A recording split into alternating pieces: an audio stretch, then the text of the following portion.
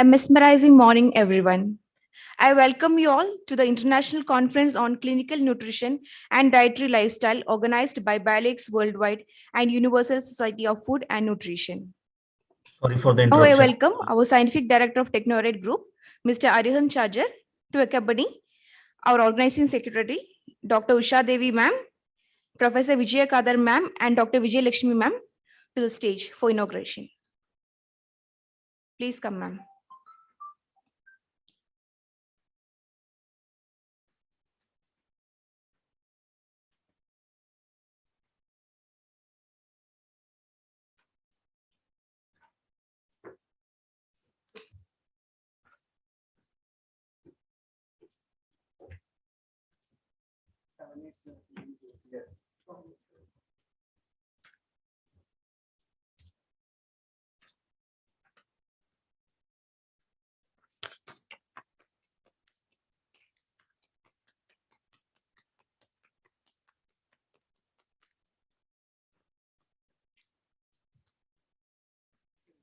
Thank you, ma'am. Thank you, sir.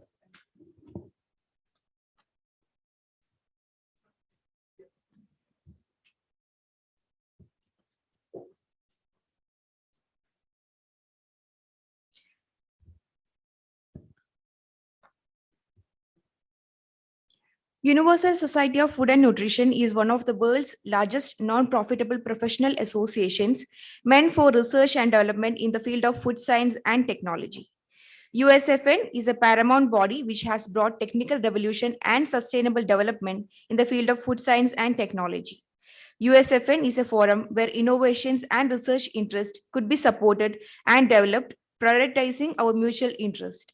Our forums and associates constitutes of professional leaders, universities, organizations, and associations connecting each other with a mission to work as wizards of science for defending the earth. BioLeagues Worldwide is a non-profitable professional association which is prominently promotes research and development. We at BioLeagues have brought a revolution in the field of worldwide conferences. BioLeagues Worldwide Conferences bring together the professional wizards and leaders who have explored all avenues to reinforce the field of life, sciences, and medicine technology. BioLeagues Worldwide conduct events worldwide which help in enhancing the skills set of people from diverse industries and also forms a common platform for eminent personalities, physicians, researchers, doctors, and academicians, businessmen, and much more. BioLeagues conferences encourage better comprehension about improvements and progressions over the world through worldwide conference with the speed of science and technology.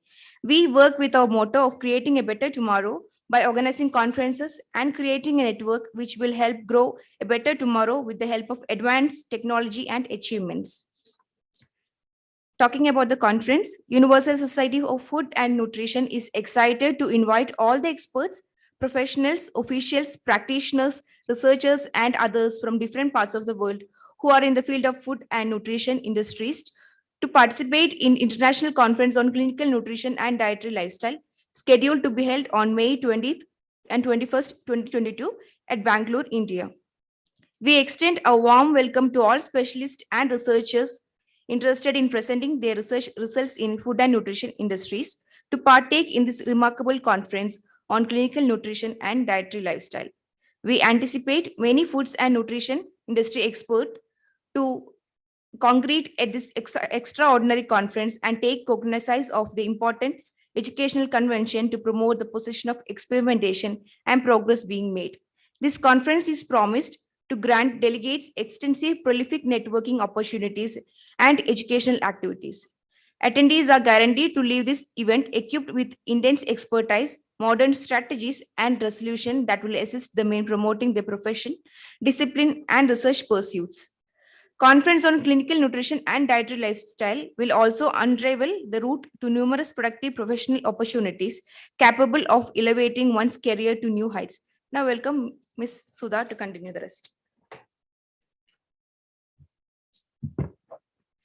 I would like to welcome all our honorable dignitaries, Mr. Aryan Charger, Scientific Director, Technorate Group India, Conference Chair, Dr. Pradeep Chakraborty, Food Safety and Standards Authority, former Director India, Guest of Honor, Professor Vijaya Kadar, former Dean, Acharya N.J. Ranga Agricultural University, India, Organizing Secretary, Dr. Usha Devi C., Professor and Head, Department of Food and Nutrition, SMT VHD Central Institute of Home Science, India, Dr. Bhaskaran Gunasekaran, Assistant Professor, Faculty of Applied Sciences, UCSI University, Malaysia, Dr. Muhammad Hafiz Jamaluddin, Senior Lecturer, University, Malaysia, Kelantan Jeli Campus, Malaysia, International Advisory Committee, TS Dr. C.T. Nurul Huda, Senior Lecturer at Product Development Technology Program, Faculty of Agro-Based Industry, University, Malaysia, Kelantan Jeli Campus, Malaysia, International Advisory Committee,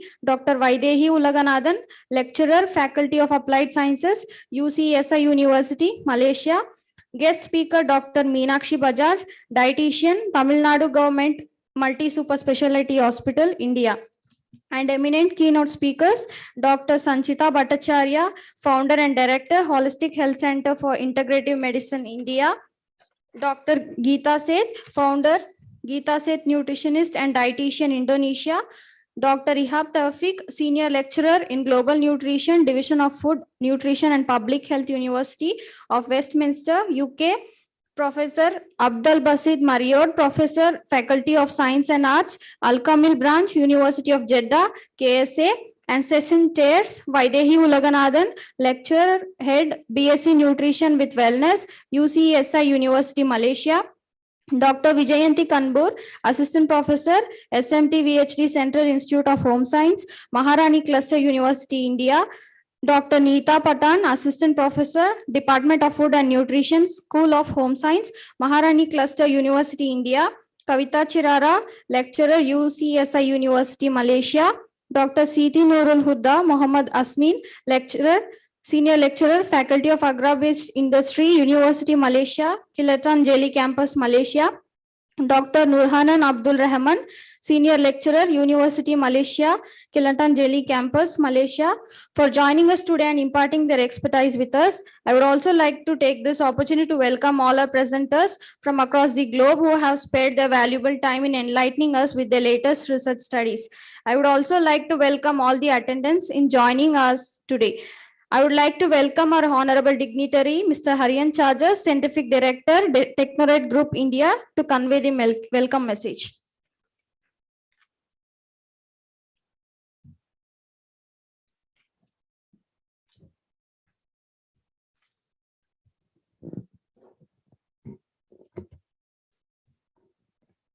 Good morning, everybody.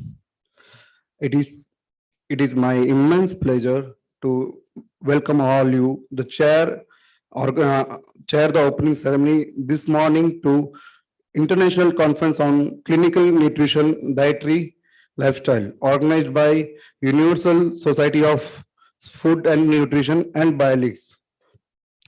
About USFN. Universal Society of Food and Nutrition is one of the world's largest non-profitable professional association meant for research and development in the field of food and science technology. So USFN is a paramount body which has brought technical revolution and sustainable development in the field of food and technology. About organizer, the BioLeague Worldwide is a non-profitable organization which prominently promote the research and development. We at BioLeagues have brought a revolution in the field of worldwide conferences, and BioLeague Worldwide Conference bring together the professionals, wizards, and leaders who have explored all avenues in reinforce the field of life science and medicine technology. BioLeagues Worldwide conduct events worldwide which help in enhancing the skill set of the people from the diverse industries. We got immense support from the academic partner from Maharani Cluster University, Srimati VHD, Central Institute of Home Science, University of Malaysia, Kelantan, UCSI University, and our media partner, Vaidya Health, Nuff Foods Spectrum, Food Entry and Manufacturing, the International Conference Alerts, and this conference is supported by our supporting partner, Fit India, Minister of Youth and Affairs, Sports. So we have received 300 plus research paper and got selected 250 plus for the conference, and we got the registration both physical and virtual 300 plus. So thank you all attending the conference. Thank you.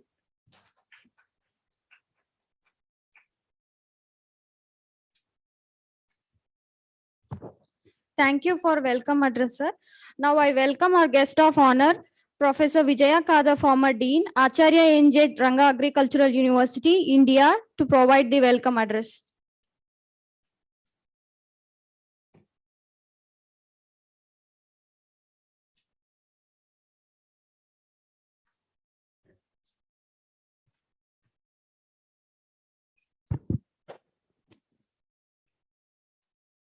Dear organizers,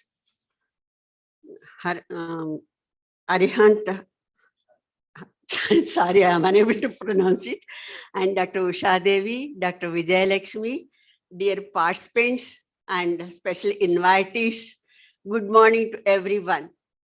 I expected a lot of students here, especially for this international conference. Maybe in the afternoon they will be attending, I think. Anyway, I really thank the organizers for at least sharing my ideas on this important international conference on especially clinical nutrition and dietary lifestyle. When you are just talking about the food, nutrition and health, these three words are very, very inseparable. They depend on one another. Sometime back, we were talking about the food security. Thanks to the green revolution, yellow revolution, blue revolution, white revolution, and now we are in the pink revolution. That means we have got the sufficient amount of the food. But if you really talk about it, if you consider it, India is suffering with the double burden. What is the double burden? Undernutrition as well as the overnutrition. Undernutrition means we all know about it, lack of food. We are not taking the sufficient amount of the food. Overnutrition means we know about it. Anything is excess, okay?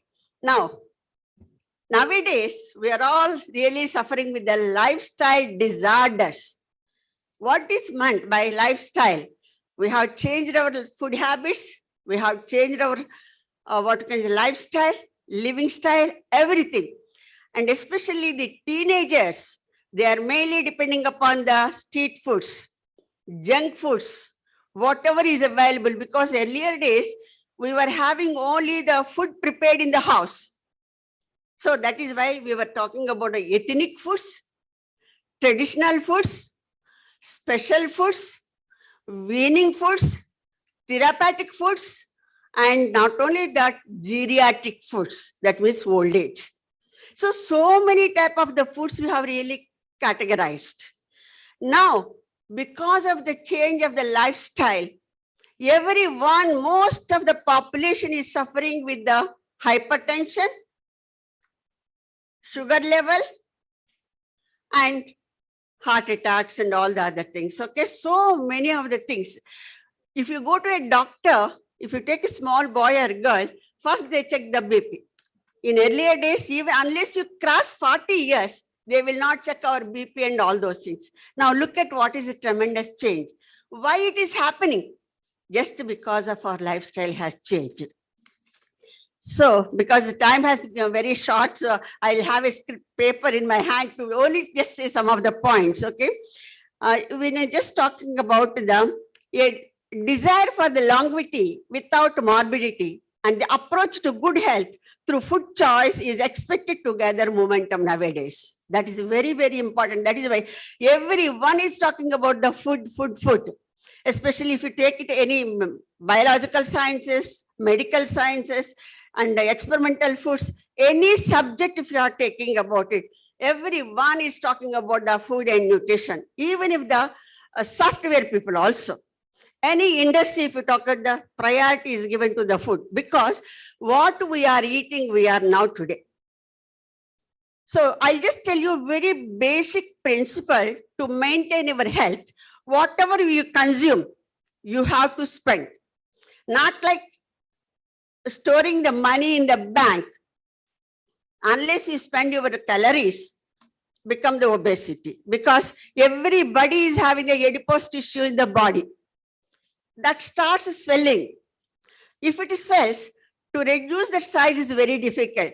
That is why people are encashing, especially without any basic knowledge in the field of the nutrition, health clinics, they are keeping it. Am I correct or not? And people are talking about yogas, meditation. If you touch anyone, oh, today I'm very stressed. I am not in a position to do the homework. I'm not in a position to walk down to the college. Everyone is just so distressed mood. Why it is happening? Because our lifestyle has changed. So this is a major reason everyone, we have to really concentrate on food, what we are consuming. 3 culprits are very bad for health. Excess of fat, excess of calories, you can just say, sugar and salt. If you really maintain these 3 things in the limited portion, I'm sure you will be perfectly healthy till you reach your geriatric stage at the old age.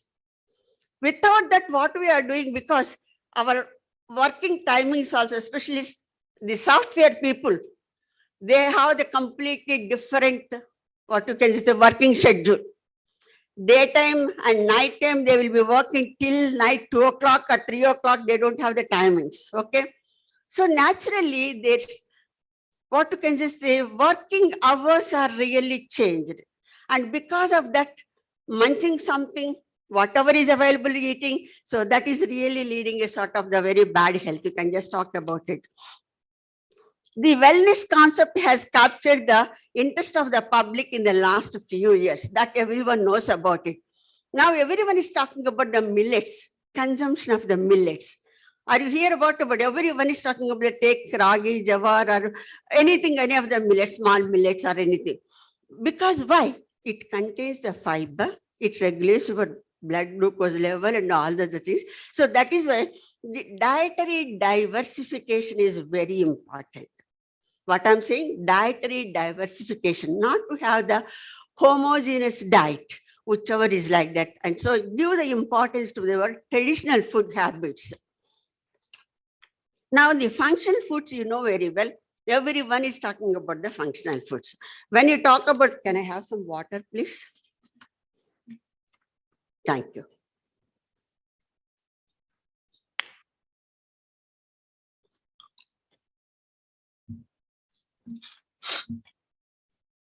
When you talk about the functional foods, they are the foods associated with lot of health benefits. We all know that one, okay?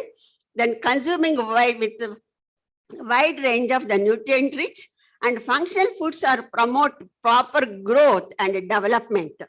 The Food Safety and Standard Authority regulations actually classified the functional foods into 8 categories. That is one you can just talk about the supplementary foods, nutraceuticals, foods for special dietary uses, and foods for the special medical purposes, and then foods with added probiotics, foods added with the prebiotics, and then another one is specialty foods containing the plant or botanical ingredients or the novel foods. These are the 8 categories of the functional foods as per the FSSAI. Then another one is when you just talk about the coronavirus. Recently, we know very well about it. The coronavirus outbreak has regenerated the functional foods very much, and public got interest in that, and health professionals also got interest in the functional foods. They have promoted the immunity-rich foods. Everyone is talking about the immune-rich foods, immune-rich foods. What are the immune-rich foods? All our spices and condiments, and all our protein-rich foods. Everything is like that. So that is why the growth of the functional foods has really increased to nearly 11% during 2020 because of the coronavirus breakdown. So that way you have to really talk about it. And another thing is everyone is talking about the global warming and climate change. Who is most vulnerable group in this for this type of thing? Most vulnerable group are the women and preschool children. So that means you have to really have a sort of the good food to cope up with this climate change. Now, who is going to do these preparations? Food technologists are coming into the picture. Okay, so that means whatever the natural resources which we are having, you have to convert into a sort of for the beneficial effect of the public to improve the health status. That is why food, nutrition, and wellness. Food, nutrition, and health. These 3 words, wherever you are going, it is just ringing in our ears quite repeatedly. So my dear friends, I don't want to take much of the time because I just want to give some sort of the importance or the how to take care about our health. See, if you really concentrate what you are eating, what you are working, what you are spending. So that means your intake minus output should be 0.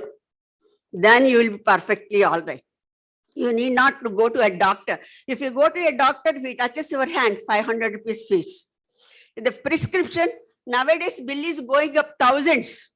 Earlier is only 50 rupees or 100 rupees. If you go to a doctor, 50 rupees or 100 rupees. Now only just to see yourself, 500 rupees. Then preparing the bill, what medicines they will be giving. Okay, you take this one, take this one. See, some people know, I just give a sort of in a lighter manner. They go to the doctor, they just say, doctor, I'm really suffering with excess of heat. I mean, that means, heat. Just give me some medicines. So the doctor know what he gives some sort of B complex vitamins. So I asked, because I was sitting in front of a doctor, one patient came and made, doctor, I'm really suffering with a lot of excess of heat. I'm not getting the urination and that, this and all those things. He was just giving a sort of the B complex. I said, what, doctor, why we are just only giving? Why don't you talk to her or talk to them and explain the reason? See, without taking the proper amount of the water, especially non-vegetarians, they have to take a lot of water. Okay, so even that also reflects all those things. That is why you have to balance what type of the food you are taking, how you are putting out your activities, what is assimilated in our body. So these 3 things, if you concentrate, you will be learning the whole food and nutrition and wellness. Thank you very much. Wish you all good luck.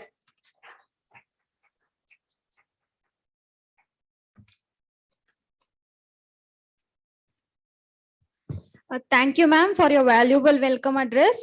Now I welcome our organizing secretary, Dr. Usha Devi C, Professor and Head Department of Food and Nutrition, SMT VHD, Central Institute of Home Science, India.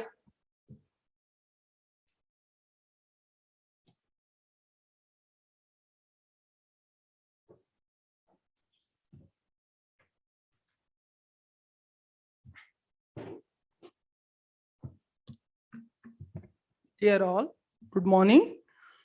It's my great pleasure and privilege to welcome professors and researchers, students from academia field, nutritionists, dietitians, food industries, media partners, ladies and gentlemen. On behalf of Universal Society of Food and Nutrition, Organizing Secretary, I, Dr. Usha Devi, once again welcome everyone for this international conference on clinical nutrition and dietary lifestyle from 20th and 21st May 2022 at Bangalore, India. I welcome all the eminent speakers and guests across the world from different walks of life to share the knowledge and vast experience with student community. Food and nutrition are integral part of human life. The role of food components in the development of chronic degenerative diseases are major targets of research activity in recent years. Lifestyle disorders are widely prevalent all over the world, leading to high morbidity and mortality rate at the early age among the population, which can be reduced with a modification in dietary habits, lifestyle practices, and also the holistic approach wherein all our nutritionists are practicing across the world. In this backdrop, USFN Conference 2022 is offering the finest opportunity to engage with the eminent personalities from academia, industry, and individuals from area of nutrition science related to domain. This conference provides opportunities to establish the network with other researchers and professionals across the world who work in equivalent or related fields. The committee has organized vibrant scientific programs with a highly respected, internationally recognized speakers. This 2 days worldwide conference embraces the keynote speakers, scientific panel discussions, oral and poster presentations from most prominent researchers who excel in their respective field. We are excited to welcome all of you for a conference to enhance the knowledge as the program is shaped up with excellent inputs and networking opportunities, which will be indeed outstanding. The backdrop of beautiful Silicon City, Bengaluru, will be adding to the pleasure of meeting and providing lasting memories beyond the subject of food and nutrition. My deepest gratitude goes to the Advisory Board Committee, International Scientific Committee from institutions, volunteers who have directly or indirectly supported to organize the conference to make it a grand success. I add my best wishes to this successful and fruitful conference.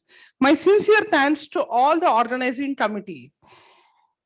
We are looking forward for an excellent networking with great scientists across the globe and sharing the new and exciting thoughts in the field of clinical nutrition, which will be held in India, in Bengaluru, in Karnataka. I would like to thank and acknowledge all the delegates and support team who have worked to make this conference truly successful. I request all the delegates, participants to make best use of this conference. I, as an academic partner belonging to the Maharani Cluster University, Srimati VHD Central Institute of Home Science, Bengaluru, Karnataka, India. I'll just brief about our university functioning. Maharani Cluster University has been established under Karnataka State University Amendment Act 2019 and the infrastructure development funded through the Rashtriya Uchchata Shiksha Abhiyan RUSA scheme of the Ministry of Human Resource and Development. The history goes back to 1948. Maharani's College was established as a residential college for women. This was the only institution in Bangalore offering higher education to women until 1948. Srimati VHD Central Institute of Home Science College was carved out in 1964 across the road, while in 1975, Maharani's Arts College was set up in a new neighboring building in the same campus. Acknowledged as one of the most prestigious science education center for women in Karnataka, the institution's pedigree can be traced back to 1938 and to the benevolent initiative of the erstwhile Maharaja of Mysore, His Highness Shri Nalvadi Krishnaraja Vadeyar. The college was established in the memory of his mother, Vani Vilasa Sannidhana Kempanna Nanjamanni Avaru in the Spalding campus, then known as Baines Park. It stayed as a testimony to his glorious vision for providing science education exclusively for girls at that year of. The interesting and illustrative history of the college is closely interwoven with the annals of higher education for women in Karnataka. The students have multidisciplinary options in graduating under School of Humanities and Liberal Arts, Languages, Science, Commerce and Management and Home Science. This year, National Education Policy NEP framework is implemented in our university in Karnataka, whereas in Karnataka is the first state where we are implementing the NEP. Maharani Cluster University vision of education is based on the innovative learning methodologies, continuous improvement, cultivation of practical skills, and an uncompromising commitment to the academic quality. The goal of Maharani Cluster University is to reach out to the unreached. That means to the poorer sections of the women. Words towards the mission of empowering women towards excellence with scientific temper and social concern. The university believes that education must relate to the real world and everyone concerned must be able to contribute and benefit from it. The university works to enhance the access, equity, and quality in higher education, reach excellence by inspiring the holistic education among the students, and create self-confident, employable, value-ingrained, and empowered individuals. This is about a brief about our cluster university. When it coming back to our own Home Science College, which is one of the pioneer in Karnataka, Srimati VHD Central Institute of Home Science is came into existence as an answer to the answering demands of higher education among the young women. Home science is a scientifically planned multi-interdisciplinary field of study with its mission to empower individuals, family, and also the community. School of Home Science under Maharani Cluster University offers BSc, BA, and MSc courses and also PhD courses in the semester stream. The Department of Home Science has having well-qualified faculty with a fully equipped infrastructure. There are 5 areas under Home Science: human development, family resource management, food and nutrition, textiles and clothing, and also essential education and communication. Coming back to our own department, food and nutrition offers undergraduate, postgraduate, and doctoral programs in the field of food and nutrition and is a recognized research center under Bangalore University, Maharani Cluster University, and also Bangalore City University. The department has a good student strength. Around 200 number of students are pursuing undergraduate, 100 under a postgraduate, and 25 PhD scholars in different areas of nutrition, like food service, food science, clinical nutrition, and also the dietetics. The department has well-qualified permanent and also the guest faculty. We have an exhaustive list of publications in national and international journals. Department faculty have successfully completed various UGC, DST research funded research projects. Students have been awarded prizes for best research papers for both oral and poster category in various national and also the international organizations. As students have qualified in state and national competitive exams and have been placed in government departments, Women and Children Welfare Board departments as clinical dietitians, nutritionists, child development project officers in various government, private, and also as clinical dietitians in corporate hospitals, wellness centers, and they are also placed in food safety officers as faculty and also in education institutions in both India and also in abroad, like in USA, UK, Saudi Arabia, and researchers in various food industry. Thank you, one and all.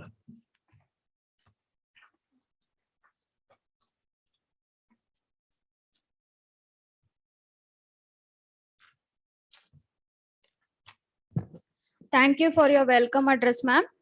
Some of our speakers are unable to join us physically today, so they will be addressing the gathering virtually. Now I welcome Dr. Bhaskaran Gunasekaran, Assistant Professor, Faculty of Applied Sciences, UCSI University, Malaysia, to provide the welcome address.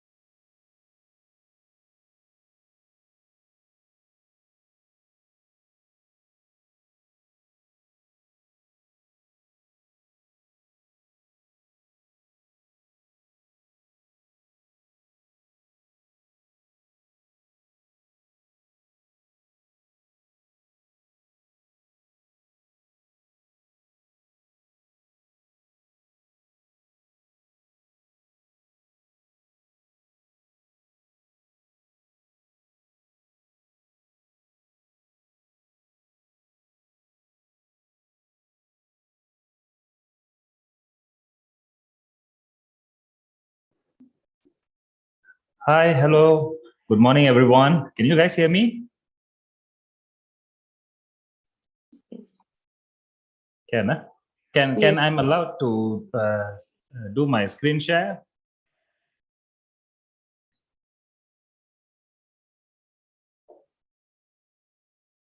Right.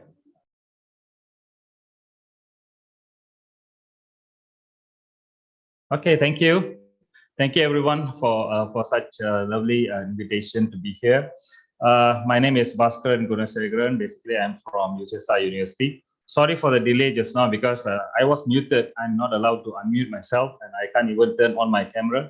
I couldn't put any message in the chat box just now. So thank you for the admin team for allowing me to do now. All right.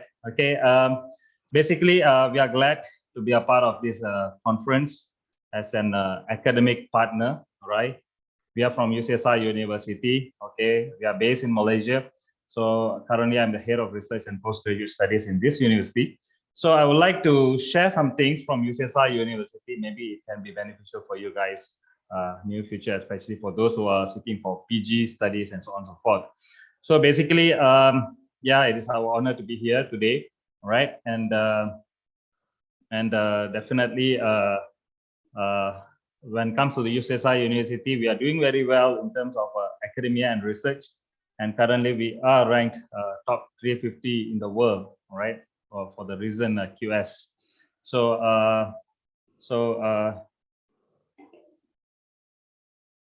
okay.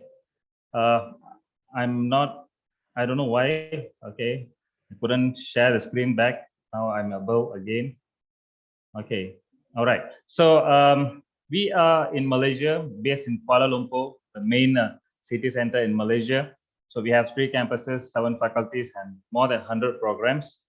Okay, we have international students. A lot of international students from 130 different countries are studying here, and we have our local students as well. So at a time, the campus will have more than 10,000 students. You see, so the diversity is a part of our culture here in Malaysia, and we do even have India students. Okay, students from India studying over here. All right, even there are lecturers. Some of us are from India. All right. So academic programs, just a very brief one from our faculty. We have PhD and Masters by Research, Masters in Coursework, and so many different types of degree programs. We have nutrition as well. So I think a nutrition program is very much related to this conference. So we do even have Master of Science coursework, Nutrition with Management. Okay, if anyone of you interested, maybe you can have a look in this. So when it comes to the research, I'm more interested to talk about research today. Okay, we are doing wonderful research. It's growing every year. Our papers are increasing. Our citations are increasing. You see, we are publishing in top journals in the world. All right. So we have collaborations with top universities in the world.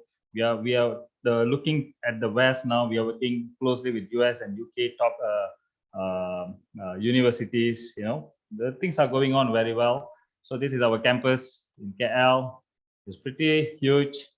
Okay, we have good labs, good facilities, studying place. You know, everything is going on very well. Okay, but I'm very sure that all of you are interested on what can we do together, right? Not. So this is very important. So I believe what we can do together is we can do a lot of research collaborations, all right, such as we have matching grants in USFN University, meaning to say if anyone there of any countries, you know, participants, if you have grants, we can always go for matching grants, meaning to say you come up with some money, we come up with some money, we can start research collaboration. That is one of it. Second thing is we can go for student supervision. You see, let's say if you have your student, we can co-supervise your student. We have our students here, and you can co-supervise our students.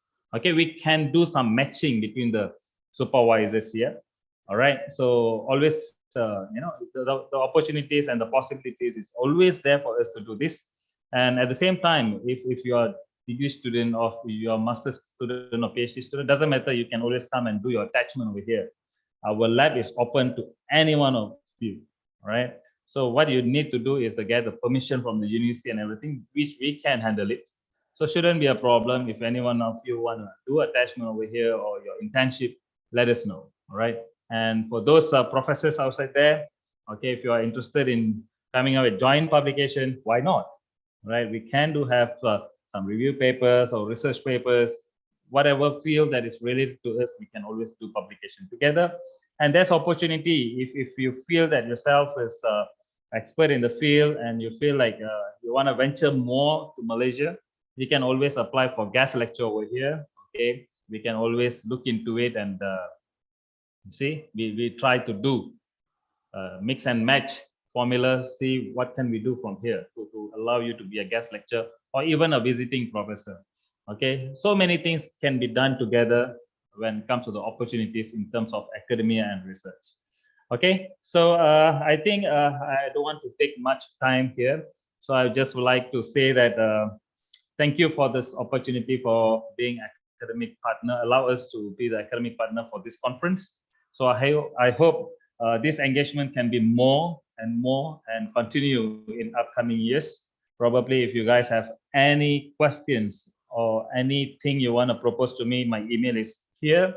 You can write to me so that we can discuss further on what can we do together, right? So good luck for the conference team. You guys, I'm sure all of you have done a good job. I hope this conference for today and you know for the whole session of conference goes on very well. Okay, thank you much, everyone. Have a nice day. Namaste.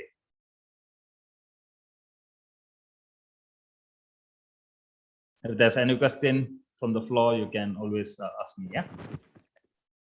Thank you, sir, for providing the welcome address. Now I would like to welcome Dr. Muhammad Hafiz Jamaluddin, Senior Lecturer, University Malaysia, Kilatanjali Campus, Malaysia, to provide the welcome address.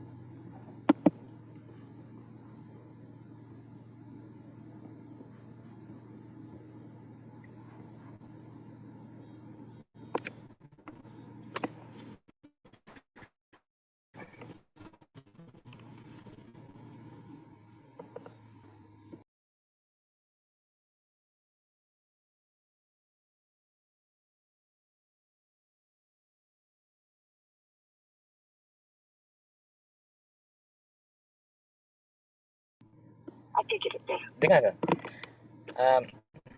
Hi, hello everyone. I don't know if you can you everyone hear me? Yes. Let me just increase my volume. Okay. Can I be heard? Hi. Uh, Good morning, everyone. My name is Dr. Muhammad Hafiz from University Malaysia Kelantan, Faculty of Agro-Based Industry.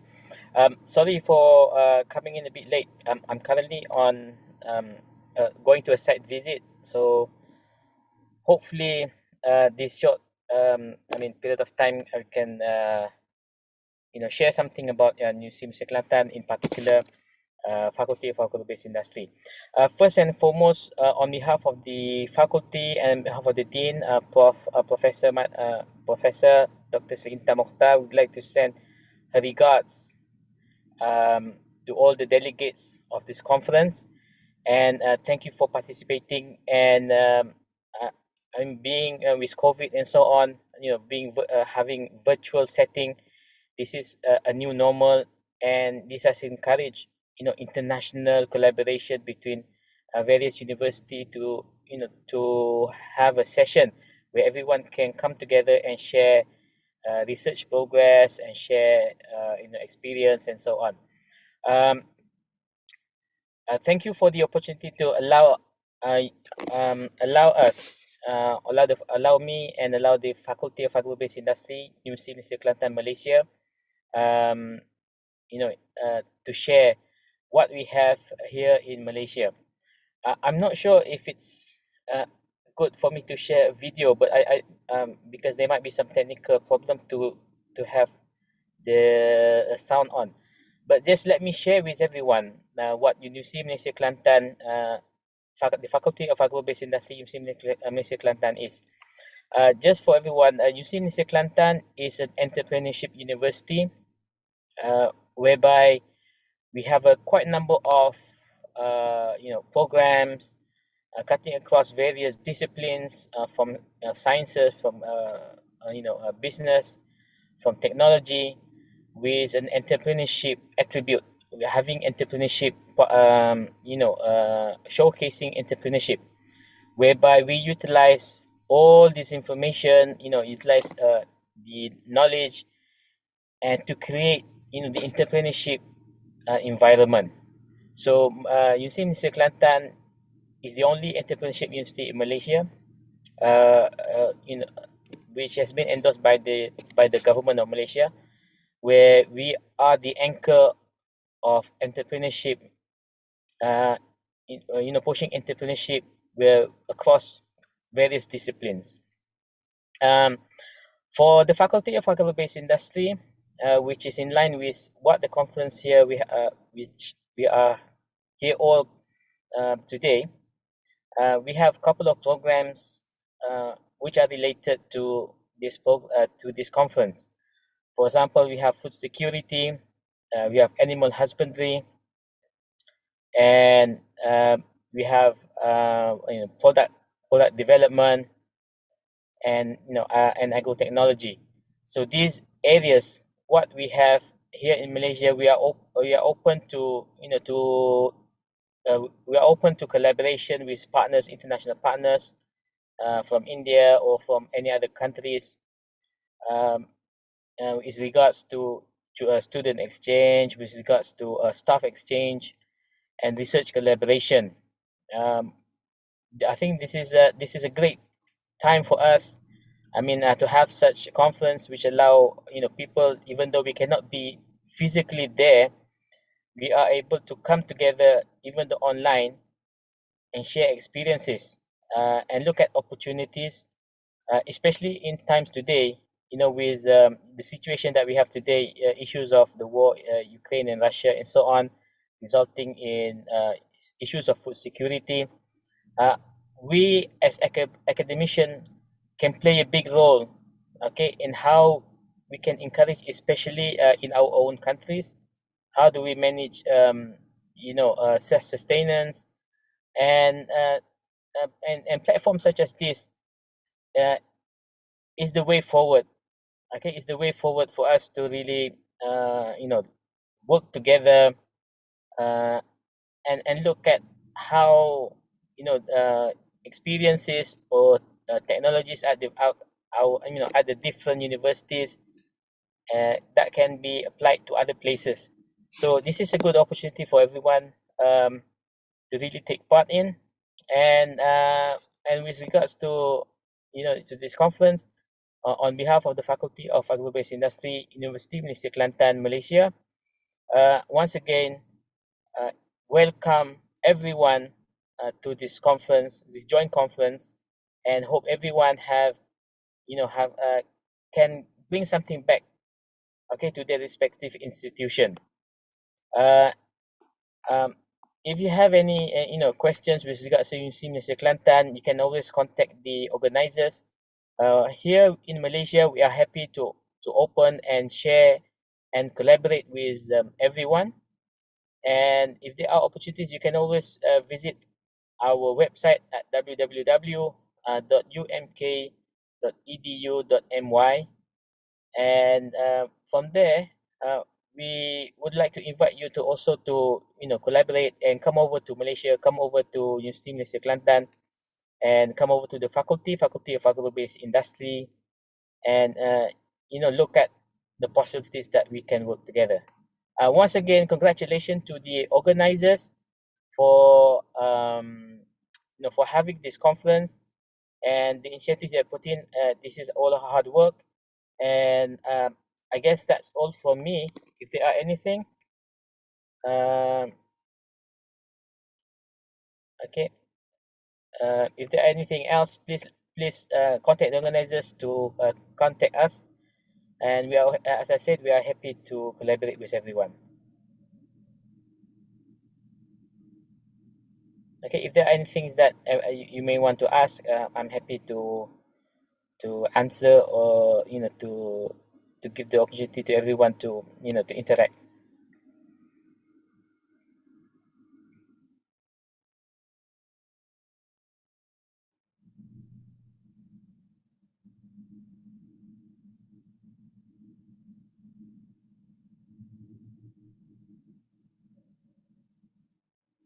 Okay, thank you very much. Is anything else?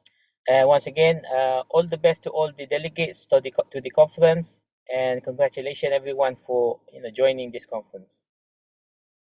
Thank you.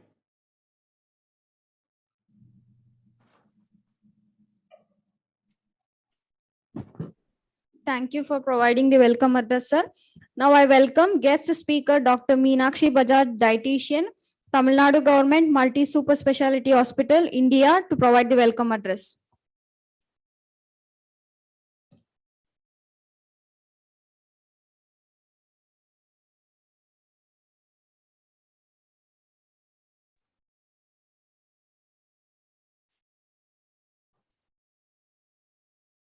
A very good morning to one and all present here. Am I audible, madam?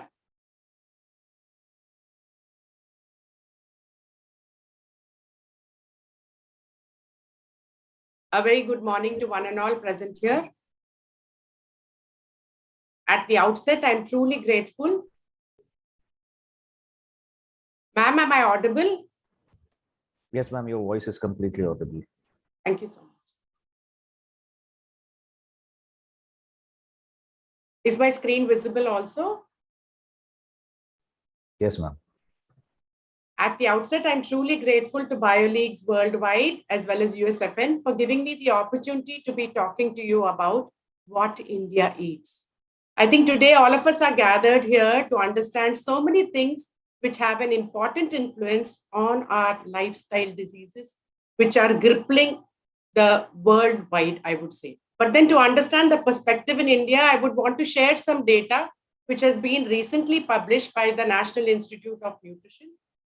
In 2020, they had done a survey with the National Nutrition Monitoring Bureau, with an urban survey in 2016 and a rural survey in 2012, which throws some light on the macronutrient intake of the population, both in the urban and the rural population.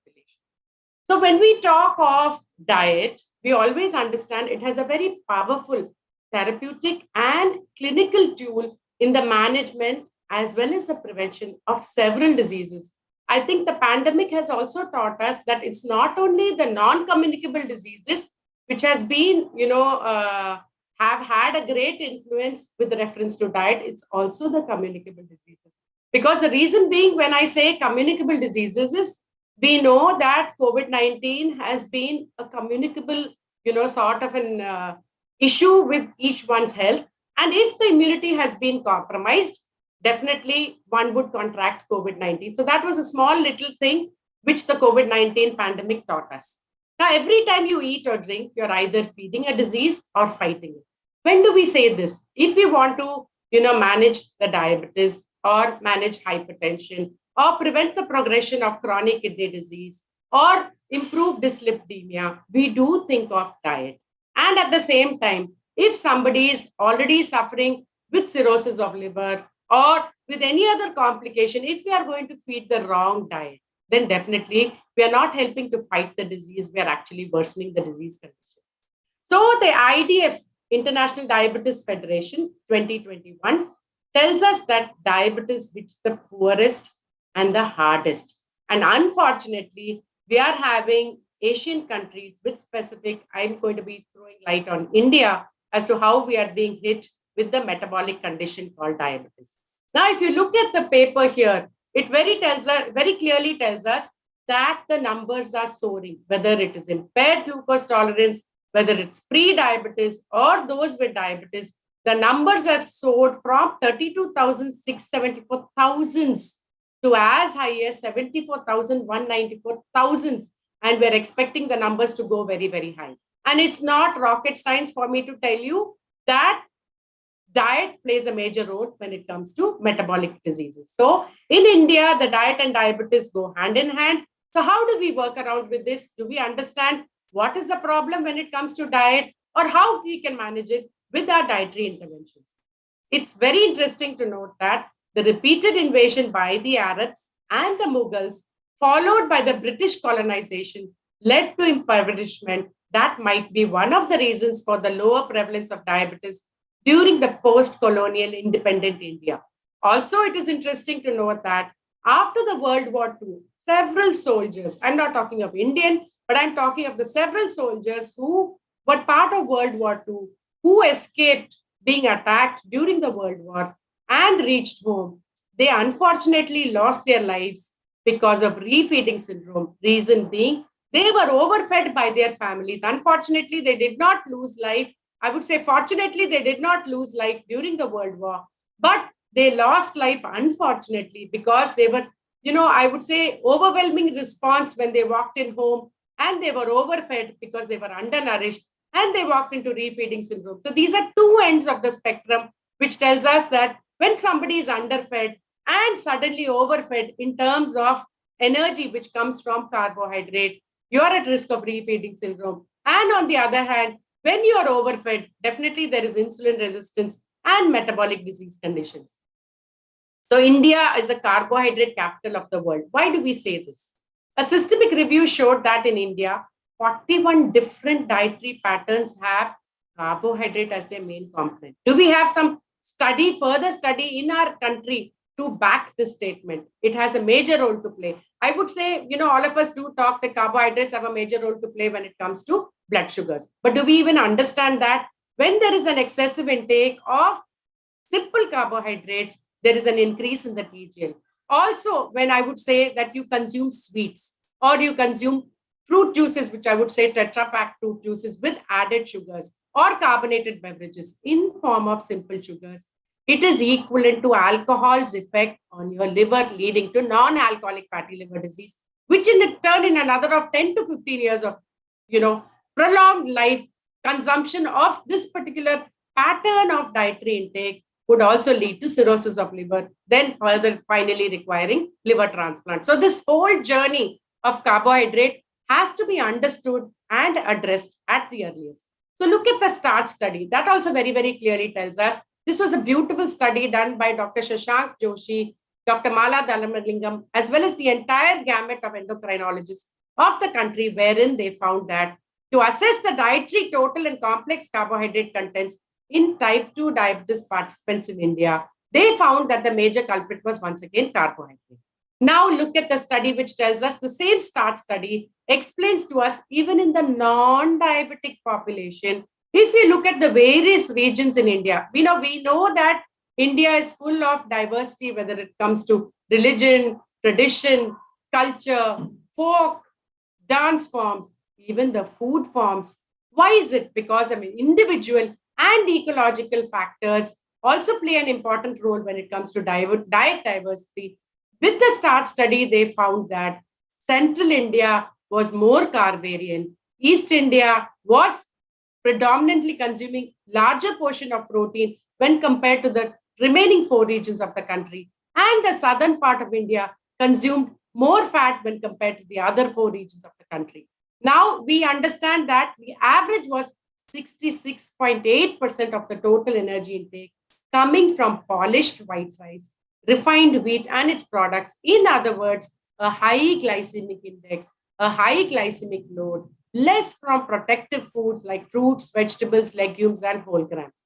Now, this is the study which was published in 2020, which talks about what India eats.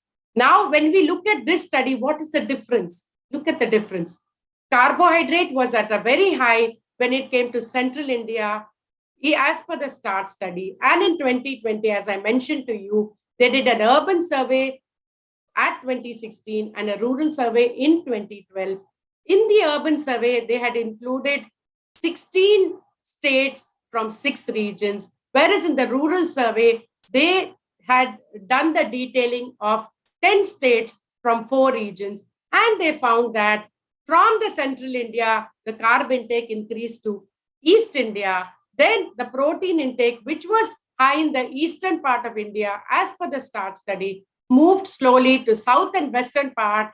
And now if you note that the urban and the rural, what is the major difference between the urban and the rural?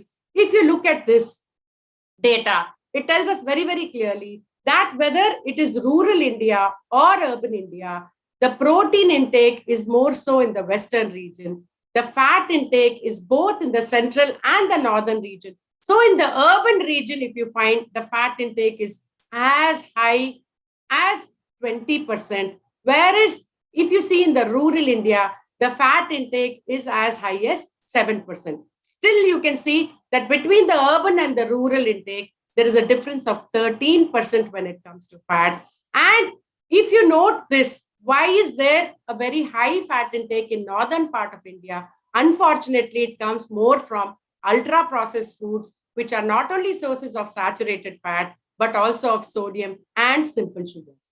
Now, if we look at another data in terms of calories, macronutrients, breakdown of the total energy intake from carbohydrate, fat, protein, we understand there is a very thin difference between urban Indian adult and rural Indian adult. If you note that 1943 calories are consumed by the urban adult, but the difference is very, very small. Rural Indian consumes 2081 calories, that is 2081 calories. But look at the calories, where are they coming from? They are coming more from carbohydrate and more from protein when compared to the urban Indian. But if you see in the future slides, you will understand that rural India, the prevalence of diabetes is much lower in rural India, in spite of the carbohydrate being so high. It's 368 grams of carbohydrate and 289 grams of carbohydrate in urban India. Still, urban India seems to be having the prevalence of diabetes much more than that of rural India. Understand the thin difference between the two. The difference when it comes to carb consumption is more from cereals, which are whole grain cereals, and a lot of millets when compared to the polished cereals and the polished millets also. The world is, I would say, India is moving, all regions of India is moving towards consumption of millets. But unfortunately, the millets which are available in the market majorly are the polished millets. And another important thing when it comes to millets, one needs to understand to choose traditional methods of cooking for millets, because otherwise they could be goitrogenic and they can play haywire with your thyroid profile, which in turn affects the basal metabolic rate. And ultimately, when your basal metabolic rate lowers down, you are actually giving a signal to the entry of metabolic diseases. Now, also understand here, the protein intake is high in rural India when compared to urban India. fat intake is much high. And as I mentioned to you, though Northern India is the highest when compared to, when understanding the total fat intake, the type of fat is coming more from invisible fat sources like the ultra processed foods and visible sources in terms of unhealthy fat. Now, if you look at this data, this tells you very, very clearly in rural India, the cereal and millets is on the higher side. Pulses and legumes, as I mentioned to you, the protein intake is high in rural India. It is coming majorly from pulses, legumes, meat, poultry, fish, and seafood, whereas the consumption of vegetables, roots and tubers, fats and oils, that is visible fats and oils, and nuts and oil seeds is on the lower side in rural India when compared to urban India. As I mentioned to you, look at the prevalence in rural India, it's as low as 7% and as high as 25% in urban India. Now, if you compare it with the recommendations as per National Institute of Nutrition, we do expect that the present intake, recommended intake of cereals should be less than equal to 45%. Though we have a beautiful study in Lancet, which covered more than 10,000 subjects, told us very, very clearly that we do not go less than 50% when it comes to the cereals, or I would say in total carbohydrate, not less than 50%, and not more than 50% in terms of carbohydrate. I'm talking of carbohydrate coming from cereal, pulses, milk and milk products, fruits and vegetables, all put together. So cereal consumption should be less than equal to 45%. Pulses can go as high as 17%, total fat between 20 to 30%, saturated less than 7%, mono and poly should be around between 10 and slightly above 10% when it comes to monounsaturated fatty acids. And there is enough data to tell us that when you combine carbohydrate and monounsaturated fatty acids, it should not cross 70%. So look at the cereal consumption is way high as 97.5% in the rural India. But remember, it is coming from a lot of whole grains and a lot of whole millets. And urban Indians, they consume cereal consumption, but more so, even if it is only 68%, they are consuming more of polished cereals. Now look at the milk and milk products. In the rural population, they are consuming as high as 8.7%, because unfortunately, they are not consuming it for themselves, but they are selling it to the urban parts of the country in order to make a livelihood.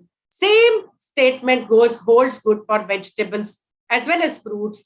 But unfortunately, look at the urban population consuming more than 10% of processed and ultra-processed foods. And this has a direct correlation with abdominal obesity, which in turn worsens insulin resistance. You will find in rural population, it is as low as 18.8%.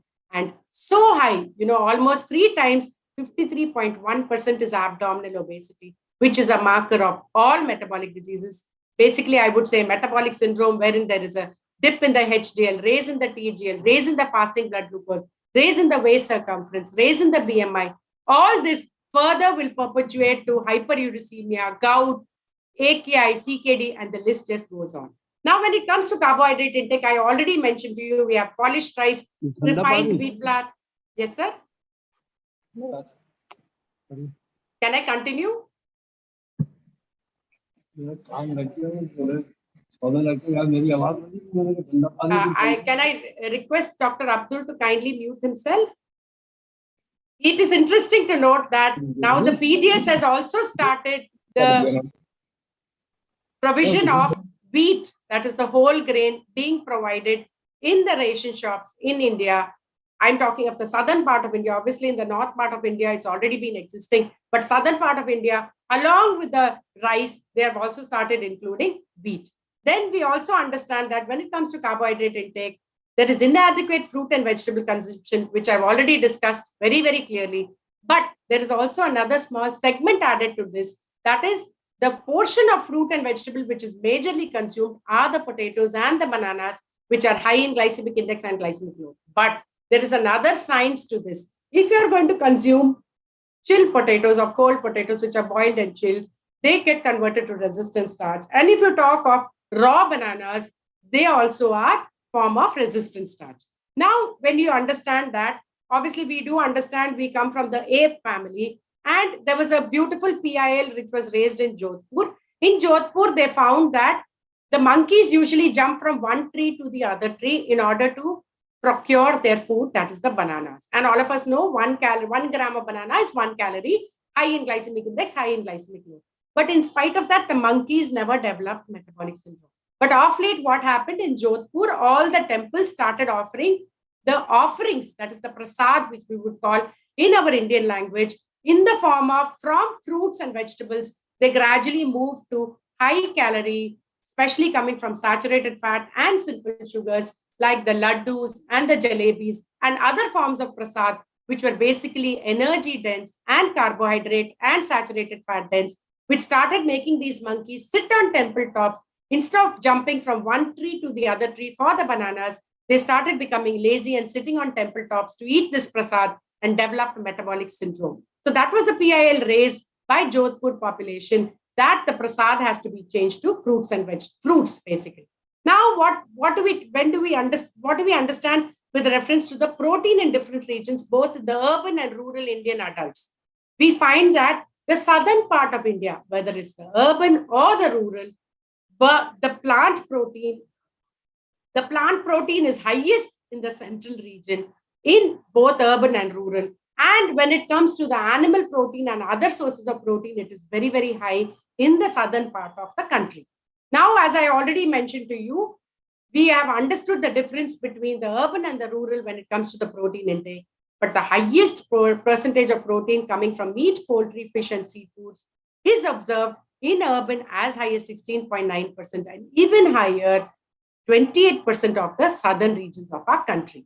Now, as I mentioned to you, when we talk of whole grams, they are considered as lente carbohydrates. Now, there are 4 types of resistant starch: RS1, RS2, RS3, and RS4. When it comes to RS4, it's the commercial form of resistant starch. When I say resistant starch, it behaves like fiber, which does not increase the postprandial blood glucose. And also the other important part of resistant starch, it actually behaves like a prebiotic. And we also understand that we've been talking a lot about probiotics throughout I would say globally, people have been talking about probiotic, prebiotic, symbiotic, postbiotic. And it's interesting to note that in the southern part of our country, they even today consume a lot of fermented rice. We know that basically rice is high GI, high GL, but when they consume a lot of fermented rice, which is kept overnight, it starts behaving like a probiotic. In other words, helps to improve gut dysbiosis, which is mother of non-communicable diseases. So when you improve your gut health with the help of resistant starch, with prebiotics, with natural probiotics, definitely it is going to help to prevent several lifestyle diseases. So these are certain foods which we know carry a lot of resistant starch, whether it's the sprouted moong or the kabuli chana or the chana flour, which is used in the preparation of pitel. We have the chole, which are consumed in the north of India. The sprouted moong is consumed throughout the country in different forms, which contains a lot of resistant starch. And there is enough and more evidence to tell us that if you consume just 10 grams per day is enough to lower the fasting insulin levels. As I mentioned to you, lente carbs help to delay postprandial glycemic peak, help to reduce glycemic variability, which in turn reduces the morbidity and mortality associated with diabetic individuals. So these are certain foods which are even today consumed in large numbers, I would say in large portions in the entire country, in different rural pockets. Obviously, the urban pockets are also started to include such foods in order to have more protective foods in their diet and move away from non-communicable diseases. Now, as I mentioned to you previously itself, the visible fat are the ones when it comes to this, what India eats by NIN 2020, it tells us that visible fat is the oil which one consumes directly, as well as which is the fat present in fried food and the fat derived from meat and poultry. And invisible fat was from nuts, pulses, and oilseeds, very minimal quantity from the cereal portion. What do we understand from this slide? If you look at this, the urban population of the country consumes a lot of visible fat, meaning from fried food and visible sources of fat, which is added to their preparations.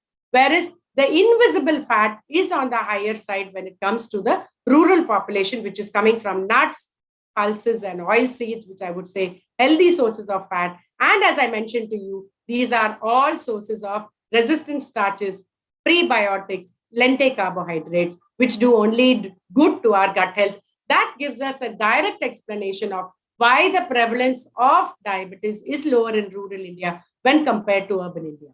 Now, as the NNMB survey tells us, unfortunately, 11% energy is coming from ultra-processed foods in the urban region. Unfortunately, these ultra-processed foods have also penetrated into the rural India to as high as 4%.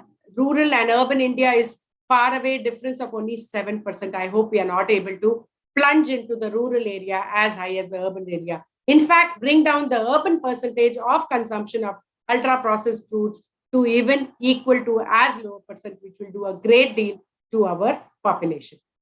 So this is the NIN My Plate, which tells us very, very clearly for 2,000 calories, you should not consume more than 56 grams of fat, not more than 60 grams of protein, and the carb intake should be as low as 282 grams. But whereas if you see in the urban population and the rural population, the carb content is going as high as 293 grams per day and 394 grams per day.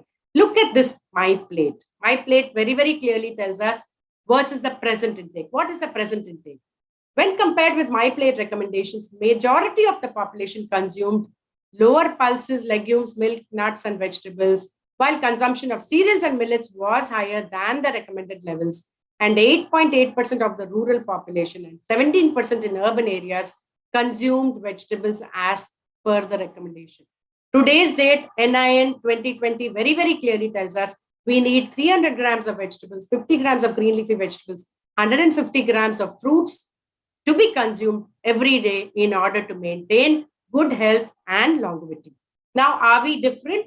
Yes, North India and the various other regions of the country are definitely different. And I mentioned to you previously itself, Northern India has a very, very high fat intake. And you will see that the percentage of hypertension and DM is also equivalently high, which is directly proportional to the fat intake. And most unfortunately, the fat intake is coming from ultra-processed foods. Look at the eastern and the northeastern part of our country. You will find that the highest calorie intake is from northeast of India, and carb intake is way crossing 457 grams against 282 grams, which is the recommendation of NIN. And the highest percentage contribution of protein is coming from the northeastern part of our country, especially from the urban population of the northeast India. And highest consumption of fruit and vegetable is found in east in spite of it. That means if you look at this data, it tells us that Calcutta has the average consumption of fruit and vegetable to be the least 2.81 servings. And we know very well that the fiber and the potassium in the fruits and vegetables help to improve hypertension. And because the consumption of fruit and vegetable is the least in Calcutta, you find the highest proportion of hypertension as high as 39.6% in Calcutta. Though the eastern population seems to be consuming a high part of fruit and vegetable, Calcutta, being the urban part of the eastern India, is consuming less of fruit and vegetable. Protein per day was observed as high as 48.6 grams per day in central India, and their consumption majorly in the western region came from milk and milk products. South India, as I mentioned to you previously itself, the fruit and vegetable consumption has touched as high as 265, which is fairly good, but it is majorly associated with the younger aged population, and invisible fat consumption is highest in southern India when compared to other regions. And protein intake, as already mentioned to you previously itself, that the meat and the seafood, probably I would say the coastal part of the country, especially the southern part of India, is consuming a lot of seafoods. Now look at this final slide, which talks to us that when it comes to the rice eating population, in urban population, you find the prevalence of diabetes being as high as 29%. And the same urban India, the central region, the prevalence is 18% and they are consuming wheat. We are yet to do a lot of data to tell us why this wheat has a relationship with the prevalence of diabetes. Is it the chew count? Is it the portion size? Or is it something beyond it? Also, you will understand that the highest consumption of carbohydrate, as I mentioned to you, is as high as 457 grams in northeastern India. And if you look at it, even the protein consumption is equally high along with the carbohydrate. And northern urban India, as already mentioned to you, they are the highest when it comes to ultra-processed and invisible sources of fat, coming to as high as 67 grams per day. So we understand that high total carbohydrate intake is associated with metabolic syndrome, dyslipidemia, and the single best, most effective intervention would be replacing the simple carbohydrate, the polished cereals with portion size and the unpolished whole grains and whole millets. But remember, millets, whenever they are chosen, they should be sprouted, fermented, or roasted prior to consumption to reduce the glycogenic property. Now, as I mentioned to you, this was a beautiful paper in the Lancet, which tells us we do not go less than 50% of total carb or more than 50%, which will increase the rate of mortality. So it's time to position lifestyle medicine, and I'm truly grateful for having introduced the concept of lifestyle dietary changes with the help of this conference. So position lifestyle medicine in promotion of overall health in order to decrease the obesogenic environmental risk factors. And I would say it's not only the blue zone diet, which talks to us that there is decreased dementia, decreased non-communicable disease, decreased mortality, increased longevity. Most of the centenarians live in the 5 regions of the world which are consuming 95 to 100% plant-based diets in the form of a blue zone diet, which in turn gives us a food for thought to tell us that move from animal-based diet to plant-based diet in order to reduce a host of diseases. I don't need to go into each one of them, but this slide by itself depicts the fact that when we go plant-based, 90 to 95% plant-based, we are improving our gut health, which is once again talking to us about the removal of several disease conditions, which is in our My Plate can help to remove. So don't go fat-free or carb-free, chisel the fat away, and you are what you eat, because it is indeed time to position lifestyle medicine in the promotion of overall health and well-being, since evidence claims you are what you eat. Thank you for your patient listening.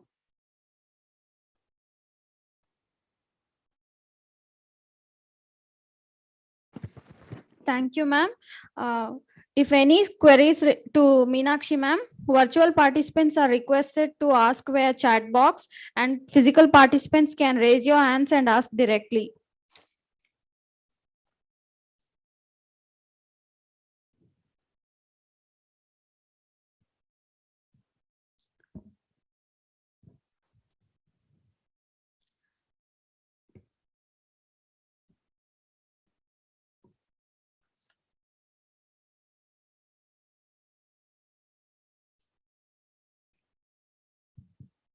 Hello, ma'am. Good morning. This is Sangeeta here. And you were talking about millets. So, can you hear me, ma'am? Yeah, I can hear you, ma'am. We are not able to hear you. I can hear you, ma'am. Yeah. So, you're talking about millets. So, what it is exactly? So, whatever millets we get here, we need to roast it, or we used to use a traditional method to cook, is it?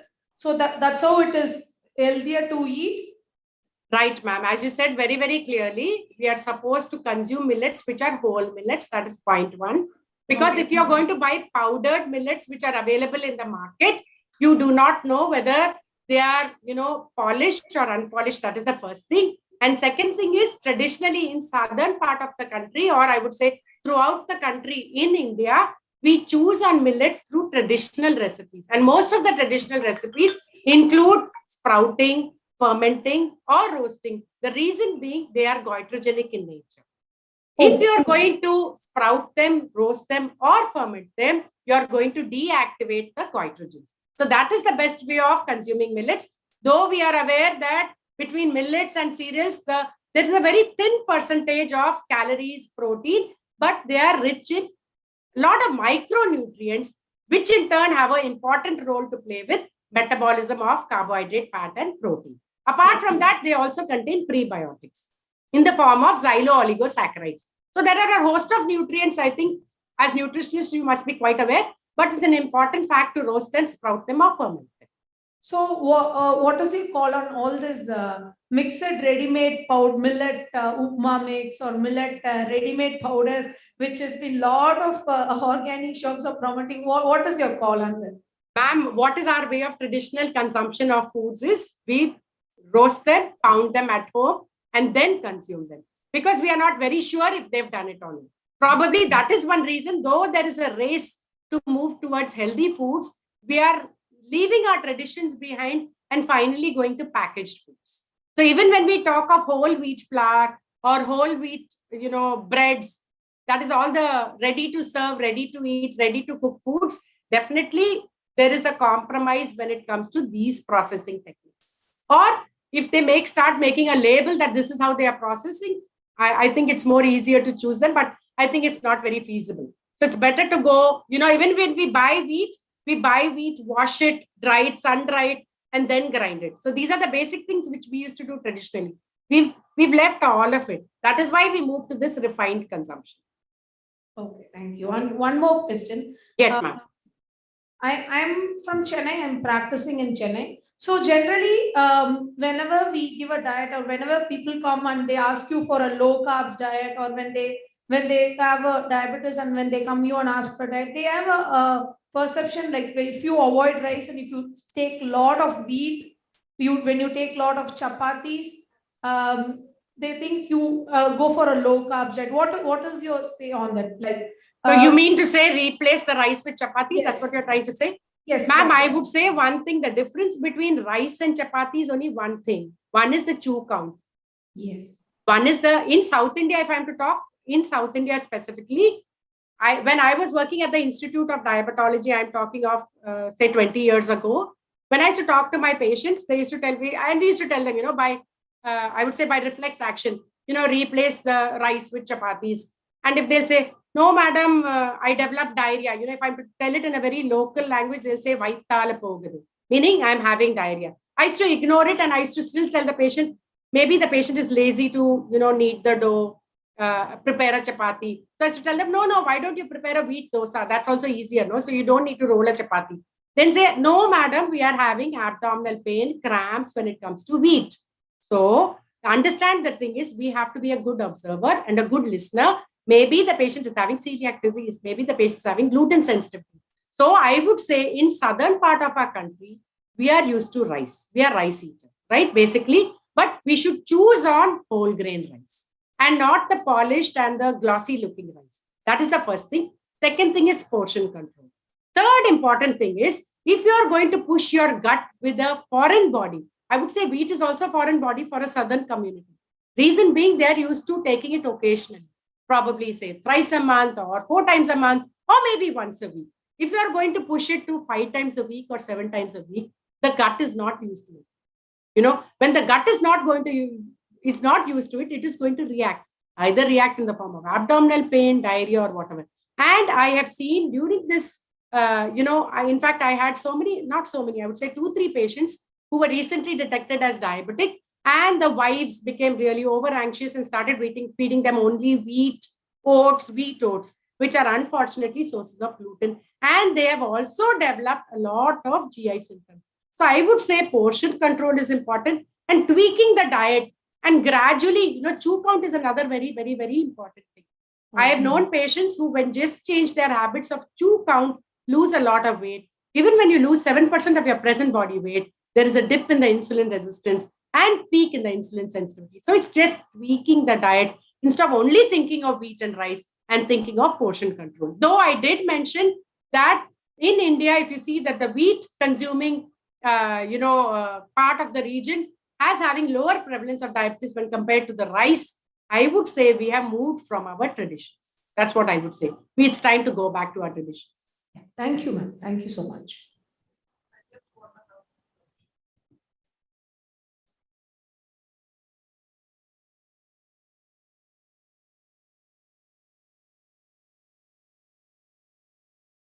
Thank you, Dr.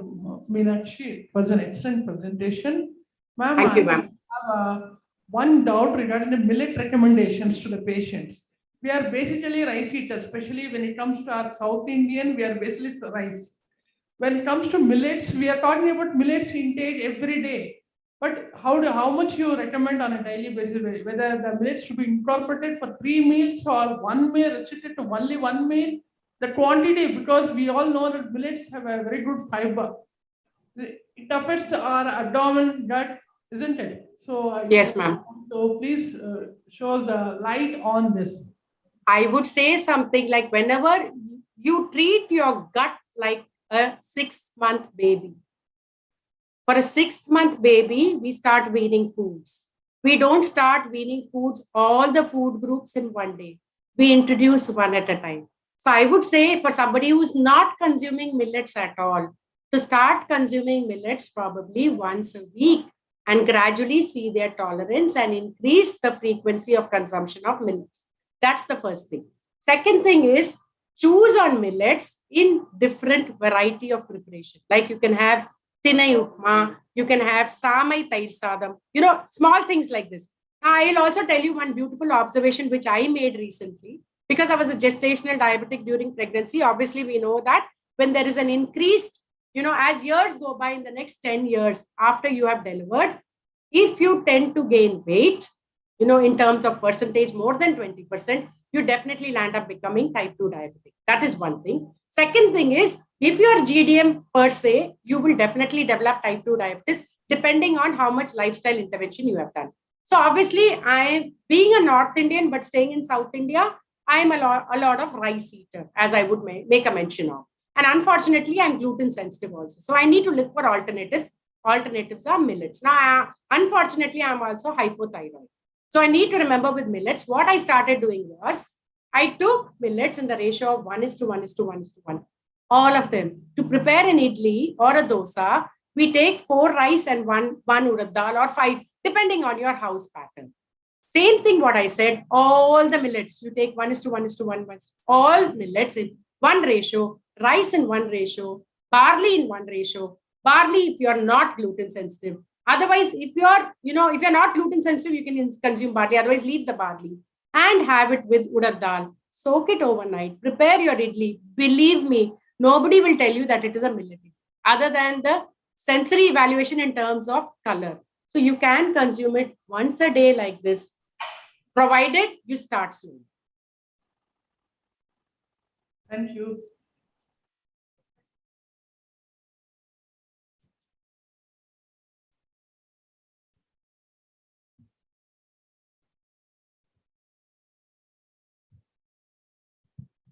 Good morning, Dr. Bajaj. I'm Vamika. And first of all, I love the idea of how you highlighted that lifestyle medicine has to be promoted in overall health. And earlier also, we listened to Dr. Vijay also mention that clinical nutrition has an upper hand when it comes to therapeutic bridging. So as a doctor myself, I understand from the current patient population how the rates of non-communicable and communicable diseases have influence. Clinical nutrition have a direct influence on it. So you were showing your slides on the recommended intake. So my question is, how often are these updated? Is it updated every year? And is it done on the basis of the different populations from different countries? And is it basically based on the prevalence of certain diseases in different regions around the world?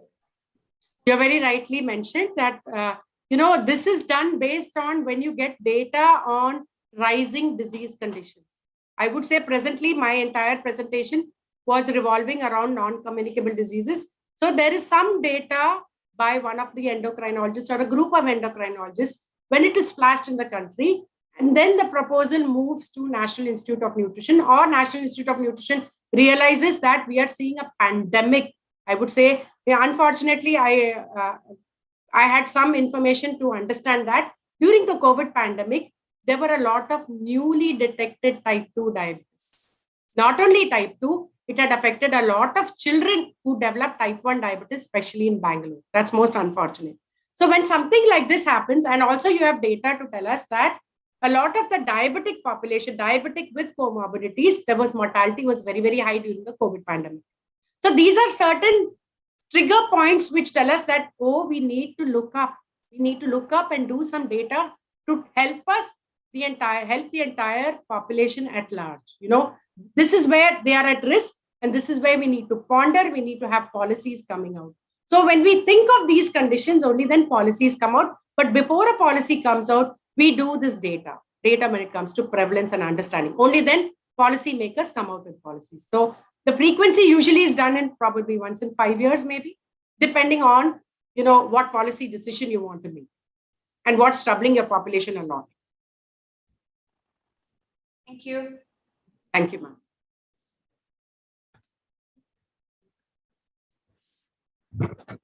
There are a few questions on chat box, ma'am.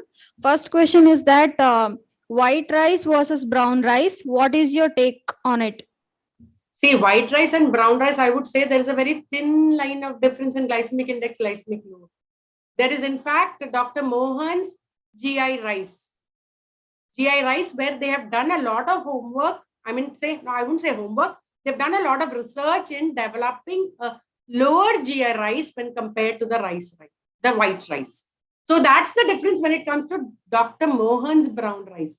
But in the name of brown rice, there will be a thin difference when it comes to otherwise glycemic index and glycemic load. Majorly, it's the fiber and the B vitamins and the palatability, I would say. I would say if I am to give you a plate of white rice and brown rice, how much brown rice would you consume? Definitely, you're going to consume lesser because the palatability is lower when compared to white rice. So when you're consuming, the portion size of the total carbohydrate on the lower side, definitely it is going to have an impact on your postprandial glycemic response.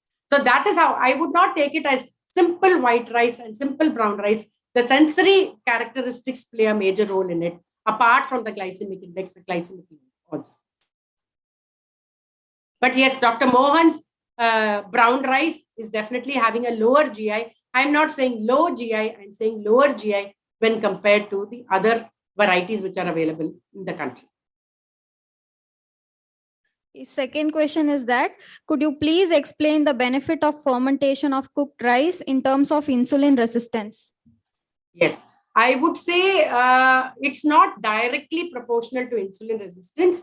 I would say over a long period of time, when you're going to consume fermented rice, most of the patients I have seen with IBD, with IBS, majorly with IBD and IBS, when we tell them to consume just 2 tablespoons of rice with 2 tablespoons of curd, keep it overnight for a period of 12 hours and consume it as the first part of your meal in the morning. It helps to improve gut dysbiosis.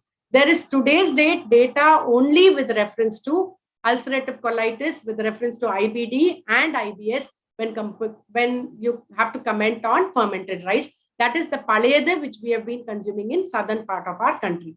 The second thing is, I would say, we need some data to tell us that so much, probably 6 months of consumption of just a very small quantity of fermented rice for the probiotic activity, which improves gut health, which in turn will improve insulin resistance. I would go that way than saying that there is direct data to tell us with reference to insulin resistance. Thank you, ma'am. Any queries? Now, I would like to request our Scientific Director of Technorate Group, Mr. Aryan Charger, to honor our guest of honor, Professor Vijaya Kadar, with a memento.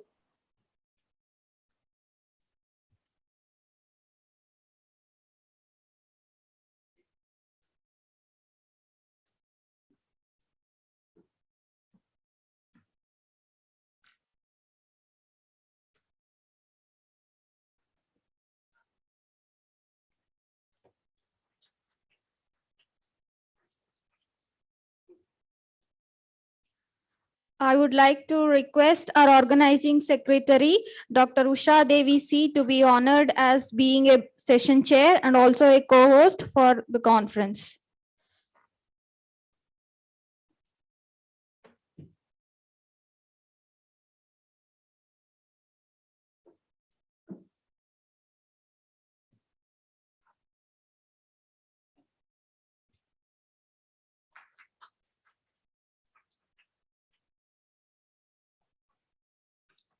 Ma'am, kindly wait.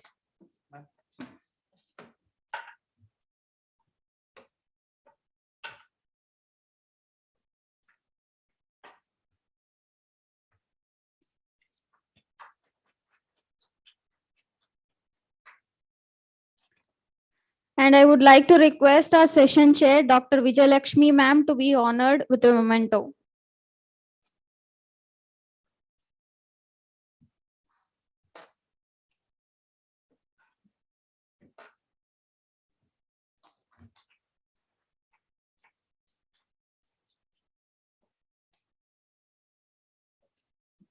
Thank you, sir. Thank you, ma'am. Now I request everyone to have a short refreshment break and come back within 11:15. Thank you.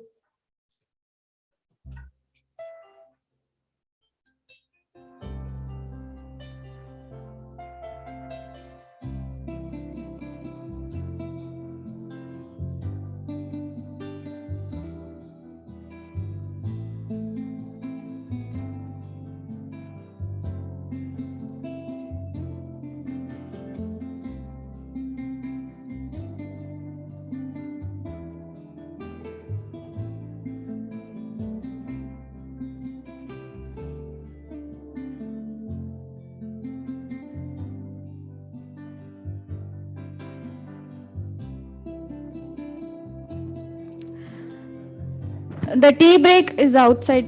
Okay. Everyone, please go outside and have it.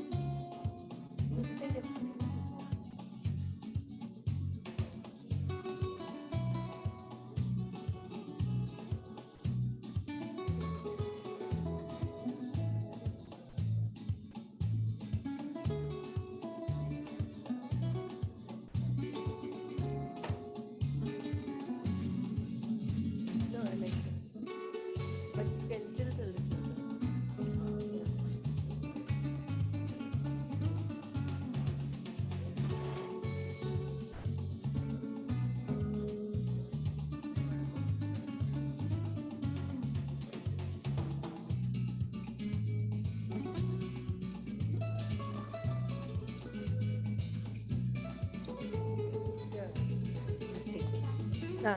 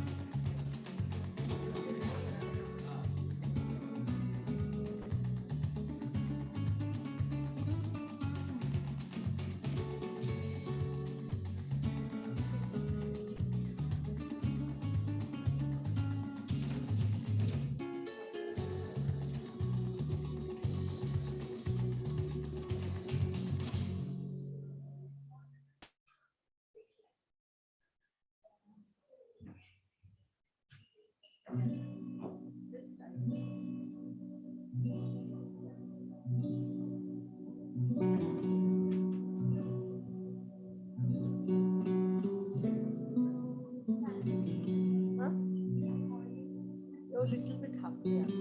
Up and then lift like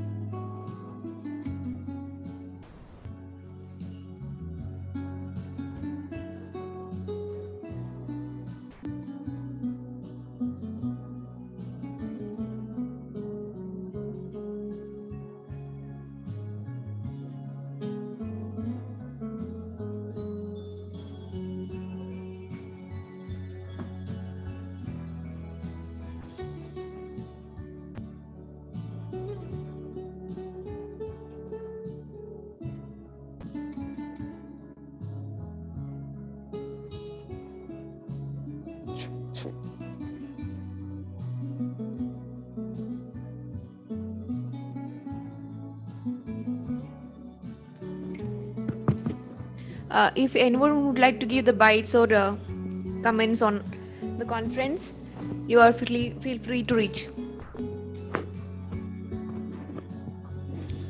Anyone? Video bites, please.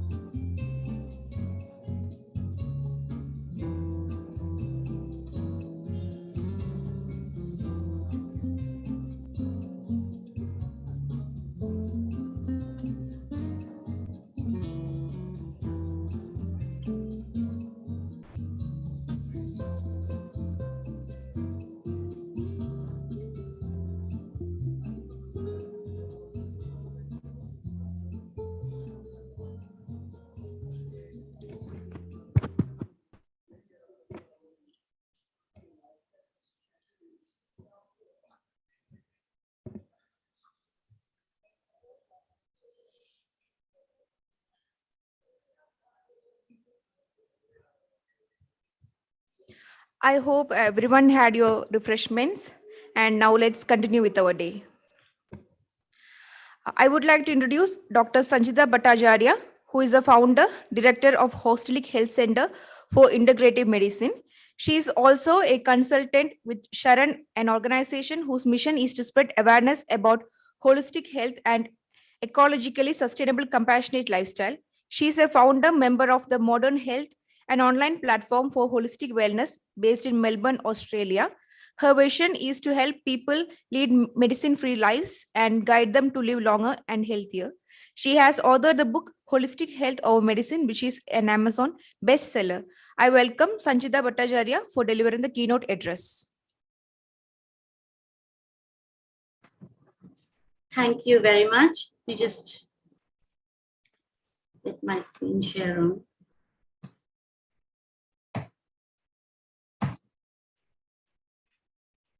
Okay. Good morning, everybody.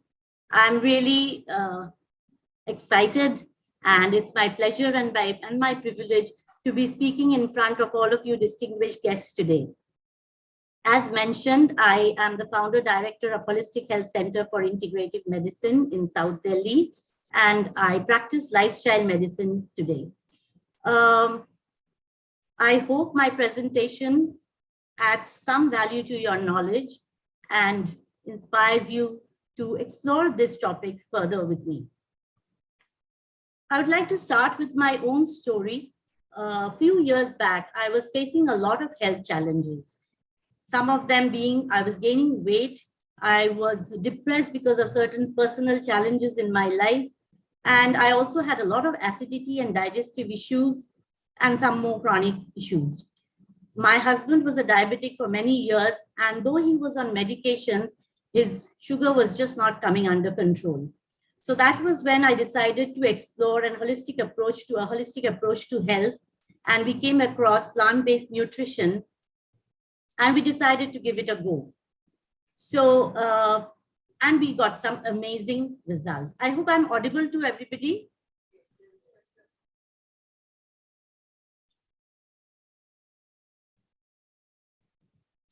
Hello? Can you hear me? Yes, it's pretty much audible. Okay, great. Okay, so as I was saying that we got onto a plant-based diet, and within 3 months, me and my husband, we lost both about 15 kgs. My husband's blood sugar started getting well controlled. We could drop 2 of his medications. I did not have any digestive issues after that. And my depression also went away. I was also practicing meditation regularly. And in 3 weeks' time, I started feeling much better, almost 90% improved. So that was when I really got hooked on to holistic approach to health. And today I practice only lifestyle medicine and help people reverse their diseases and help them lead medicine-free life. I'm also with Sharan, which is an organization that has been there for more than 15 years now, which works on reversal of diseases like diabetes, hypertension, autoimmune diseases. We work on digestive issues, IBD, lots of other health lifestyle problems, basically. So let's look at today's lifestyle.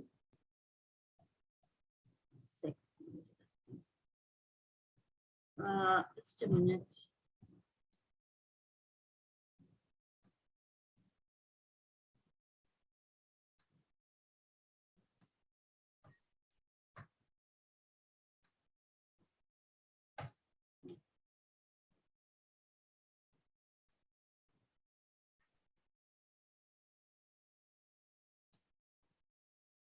Okay, so let's look at today's lifestyle. I don't know why is this not working. 1 second.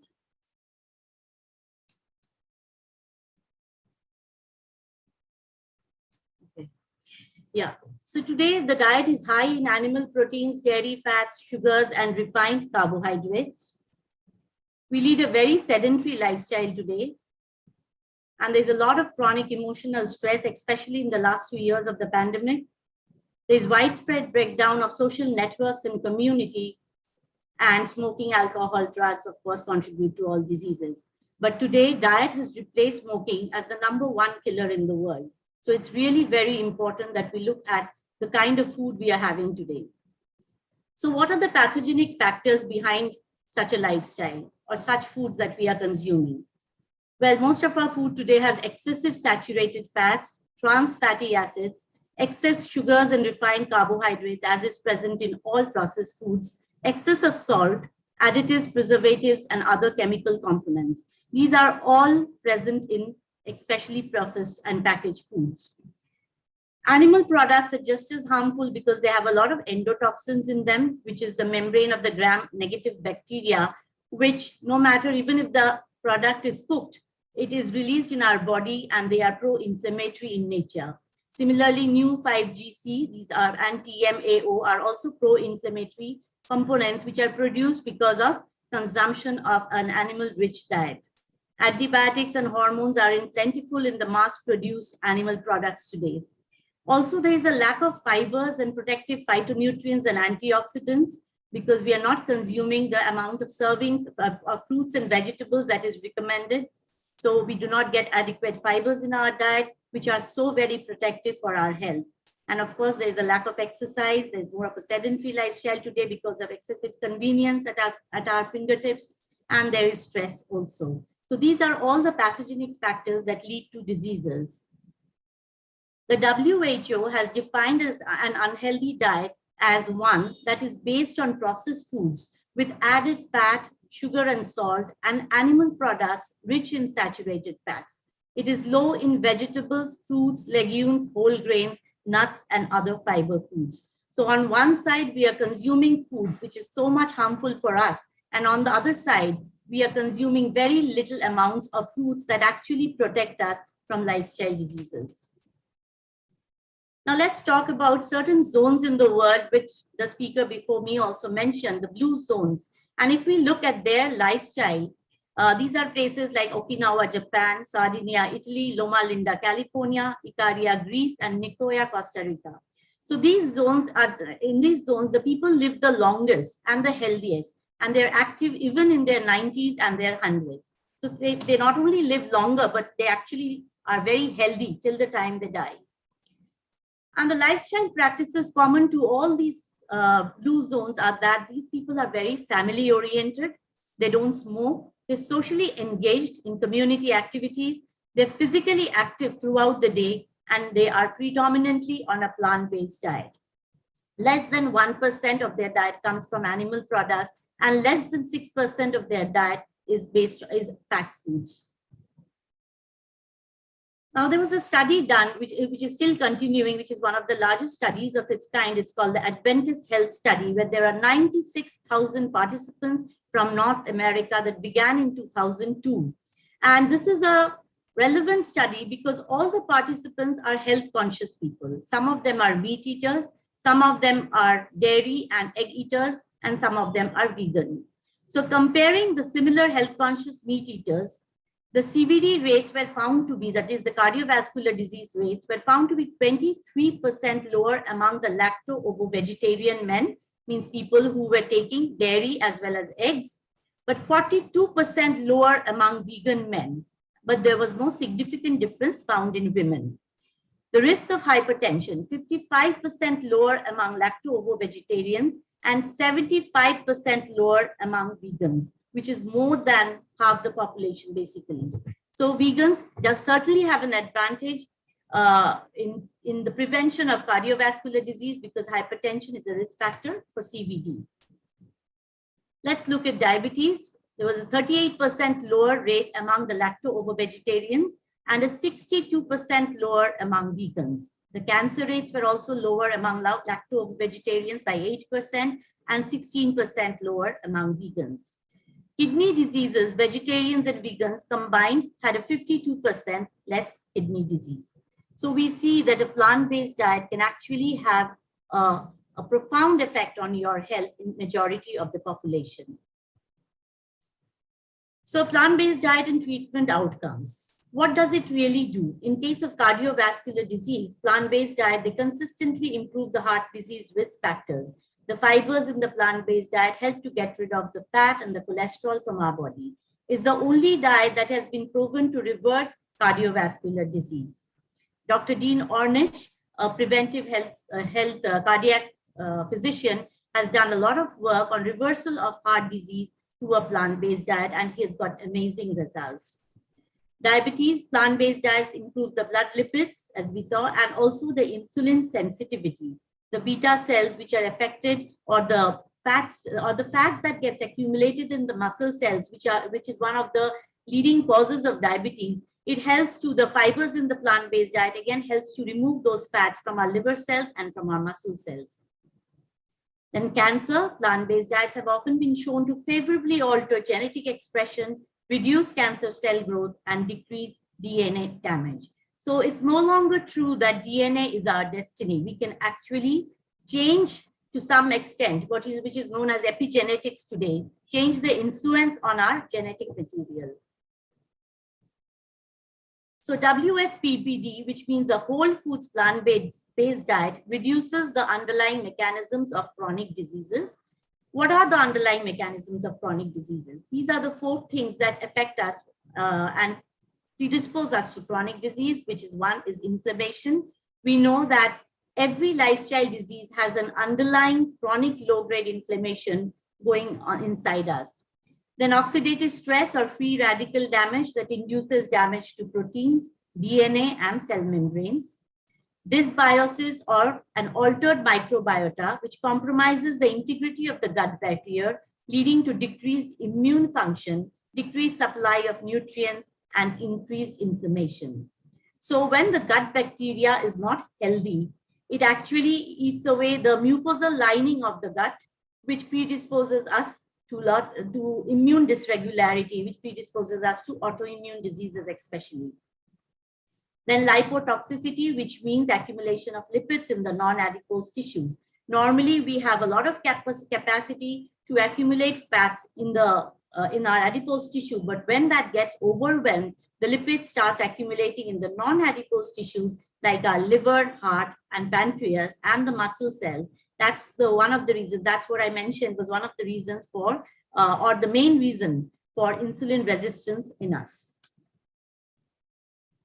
So what are the protective factors of whole foods plant-based diets that actually prevent these diseases?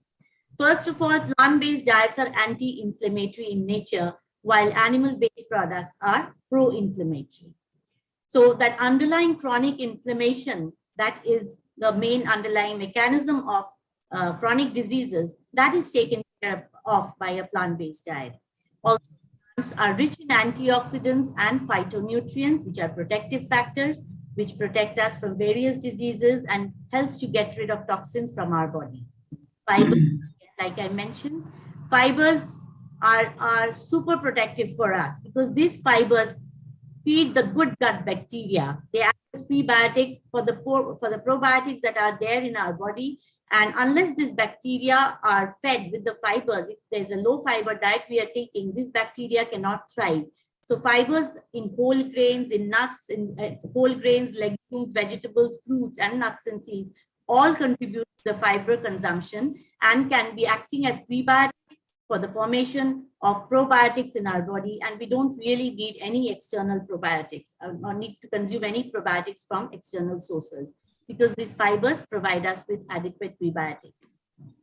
And these fibers and this probiotic, the probiotics in our gut actually have amazing functions because they produce something called short-chain fatty acids. And these short-chain fatty acids are responsible for our immune function. They improve our immune function. They improve the mitochondrial action in the cells. They are there's a connection between the gut-brain axis. These short-chain fatty acids helps in the production of serotonin and GABA and actually helps us with our anxiety or mood disorders. And I have seen great responses in patients who have had anxiety or depression, and they have improved with the whole foods plant-based diet. Similarly, there's also the micronutrients and macronutrients from plant sources are healthy sources. So we get our adequate amount of vitamins, minerals, proteins, carbohydrates, and fats, all from plant sources. Also, plants are low in fats, and the kind of fats they have are more of good fats, which are omega-3 fats, which can help us in a lot of in achieving good health, because the omega-3 is important for our brain function, for our lung health, for the cell flexibility, for the membrane cellular membrane flexibility, because this omega-3 helps to keep the membranes of the cells flexible, which allows the nutrition to get inside the cell better and allows the toxins to move out of the cells better. So what are the benefits of whole foods plant-based diet? This increased life expectancy, as we have seen in the blue zones. There is weight loss. The vegan population has a much lesser rate of obesity or overweight compared to populations consuming animal products.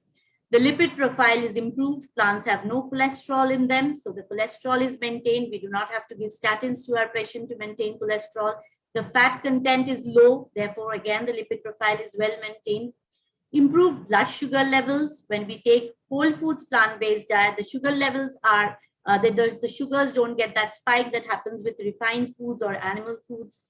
And there's improved expression of genes. Like I said, DNA is not the, our destiny is not determined by our DNA. We can actually change the expression of our genes and also reduce risk of other chronic diseases.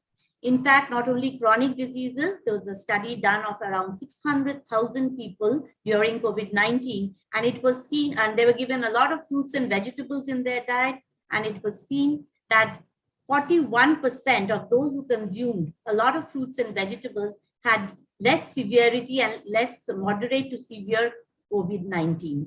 Also, there was a study done on health professionals, 3,000 health professionals who were on a plant-based diet, and it was seen that their COVID-19 prevalence was 73% lower than the normal population. So these are great statistics to show that not only can plant-based diet prevent us from chronic diseases, but they're important for our immunity and hence can actually even help us and protect us during pandemics. Now there's a healthy versus unhealthy plant-based diet. So a whole foods plant-based diet is the best diet to consume because they have the fibers in them. They are unpolished grains or whole grains, legumes, fruits, vegetables, and in small quantities, nuts and seeds.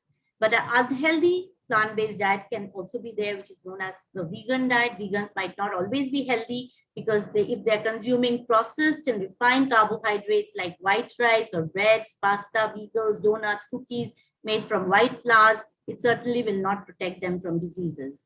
Similarly, sugars, soda, fruit juices, jam, jelly, candy, which have all very concentrated sugars, is not a healthy way of eating plant foods. And deep fried foods like potato chips or other snacks. Oil is obviously a processed food. So processed plant foods are not healthy. It's only the unprocessed, the whole plant foods that can protect us from diseases. Now, there are certain concerns about plant-based diet. The three concerns mainly are vitamin B12 deficiency. What we have seen in my patients, what I have seen is that B12 deficiency is there not only in plant-based population, but also in people following a non-vegetarian diet. The reason is because there is super hygienic environments today. There is microwaves that are getting used, there are mobile phones that are getting used. After all, B12 is made by a bacteria and the formation of B12 can get destroyed by all this. So it's not that plant foods have B12 or animal foods have B12, it's made by a bacteria and deficiency is there in all the population at large. So we have to supplement B12 wherever necessary after checking the blood B12 levels. Now protein. Protein is a concern. However, today we really don't find so many people around us who are protein deficient, but diseases are happening due to excess proteins and especially animal proteins. For example, kidney disease, osteoporosis, gout, acidity, allergies, cancer, autoimmune has all been linked to excess animal proteins in our diet. So it's not a question of protein deficiency today, but of excess proteins. But in order to maintain our protein levels, there are lots of sources of plant proteins that is available. So in a normal, let's say a 240 ml bowl or one serving, of lentils will have 18 grams of protein, chickpeas has 15 grams, green peas has 9 grams, quinoa has 9 grams, soya milk has 7 grams, oats have 12 grams. And a well-planned plant-based diet will ensure that we get all our proteins for the day. And after all, where do horses get their protein from? Or any other herbivorous animals get their proteins from? They don't eat animals, but they get all their proteins from plant-based food. So if they can get it, we can also get it, provided we plan our diet well. Similarly with calcium, there's a myth that we need to have milk in order to get our calcium requirements. But what is amazing is the countries which have the maximum rates of osteoporosis are the largest consumers of dairy products. It's because dairy products, they are acidic in nature and it actually leaches out the calcium from our bones. So but there are hundreds of sources of calcium from plant foods. For example, broccoli, spinach, lady's finger, beans, chickpeas, tofu, almonds, sunflower seeds. Sesame seeds actually has the highest content of calcium, which is 1,160 milligram per 100 grams.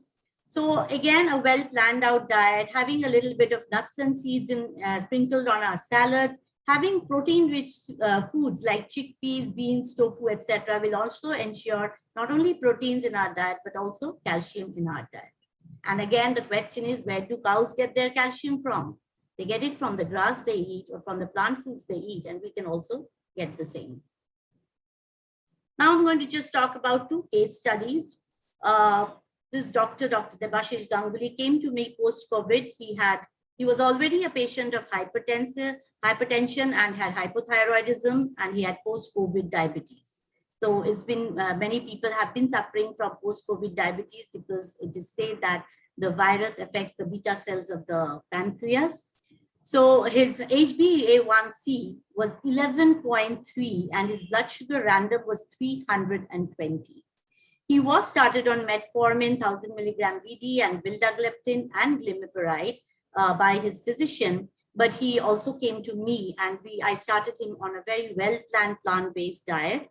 And after a week only, his glimepiride could be stopped, and after 2 weeks, we could stop his vildagliptin. So it's true, but when Hippocrates has said, let food be thy medicine, food is actually more powerful than medicine. And after 2 months of plant-based diet, and he was also exercising for 45 minutes a day, his HbA1c came to 7.2 just after 2 months. And now it is 6.1. We had stopped his other medicines, of course. Currently, he's just on metformin, 500 milligram a day, and we are planning to get that down too as his sugar is improving even more. Amazingly, his BP became normal. He was on antihypertensives for almost 10 years, but on a plant-based diet, his BP normalized. We could stop all his BP medicines gradually.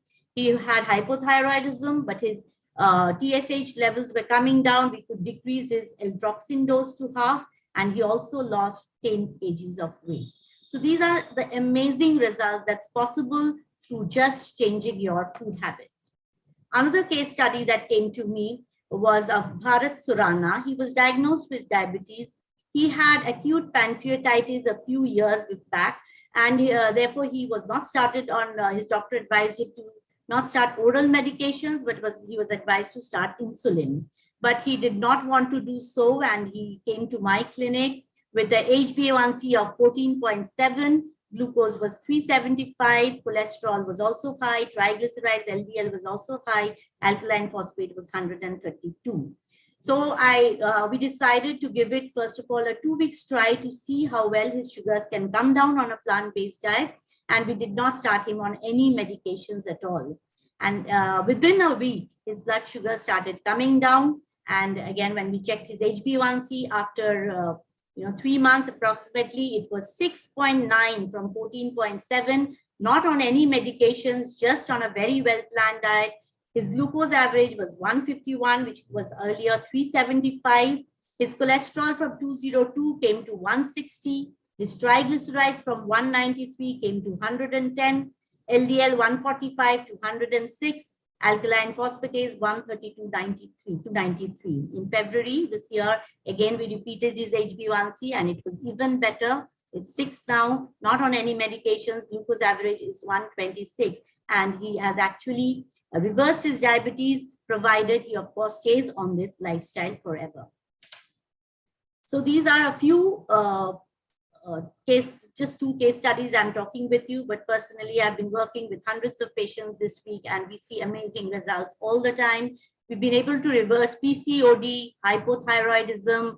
We have seen improvement in symptoms, disappearance of symptoms in autoimmune diseases like rheumatoid arthritis, multiple sclerosis, ulcerative colitis, and we have been able to decrease the medications even in autoimmune disease.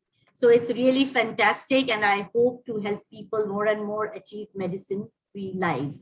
So not only do plant-based diets protect against chronic disease, they actually provide a very safe and powerful treatment option, in many cases reversing disease. We all know that medicines can have their side effects, but plant-based diet, if well planned, will have no side effect. And not only will they be able to manage or reverse their disease, but actually they feel more energetic, they feel better in health, and their stamina, their endurance, everything improves. We also focus a lot on exercise as well as mind health.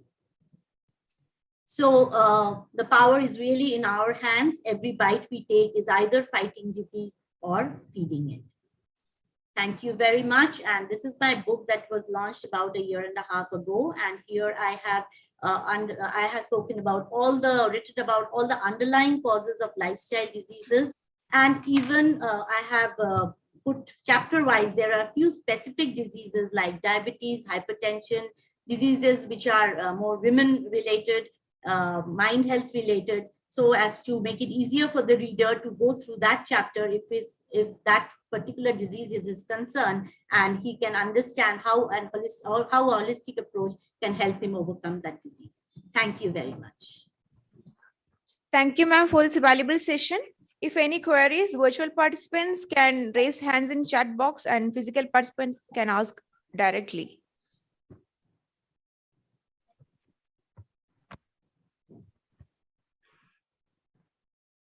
Hello. Hello. Ma'am, can you hear me? Hello. Yes, I can hear you. Please speak a little louder. Madam, I just want to know about the plant-based diets or plant-based foods bioavailability. Availability. Bioavailability of these plant-based foods to the body, especially in terms of calcium, iron, and other things. B12. So you are asking about the availability of calcium in plant-based foods.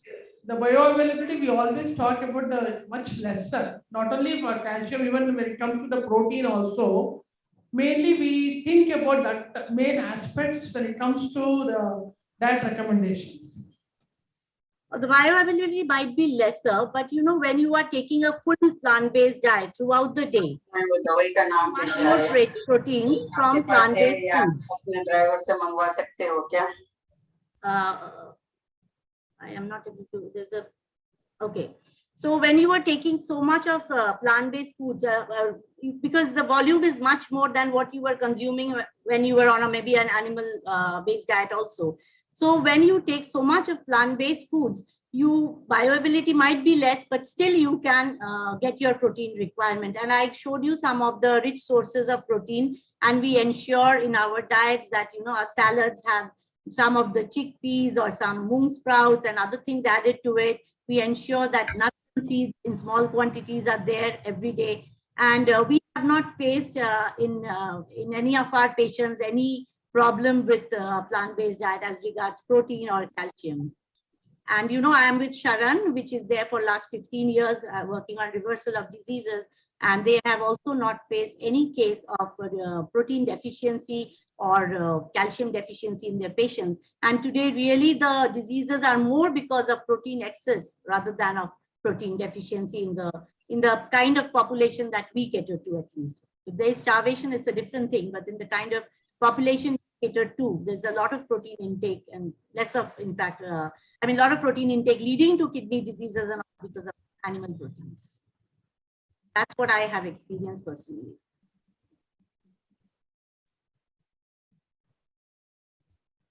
Hello, ma'am. This is a question from my side. What about the toxic overload in plants, like the fungicides, the pesticides, the soil erosion, and the toxic overload in terms of lead, mercury, and the water bodies that is being produced. So how do you, negate those factors in plant-based diets?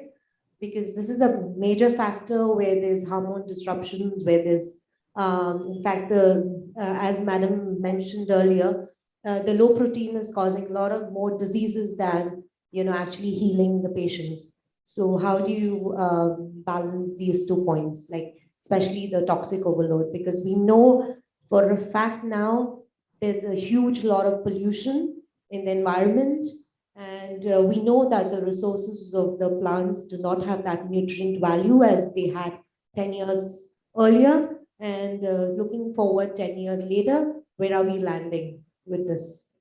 Thank you. Okay, good question. See, first of all, yes, I do encourage my patients to have as much of organic produce as possible, but then that's not possible for everybody. But if you really ask, now there are pesticides and insecticides in all products of plant-based, like fruits and vegetables, obviously.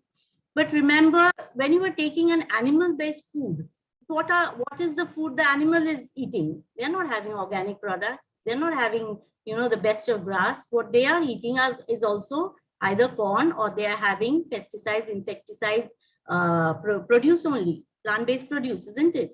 If it's a goat, the goat is eating any of the plant foods which are not organic. So actually it gets more concentrated in them. And if it gets more concentrated in them and we are eating those meat and mutton products, they'll obviously be more concentrated in our body. Similarly, fish. Fish is contaminated with so much mercury today. So when we consume fish, we are actually also consuming the mercury. So everything that is coming to us directly from plants, it's coming twice if we are taking animal products.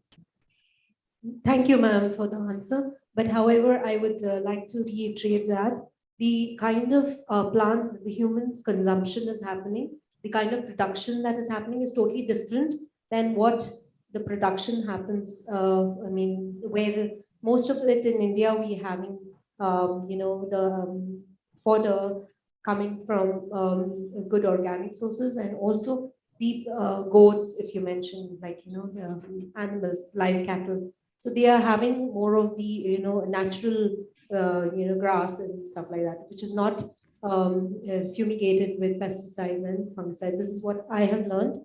But thank you. We'll definitely look into this topic. Yeah, I'd just like to add that ICMR did a study on milk products and found the pesticide levels to be 100 times, some 100 times higher than it should be. So even the fodder is plant-based, isn't it? So where does the fodder come from? All the farmers are using pesticides and insecticides. And if they are not able to provide organic food for us, how are they going to provide organic food for their animals? It's not possible. And animals are, animals for our consumptions are mass produced in factories. So not only the food is bad, but the kind of stress that these animals go through when they know that they're going to be slaughtered one after the other, just like we produce adrenaline under stress, these animals are producing a lot of stress hormones, and all these hormones are coming into us when we consume animal foods. And that's why when we stop animal produce and animal food consumption in our patients who have POD or diabetes, because of the hormones getting out of the way, their hormones come back in balance. So that's how they start improving also. Yeah, especially if it's free land, then we have the right nutrition for the livestock. But yeah, in case where it's the policymakers have to look into this, yeah, that there is less and less toxins in the environment, whether it's a plant-based or animal-based. But yeah, thank you so much for this.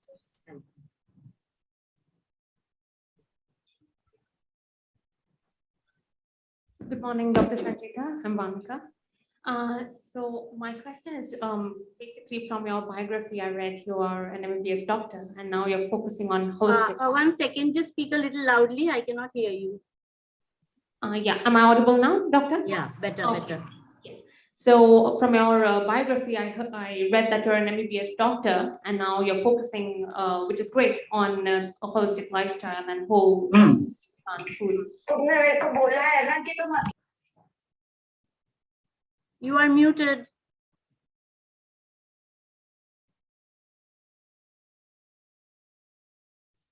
You'll have to unmute yourself. I cannot hear you.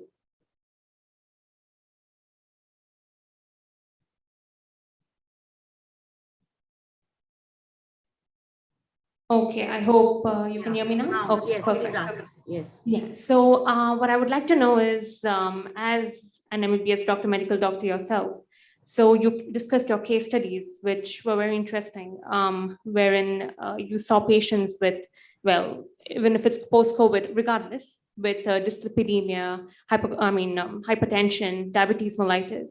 So obviously we have guidelines for coming to the diagnosis of these disorders. So would you first choose to give medications, or would you first think of a holistic approach? Okay, so first, the most fantastic thing that is happening that just happened yesterday was that a verdict was passed in USA that lifestyle medicine is going to be a part of the curriculum, right? Because more and more people are realizing, doctors are realizing that medications is not the answer. And if you are a doctor, you would also know that medicines never cure, right? Medicines only suppress symptoms. In hypertension, it is not taking away the root cause, which is the fats in our blood vessels, or in diabetes, which is the fats in the muscle cells. So it's just suppressing symptoms, right? So if you want to cure somebody of disease, or if you want to reverse somebody's disease, you would have to take out the root causes, right? So yes, if it's very much required, they are on medications. I won't obviously stop the medications at the first go. First, I'll help them change their lifestyle. And as we see their blood sugar getting improved, as we see their blood pressure getting improved, we have to decrease the medicine, because obviously hypoglycemia, you know, is more dangerous than hyperglycemia. So we have to monitor our patients very closely every day, almost, or every alternate days, to ensure that their blood sugars, you know, are in the range that we want, and to gradually decrease the medications accordingly. Yeah, but if somebody comes to me with like pre-diabetes or diabetes who has not started medication, I will start them immediately on lifestyle medicine, and I will not give them any medicines, of course. It's only with lifestyle changes. All right. So instead of going cold turkey on medications, we're talking about tapering medications as we promote lifestyle medicine. Okay. Yes. And my second question is just, I just want to know from a nutritionist point of view for you. You in the case study 2, you talked about, you showed alkaline phosphatase. So I was just wondering, what information does it give you? Are you looking at the bone activity, or what? It's more of the liver function. So, you know, the liver function also improves with a plant-based diet. And that's why we see, you know, the way nature has designed us to eat is basically more of plant food, because the way our teeth are, the way our digestive system is, it is all favorable for a plant-based diet. So when we eat according to what nature has designed us for, it not only will treat your hypertension, it will treat all the diseases. Now, these diseases like hypertension, diabetes, liver disease, these are names given by modern medicine. But the ultimate cause is very similar in all of them. Like I mentioned, those 4 you know, underlying mechanisms: inflammation, oxidative stress, lipotoxicity, and dysbiosis. This is same in all diseases, all chronic diseases, and even in for our immunity. So when we start somebody on a plant-based diet, these 4 parameters starts getting improved, and therefore they'll reverse their liver disease, their hypothyroidism, their hypertension, or their diabetes, everything. All right. Okay. Have to really give a different kind of diet for different diseases. Understood. Okay. So for case study 1, you mentioned that you basically created a plant-based diet for the patient in question. So could you just give a sample of what that really looks like? Okay. So, you know, we give a lot of fruits and vegetables. Now it's again, like we think in diabetes, you cannot give sugars like fruits because they have sugars in them. But you know, sugars are the cause of, not the cause of diabetes. It is a result of diabetes. The cause of diabetes is fats in our muscle cells, and therefore the insulin receptors get blocked and the insulin cannot do it. So I always start my patients on some smoothies, which has fruits and green leaves in it, or at least a plate of fruits. And then in the afternoon, for their lunch, it's always salads are always included. Legumes are always included. Whole grains, the portion control is there in whole grains. And so proteins they're getting from their legumes. And we also encourage no oil or less oil cooking, because we don't want anything processed in their diet. Instead, we'll encourage them to have add grounded peanuts in their vegetables, or a bit of grated coconut, to give that texture that they are used to, but it is not going to harm them, because the coconut or the peanuts will have fibers in them, right? So the fat is not absorbed like that. So it's a very simple Indian diet, I would say. Roti, dal, chawal, only the chawal, I would give them brown rice instead of white rice. The roti would be made out of jawar, or it will be made out of whole wheat. So not the refined atta that you get in the market now. And similarly, dinner is very similar to that. And salads are always there in both the meals, right? So, and for snacks, we give them a lot of oil-free snack options like a sprout chaat, aloo chaat. There's so many varieties of, plant, vegan or whole foods based snacks also. So if you want, you can visit the Sharan website and you can get all the recipes that you want from there. And that's how we handle our patients, and we get very good results. Thank you.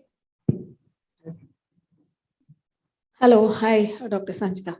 The presentation was really good. It was very informative. And one quick question. So you were presenting your case study, and I just wanted to know when a person comes to you with any condition, medical condition, or just a consultation to have a lifestyle change, anything of the sort. People come when they are used to eating animal protein. When they come to you, how is your approach exactly like? Will you see most of the times when they are fully into animal protein, when they're full-time non-veg eaters, just wanted to know how was your approach exactly like? Will you tell them to just avoid animal protein, or how do you exactly approach? How you take? That's again a very important question, because people are sometimes coming very unaware that I'm going to promote a whole foods plant-based diet. So I always ask for their diet chart. What is the kind of food they're eating at food right now, and if at home right now, and if they're taking a lot of animal products, and talking to them, I can understand how keen they are to reverse diseases.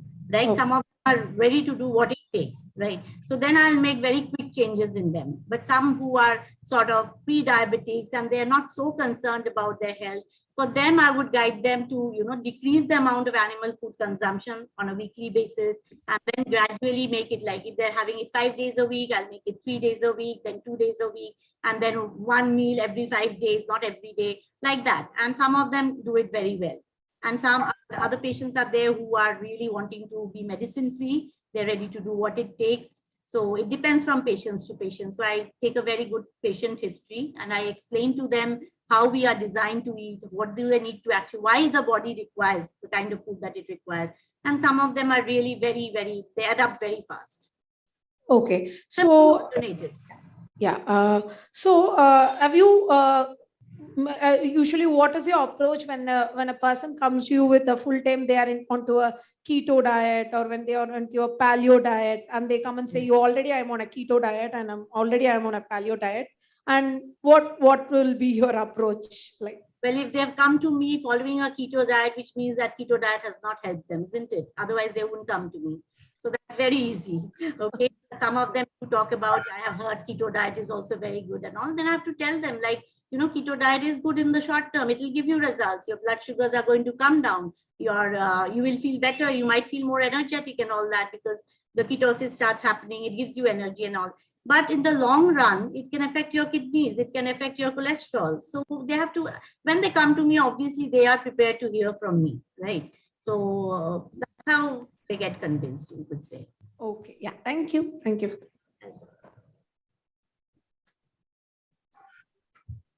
Thank you, ma'am. Due to time limitations, we would like to conclude the session and we'll move on to next speaker. Thank you, ma'am. Thank you very much.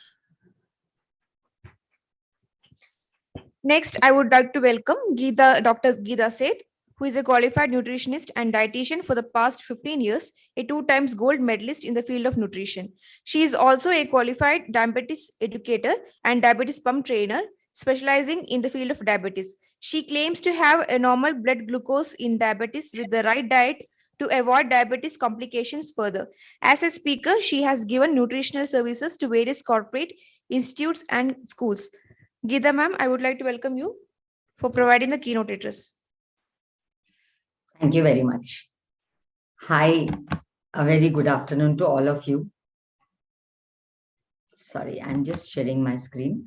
Am I audible, please? Hello, am I audible?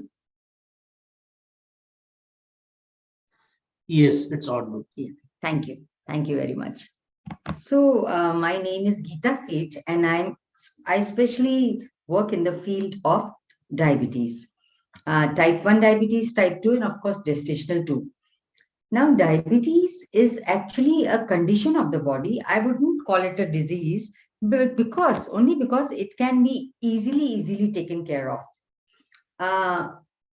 My patients, I have got my client, I have so many patients in thousands, and nearly everybody is maintaining a normal glycemia. I mean, it is not hyperglycemia, their HbA1c is not above 7. And all these, of course, we maintain with the help of diet itself. Now, one very important thing we have seen is that when we maintain the diabetes of a person, we definitely miss out on nutrients, because our whole focus, not only us, the person's focus is also totally on maintaining the blood sugar, not having glycemic load, not having high glycemic foods, and to have enough walks, etc., etc. Now, due to this, what happens, the person always is, I wouldn't say malnourished, but undernourished. So I especially take care of this, that when the person is diabetic, he must have enough nutrition also. So, well, diabetes is a condition where it's more important to keep the body's blood sugar in normoglycemia. This is very important. Now, our food habits and lifestyle can easily derail this condition into hyperglycemia. I have got very enthusiastic diabetic patients also who experience hypoglycemia 3 times or 4 times a day also. And of course, and if they're under hyperglycemia, then the lifestyle and their food, which is actually responsible for that, does not let them have enough nutrients. Like, for example, how we say that, okay, if you want to have a glass of orange juice, you will get a lot of vitamin C. But what about the diabetic? We cannot give him juice. So then he lacks these things when it comes to all this. Well, good nutrition is very important for the body, but without glycemic load. So, we don't like to stress the body with the overload of the sugars which are present in the food and different food items, and of course with some fruits also. This condition we definitely have to avoid. So now what happens in type 1 diabetes, we give insulin to maintain the blood sugar, whereas in type 2 diabetes, we use oral medication. This is just for information. Now, well, in both the cases, and along with the gestational diabetes, nutrition plays a very important role. See, the body is already going through a condition which is, it's one of the metabolic syndrome, a part of metabolic syndrome. The body is already under stress. At this time, if the nutrients are not available in high quantity, the body is going to deteriorate in a double way. Like how, we require good vitamin A for our eyes. And as we know that if the blood sugar is high, it constantly is interfering with the vision part also. And finally, it creates a problem in a long-term condition. It becomes a chronic condition. Now, in diabetes, the organs are already in a compromised condition due to overload of glucose through food. We should not forget that it affects our nerves, it affects all our body organs and our eyes, of course. So these conditions further derail the health of a diabetic. Now, the main agenda is to keep blood glucose in control at any cost. This is what we teach our diabetics, whether they go to a nutritionist or they go to a diabetes educator or they go to a doctor. The first and only thing the doctor says that you have to keep your blood glucose in control. Nobody says that you have to keep your body well vitamin enriched and minerals enriched, and it should have enough calcium and enough etc. everything. So in a normal person, overeating can lead to increased nutrition portion, whereas this cannot be done with a diabetic. We should not forget that there are people, generally so many people who, when they overeat, they sometimes get enough nutritions from the food they eat, from the rice, from the green vegetables. But this does not happen with a diabetic because we have to control and count the portion. The portion size should be very important. So a diabetic many a times lacks different vitamins and minerals due to limited eating, and this can further weaken their body, of course. Like for example, vitamin A rich foods for eye health, vitamin B12 for nerve health, vitamin C rich foods for immunity have a positive impact on a diabetic. So we especially really have to take care that a diabetic should be well nourished. Now, in calculating low to normal glycemia index food which do not raise the blood sugar, this is our main target when it comes to a diabetic diet. Daily intake of vitamin C rich foods like papaya, orange, kiwi, strawberries, these fruits should be consumed instead of foods which have got high glycemic index, which further overload the body. Different green vegetables in the form of soup do not overload the body, giving it a bout of nutrition. So what I do especially is that every day, whatever vegetables, this is how I encourage them, that whatever vegetables you have in your kitchen, in your fridge, whether it's kept or, the leafy vegetables also, just cut them, put them in a big bowl of water and let it boil. This is called just green. It's not green in color, but it's called green water. What happens? This kind of water is really overloaded with certain vitamins, which plays a very, very important role for a diabetic. Extremely important. These kind of waters, they have nothing to do with your calories. They have no calories, so they do not have any overload of the body, but they give us a lot of antioxidants in the body. One thing which I have really encouraged in, that is moringa powder. The moringa leaf itself has proved itself to be a superfood. The fresh moringa leaf has multifolded vitamins, multifolded calcium, and good amount of other nutrients also. Great iron also. And this, what happens if I tell a person to have a small bowl of spinach? I agree, the amount of vitamins in it, the iron in it, the other vitamin C, calcium in it is in a limited quantity. But what happens that when we do this, when we flavor our foods with moringa leaf powder, always remember the fresh leaves are very nice, but the powder is always more potent. The nutritional value increases multifoldedly with this.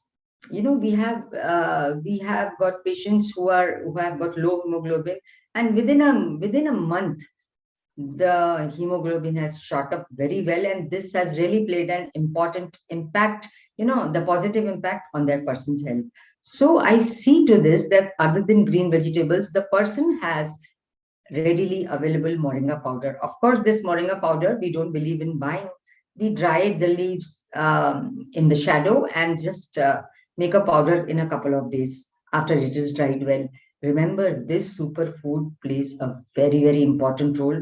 Well, not only in the diabetic health, but also for the health of the person who really wants good hair, good skin, good immunity, good iron, good, everything good about his health. Moringa leaves, especially the dry potent powder, plays an important role.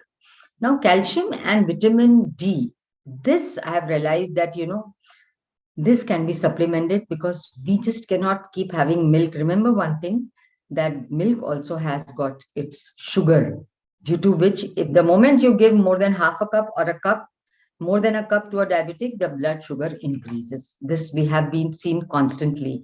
So when it comes to vitamin D and calcium, I like to supplement my clients. They are happy. Like as I told you, milk, sugar, lactose can set a limitation in its intake as it raises its blood glucose. I have seen not with one, but with all my patients. High fiber in the form of husk, rice, whole and skinned legumes, millets, oats should be an important part of the diet. Now, why fiber should be a very important part of the diet? It has been actually now proved that fiber plays a very good role when it comes to nerve health. So these diabetics, they have tingling sensation, over sensation, under sensation of the nerves, especially in the legs and feet. With high fiber, this can actually be taken care of. As the madam before, she just told us about plant food and the fibers which are in the plant diet. This is very, very important and very, very effective. even I encourage the fiber in the form of vegetarian form, other than the animal proteins available. Anyway, fiber is not there in animal protein, but fibrous food has played a very important role when it comes to nerve health of a diabetic.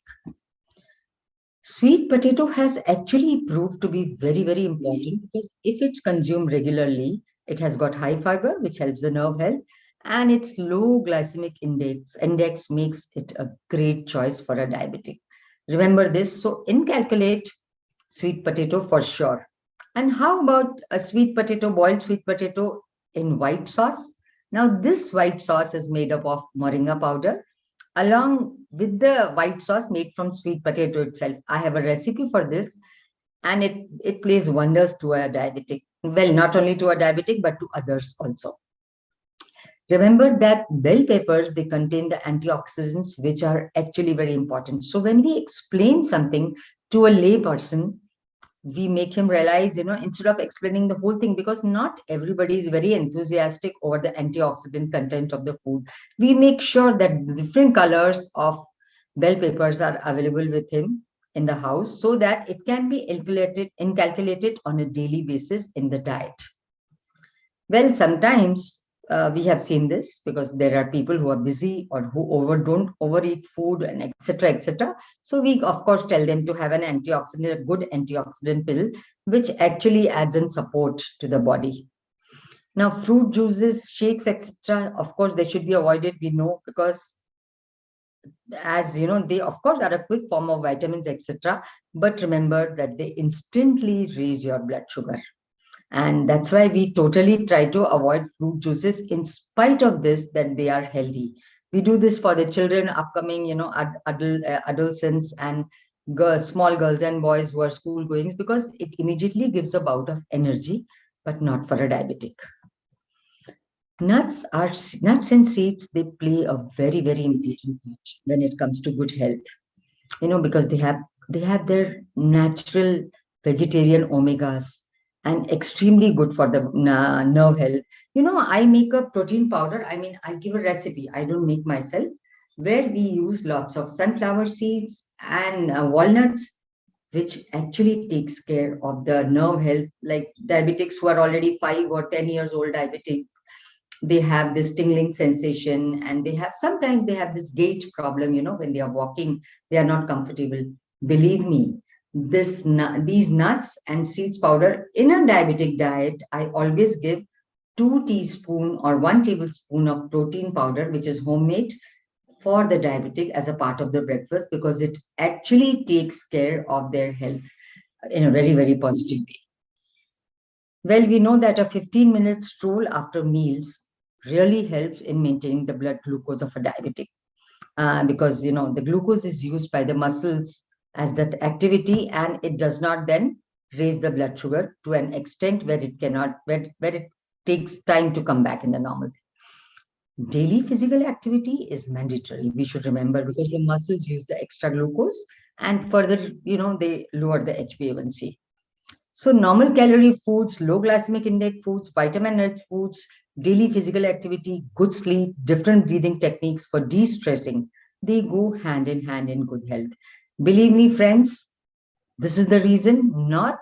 I wouldn't say that I don't remember any diabetic patient of mine who has HbA1c above 7 or above 8, whereas they come to me with 12, 13 HbA1c, of course, which is very detrimental to their health. With these simple lifestyle changes, we can make a life of a diabetic very easy. Always remember, as correctly said, a diabetic who knows more lives more. That's where the role of my diabetes educator is played. Because the moment you start teaching the person that what affects the body, the person understands. So make your diabetic patient educative. Instead of telling them to eat this, to eat that, make him his own doctor. And so it always goes correct that a diabetic who knows more lives more. Thank you so much.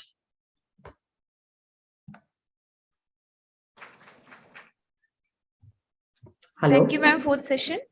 If you have any queries, please shoot.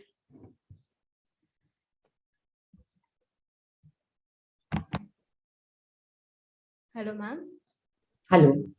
Hi, ma'am. It was a very nice presentation. I just have a small doubt.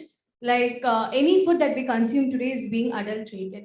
So when we just tell what and all foods to be included and avoided for a diabetic patient, we say them to restrict the amount of carbohydrates and include adequate amount of fruits and vegetables. But any food that we consume today is being adulterated. Say it may be rice. It is in the form of a polished rice that we are consuming, or it can be vegetables and fruits. Coloring agents are being added to it.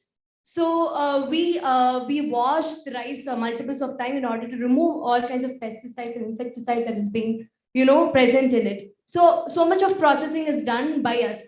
So literally, the resultant food that we consume is going to be very much rich in carbohydrate that a diabetic patient should not be consuming. So do you have any ideas or you have any alternatives what exactly a diabetic patient can consume? Well, the question you have asked is, of course, the most common one, because the food is, of course, adulterated. Whatever, how much ever we try, we cannot escape this. One thing, I make sure that the fiber from the fruits do not come from the skin, because as you know, the skin is sometimes polished with wax. Sometimes it has got some coloring agents also. So whenever we talk about fiber, I never tell them to eat their apple or pear with the skin. I make it remove, because yes, it is not well done because of today's thing. Also, all the vegetables, which of course we tell them to consume with the skin, we don't do it. Well, from the brown rice, the husk comes. From the dals, the skin comes. And from like cucumber and other vegetables, which are direct fiber, we try to take these fibers from these things so that the carbohydrate, whatever is eaten, is compensated with the fiber I'm providing with that. Of course, you're right that it should be well washed. It can be even soaked in baking soda and salt, to remove. But then there's only it can be only to an extent. You cannot fully remove everything from that. So, well, we don't encourage the fruits and vegetables with skin at any cost. So that, at least if not 100%, we can take care of it. Thank you. Thanks. Any more questions? Ma'am, thank you for your presentation. In one of your slides, you talked about the dried moringa leaves. So could you shower on some light on the difference between the dry moringa leaves and the fresh one with respect to the nutritional content? And like we assume that during processing, some of the nutrients are lost. So yeah. Yeah, so of course, during the processing, some of the nutrients are lost. And an easy way out. In fact, last year when we were going through Corona, so we made homemade chocolates. Do you know? The homemade chocolate can be made with simple milk and sugar and little fats. We have added amla powder and moringa powder to these chocolates. And they have come out to be a rich antioxidant source. So for a diabetic who should not be consuming sweets, we tell them to have this small chocolate homemade ball every day, because we use cacao powder, not the cocoa powder. Okay, so we are trying to inculcate all the antioxidants. We should not forget the importance of moringa. Well, in our childhood, I remember eating moringa flowers as a part of my vegetable. Even the drumsticks which we eat, now I remember that why our grandparents were healthier. We used to have a tree in our own house. Well, now it's not possible. Now you get this moringa powder in the Amazon, it's so comfortably available and it's like a fashion thing. But believe me, using moringa powder in the form of your foods, have you seen the coriander powder in your house, which we use every day for the vegetables? So what I have done is I have mixed it 50% with moringa powder. So whatever vegetable you make, you get it. And believe me, it is 20 to 30 times higher the calcium content of moringa leaves, but of course the powdered. Remember, whenever something is powdered, the thing becomes potent. It's more potent. If you compare the vitamin E, the vitamin B, the vitamin C, all the vitamins and even the minerals present in the moringa leaves compared to the powder, it multifolds. So don't forget the importance of this moringa. And I would really suggest all of you, whether a person is diabetic or not, just get homemade powder and use it with your dhania powder, which we use at home. Every single day, everybody is going to get it, whether the person is child, adult, or old person, and the effect, the positive effect is multifold. We have even, with the moringa leaves, we have even the cramps the diabetic gets in the legs, every night, that have disappeared only and only because of moringa. Can you believe? So we give them moringa tea also. How you like to have mint tea, green tea? In the same form, we just take half teaspoon of moringa powder and use it in the hot water. And this is called moringa tea, simple. Now, if you want to, add cinnamon to it or other things to it, that is up to you. This has actually helped a lot, all of us.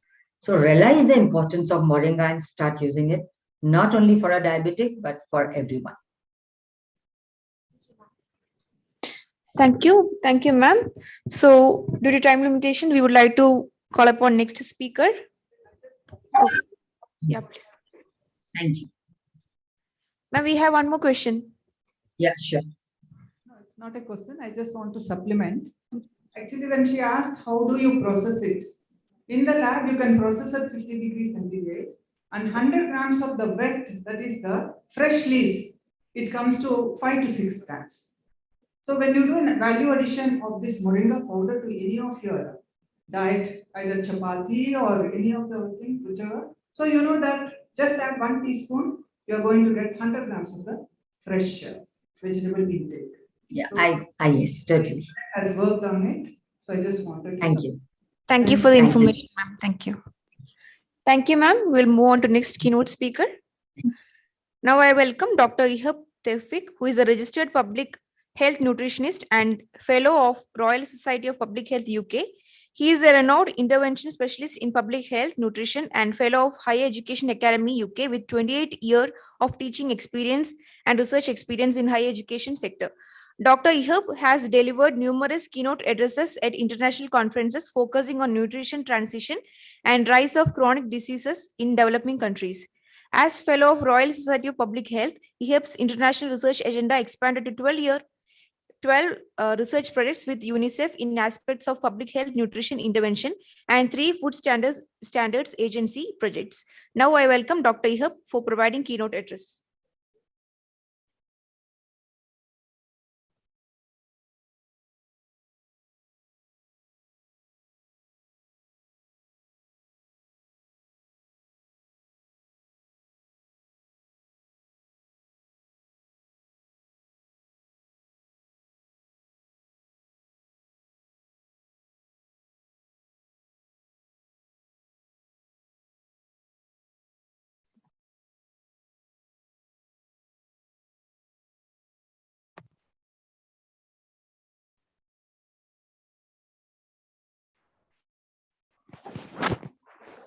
Hello.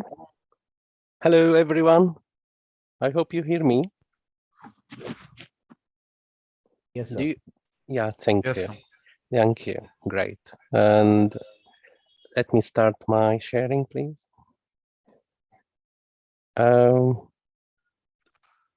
Thank you very much, Ramya, for your kind introduction.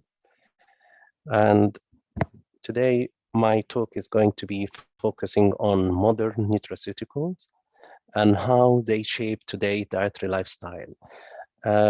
As you introduced me, I'm senior lecturer in global health, University of Westminster, UK, London, and I'm also working with UNICEF or some international projects. Before I start, I would like to thank you very kindly for such invitation on behalf of our research team and collaborator.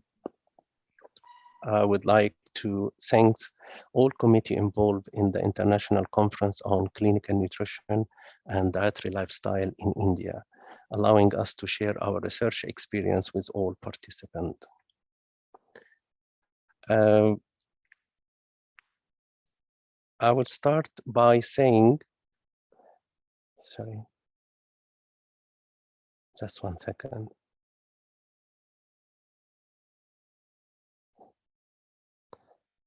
The evolution of The evolution of nutraceutical over the years has evolved significantly.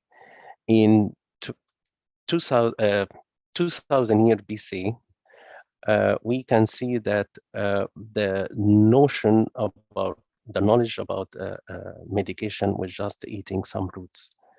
Moving on is improved, and they start to suggest some prayers instead of the roots in 850 AC. Later on in year 1000 AC, it suggested that you can have some potion, and this potion is mainly form of snake oil. 1940 AC, they start to swallow some pills, and they manufacture the pills, and the company has increased in number, and there is lots of them. In 1985, they start to saying, okay, pills is not enough. Why don't we have some more antibiotics? In year 2000, you start to remove antibiotic due to antibiotic resistance, and now we are thinking of having some more roots.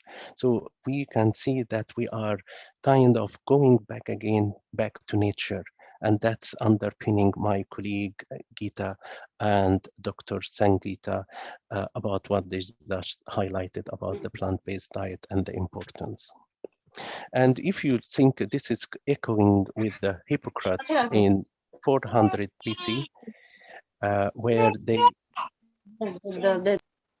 sorry, in Hippocrates 4000 PC, where they are very famous with his proverb, let food be your medicine and let medicine be your food.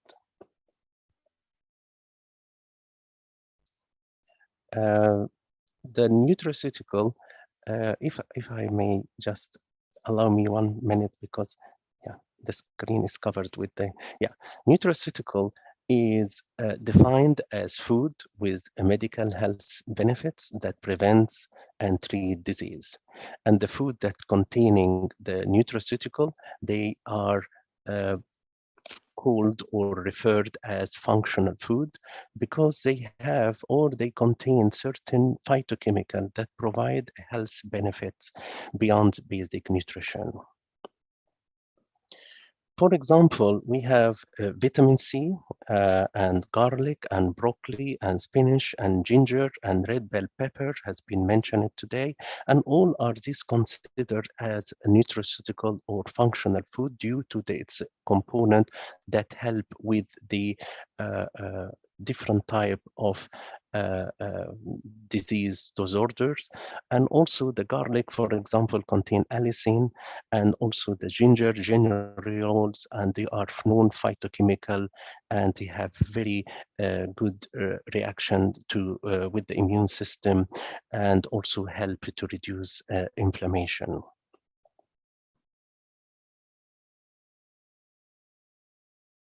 Just 1 second. So in the media has emphasized the importance of nutraceutical, and they are promoting it everywhere in the newspapers where the flavonoids of the wine and grapes are highlighted. There are conferences being delivered over the last few years, and it's highlighting the functionality of our foods. They are in the newspaper, in the media. Also, there is a dedicated textbook just to highlight it, the importance of single food product. The manufacturer has also using them the ability of certain phytochemical to increase immune system in certain food products. So it's in everywhere that functionality of food is leading the market for consumer trends and has opened up new opportunities for crop producers, for small to medium enterprises. Nutraceutical can be classified as the food that we are consuming every day as nutrients in food, and that's the mineral, vitamin, micronutrients content of it, which is very credible. However, they are also can be classified according to phytochemical level or the ingredient of such food, or also due to their dietary supplementation. And my colleague has already highlighted the probiotic, prebiotic of these. In nutrients, let's take the first one, which is very simple one. We eat food because of the nutrient content, whether it's macro, micronutrient. The micronutrient is further divided into organic, the vitamins, and inorganic, the minerals. And we know that the vitamins is split over water soluble, the vitamin B and vitamin C, or fat soluble vitamin A, D, E, and K. However, the inorganic part, we need them in a high amount. It's if it's in grams, that's macro elements, or trace elements in milligrams like iron and zinc, or micro trace elements or ultra trace elements, sorry, which is in micrograms like selenium and iodine. With vitamin, without delving in depth, sorry, somebody mic is open on, please. Could you please switch it off? Thank you. The vitamins, without delving in the details of this, they have lots of antioxidants, functionality, neurological. They help with nerve, maintaining our RBCs and central nervous system, and they are numerous of them from vitamin C and B complex family, and so on. There are other type of vitamins, the fat soluble, and mainly they are antioxidants, helping the immune system again, helping to absorb of iron like vitamin D, calcium like vitamin D, and bones, helping the absorption of iron like vitamin C. And we have also the other type, which is vitamin-like compound. Those are like L-carnitine and the inositol and choline and taurine. All have a dedicated function and can be useful for our health, helping with different functionality in the body. Moving on onto the minerals, lots of them have different ability in the body, ranging from calcium, iron, that's importance for hemoglobin transportation, and calcium for blood clotting and bone and teeth, magnesium, phosphorus, cobalt. We have also the iodine for functionality of thyroid glands, chromium, selenium. Selenium is very important as cofactor, coenzyme for the glutathione peroxidase enzymes. And we have also the zinc, which is essential for cell production, immune system, and development of neonates, and testosterone, and production of sperm. So we move to the second class of the nutraceutical, which is phytochemical, which is the health benefit of different common phytochemical. Here we would talk about they are having several biological benefits. If we can name some few of these, they are acting as substrate for biochemical reaction, cofactor for some enzyme reaction, inhibitor of enzymatic reaction, absorbent, and eliminate undesirable constituent in intestine, scavenger of free radical and toxic chemicals, and so on. So, and also help with the fermentation reaction inside the body with the help of the presence of bacteria. This is some of the examples that we can use with seeing their therapeutic roles here. We can see them, some protect against cancer, like fiber, insoluble and soluble, the tocopherols as well, acting as antioxidant and helping to initiate the apoptosis for cancer cells. Carotenoids are antioxidants, limonoids detoxify enzyme in livers, phytosterol and stanols helping with anti-inflammatory, anti-neoplastic,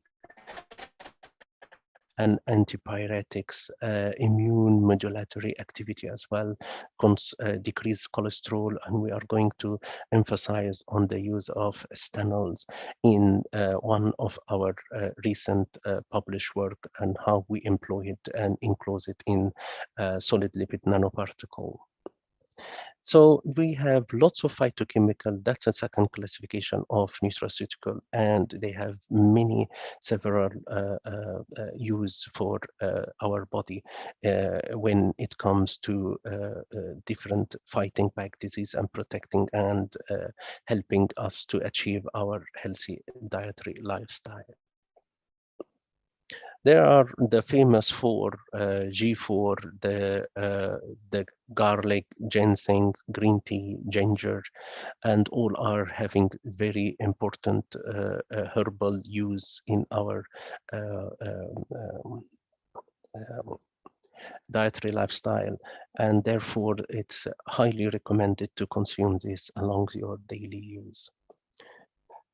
And then we have the last category in classification of nutraceutical. People can classify them as dietary supplement, and those are the probiotic and prebiotic. The probiotic, as my colleague has highlighted earlier, those are the living organisms, the probiotic, and the one live in the intestine, whether small or large intestine, and they have a very important health benefit that offer to the host. However, to feed this probiotic, you really need to consume a good amount of fibers, which is the prebiotic, and these are present in different type of fruit and vegetables. And these are non-digestible food ingredients that stimulate the growth and the activity of the bacteria that you having in your digestive system. And this is very important to sustain healthy lifestyle again. So the healthy claim and legislation, we are aware that those are very important nutraceutical, but also the healthy claim associated to it and where to and how to use it and promote it. That's very important. So we need to be careful when it comes to the healthy claims.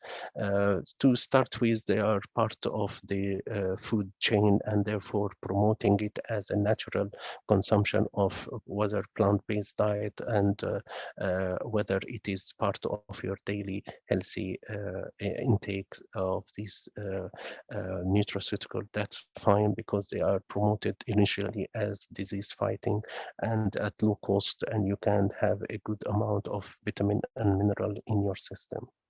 However, the safety also is not a big deal because they are originally food, and therefore the food is being consumed over years and thousands of years. Therefore, there is low toxicity profile, and there is no much of a health risk exposed to human being. However, we need, if we are to promote some nutraceutical in the market today, we need to have a scientific portfolio. And this is scientific portfolio contain lots of experiment and clinical studies that have a scientific substantiation towards this type of healthy claim you are putting on the product or selling in the market today. In EU, we have that a healthy claim is allowed only when there is a scientific justification, while nutritional claims will be clarified as standardized. And therefore, we need to be careful, extra careful when it comes to child development meal or food, because this is need also to be highly substantiated with and authorized with clinical studies in advance. What the information we need when we claim or we promote certain type of nutraceutical in the market, we need to be careful and state clearly what is the origin and whether it is extract or raw material or enriched or purified, the fermentation or fermenter if it's present, the chemical synthesis of this if it's synthetics, and in case of non-single compound, that means multiple compound, what is calculate the dose content per such a product and provide evidence on the role of other content or compounds present in the mixture. And therefore also the impurity profile need to be stated, the stability on the shelf, and which is form they are offered, the galenic formulations, and also the bioavailability data in human, as one of the audience has highlighted, bioavailability is important for human. Are they in the today market? Of course, the consumers' interest in the role of diet in health and disease has increased the demand for information on nutraceutical. For example, in Japan and England and other countries, nutraceutical has already become part of the dietary landscape. While it's very famous worldwide, that such interest in the consumer towards this type of food has increased and made a very interesting, lucrative global nutraceutical market with impressive growth rates estimated to reach $745 billion by 2028. And this is making the food nutraceutical market one of the fastest growing segment of the food industry. Application of the nutraceutical to enhance the dietary lifestyle. We were going to use the obesity today. People are talking about how to reduce body weight and how to increase the healthy and lifelong enjoying of your healthy lifestyle. How to do that by reducing some of the excess body weight in the body. So is nutraceutical can help to contribute towards achieving this goal? Yes. There are 6 targets for obesity management through nutraceutical. One of the target is to increase fat burning and through the increasing the basal metabolic rate. The second is to control the blood glucose and insulin. Third target is to increase the appetite control, how to control your appetite, how to manage it, to modulate it. And the fourth target is to increase feeling of fullness. And the fifth target is to inhibit carbohydrate and fat absorption. And the sixth target, which inhibit inflammation. So if we have nutraceutical that help with fat burning or control nutraceutical controlling blood glucose, or we have a nutraceutical to increase or to restrain the appetite, or nutraceutical to give you the feeling of fullnesses or inhibit the absorption of or reduce the absorption of carbohydrate and fat absorption, or inhibit the inflammation, then we have a nutraceutical to fight back the obesity. So what are the category? That first category, which is helping to increase basal metabolic rate or fat burning. We have on this list, we have the green tea extract, yerba mate and clary stage, and also we have conjugative linolenic acids in magnolia bark, caffeine, theobromine, and also the cayenne, ginger, pepper extract, also the purple corn, help with the controlling the basal metabolic rate or fat burning, and coffee tea. For the second target, which is targeting the control blood glucose and or potentiated or increase the sensitivity of insulin, we have the banaba leaf extract, we have the fenugreek and alpha lipoic acids that's present in spinach, broccoli, peas, brewers, yeast, Brussels sprout, rice bran, potato, and organ meats. Also, we have the American ginseng and Asian ginseng as well, the bitter melon, the green tea, salvia oblonga, and to focus on the those nutraceuticals that give you the feeling of fullnesses and fuller. That's those containing the cholecystokinin stimulator, and that's present in whey protein, soy protein, demiana, and Hoodia species. Those are some of the cactus-looking plants, and also fiber, the fenugreek fiber, the beta-glucan fiber, helping with the feeling fullness feeling. And we have also the appetite control. We have a craving control, the target number 4, and we have the hydrocetic acid that control the serotonin, which is a neurotransmitter. And this hydrocetic acid present in a plant called Garcinia cambogia, which is contain a substance called hydrocetic acid, HECA we call it, has been shown to increase level of serotonin, which is neurotransmitter that influence mood, social behavior, and appetite. And we have also the 5-hydroxytryptophan, which is again control the serotonin and control of appetite, and also St. John's wort that also control the appetite. We have the number 5 target, which is inhibit nutrient absorption, and this is absorption. And we have this, for this, the carbohydrate blockers, starch blockers. We have the white kidney beans, we have the wheat derived, and also sucrose and maltose blockers. We have the chlorogenic acid, L-arabinose, in apple, artichoke, carrot, coffee, beans, eggplant, grapes, honeysuckle, kiwi, fruits, pears, plums, potato, tea, tobacco leaves, and fat blocker. We have the lipase inhibitors, the very famous green tea, pine bark, Cassia numami, and fat binders. We have the prickle pears cactus, opuntia, and the chitosan, which is the shellfish outer shellfish outer skeleton. They take it off and boil it and extract it, chitosan, and drink it, and that help with the inhibition of nutrient absorption. The final point, which is the inhibition of inflammation. And we know that obesity can be defined as certain textbooks saying that is low-grade inflammatory disease. So by helping to reduce this inflammation with the help of fish oil, the very famous omega-3, that anti-inflammatory, pine bark and green tea and sesame, these all are known to reduce the inflammation, improving the status of obesity. However, we also thought of something which is, that's what I want to talk to you about it. It only last couple of slides, which is how to enhance the bioavailability of target delivery of some phytochemicals. If we are not taking the phytochemical in their natural form, how to increase their bioavailability in via a synthetics way. The synthetic way, of course, is a very simple way where my colleague, Dr. Sundus Tawfiq, took it through the important experiment we carried out over the last 5 years.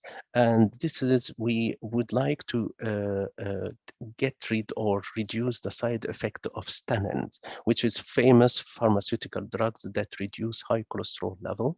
So Dr. Tawfiq and her team has developed an innovative delivery system of stanols. And we know that through the slides I highlighted to you that the stanol can reduce the naturally reducing the cholesterol absorption as it is a phytochemical. It's been published through different research articles using clinical trial that the stanol has a good impact on the reduction of high cholesterol level as it's in hinder or reduce the absorption of cholesterol in the intestinal wall.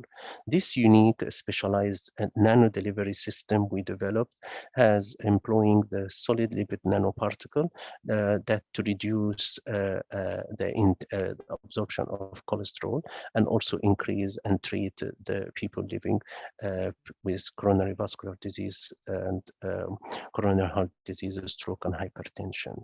So we publish this in the International Journal of Nanomedicine in 2020, and in which we formulated and characterized the phytostanol ester solid lipid nanoparticle for the management of hypercholesterolemia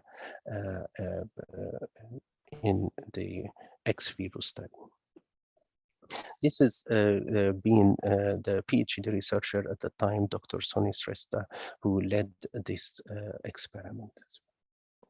What we've done simply, we developed nanoparticle, and the nanoparticle was containing the stanol. So first we developed a microemulsion, and in this microemulsion can serve as a little wallet or pocket in which we load nutrients. For example, in this case, we loaded stanol esters, and these stanol esters can be developed as a powder or sachet, and this sachet can be easily given to people suffering from high cholesterol level, and they can eat it and they can release in the duodenum and release active ingredient, which is stanol, to stop the absorption of cholesterol. Or you can use this powder to prepare some food product, no matter what this food product is, but you mix it with some flour and prepare food product and then give it to the people who are suffering high cholesterol level, so they can ingest it. The microemulsion will release in the duodenum the active ingredient to reduce the cholesterol level. So this is ready now. We have this as a product now, and is ready for the next phase we are taking for clinical trial. So in summary about the nutraceutical, we would like to highlight that there is the role of diet in health and disease has taken center stage in recent year with the emergence of nutraceutical, functional food, and botanical dietary supplement, coincided with the increased health costs we are experiencing now. The price has gone up everywhere, growing interest in medical self-care, consumer awareness, existence of vigilant regulatory body supported by credible research and scientific evidence, has all promoted the sales trend of dietary supplement and functional food businesses. There is a need, however, for a marketing framework based on sound science, fair claim, product quality and safety, and therefore consumers should be cautious that there are many adulterated, unauthentic products that may put them at risk of ill health and or the toxicity. Thus, efficacy should be the evidence by mechanistic plausibility and or clinical data serving as basis for honest claim. Thank you very much for your time. Thank you. I would like also to thank all colleagues and collaborators from across the world, Nigeria, in Harvard University, in Westminster, London, in Bloom's Nano, UK, and London Metropolitan University, and different places in Ghana, in India, in Congo, in Spain. Thank you very much, everyone. Thank you.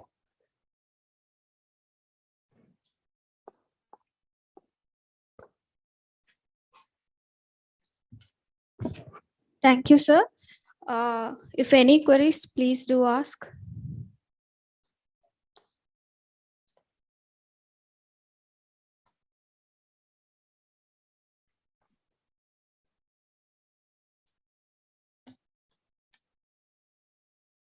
Hi, Doctor. Hi. Just 1 minute. Can someone stop me sharing the screen? So please, I'm not experienced with Zoom.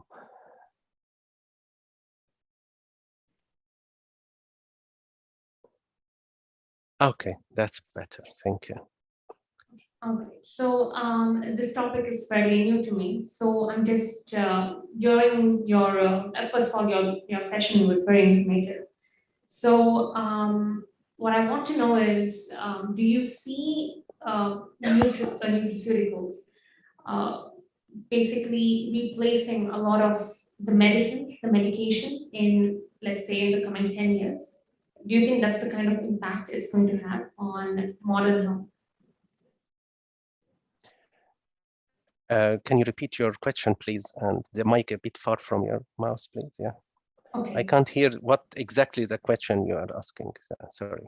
Yeah. So I was just saying that this is quite a new topic to me. So so what I want to know is, maybe in the coming 10 years, do you see nutraceuticals replacing a lot of medications that we know that are responsible for basically treating a lot of modern day problems, health problems? Yeah, well, if it's disease and as you define it by your healthcare and health professional, it's a disease. I think nutraceutical can be part of the treatment or therapeutic framework, because disease needs certain medication to be taken and at certain interval in order to reduce and help or increase or down regulate certain metabolic reaction in the body. What we are talking about nutraceutical, they are part of the dietary lifestyle that we are talking about today, the conference. If somebody been defined or diagnosed with a disease and he start to take nutraceutical instead of their tablets or pills, I think at that stage that might be not enough. So, but I'm talking to the majority of the population who are not suffering a disease and how to retain and sustain. And I just highlighted through the slides how certain food items that contain phytochemical, that how to boost the immune system, how to act as antioxidant, how to increase the absorption of certain nutrient, how to reduce the fat burning, like green tea. It's, for example, green tea is reducing the capacity of lipases. So if I drink green tea, so the lipase enzyme is not fully function 100%, for example, it's going to be 80 reduced. So that means the fat digestion or fat absorption is not 100% completed. So some of the fat will be leaving the body without being fully digested, and it will help to reduce body weight for those who want to sustain a healthy lifestyle. But to replace nutraceutical, to replace totally the pills or medication, I don't see that in the very close future. Yeah. I hope I answer your question. Thank you. Thank you. Thank you, sir. Thank you, ma'am. Sorry for the delay in the schedule. We will try to close it by 1:30. Everyone's cooperation is appreciated in advance. Now I would like to welcome Dr. Abdal Basid Mariot. Dr. Mariot is the founder of Gibaish College of Science and Technology, Gibaish, Sudan, 2017, and is the professor at the Department of Biology, Faculty of Science and Arts, Al Kamil University of Jeddah, KSA. He obtained his BSc, MSc, and PhD in Food Science and Technology. Professor Bariod was classified among the top 2% global highly cited researchers, published in PLOS Biology by Stanford University, USA in 2019. Professor Dr. Mariod won Abdul Hamid Shoban Award for Arab Researchers in 2021. Now I would like to welcome Dr. Mariod to provide welcome address.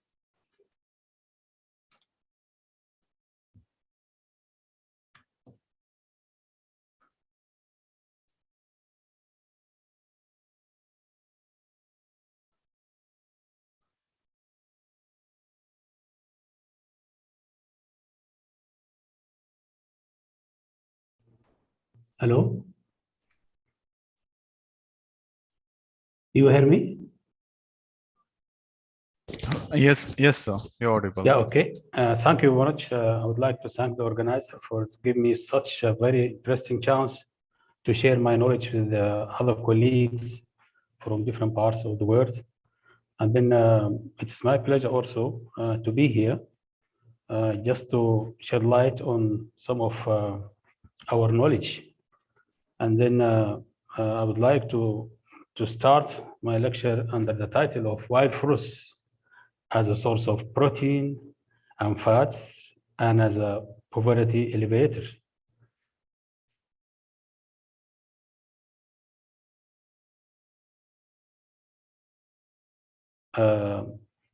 As the organizer said that I'm a professor at Food Science and Technology in University of Jeddah, KSA, Saudi Arabia.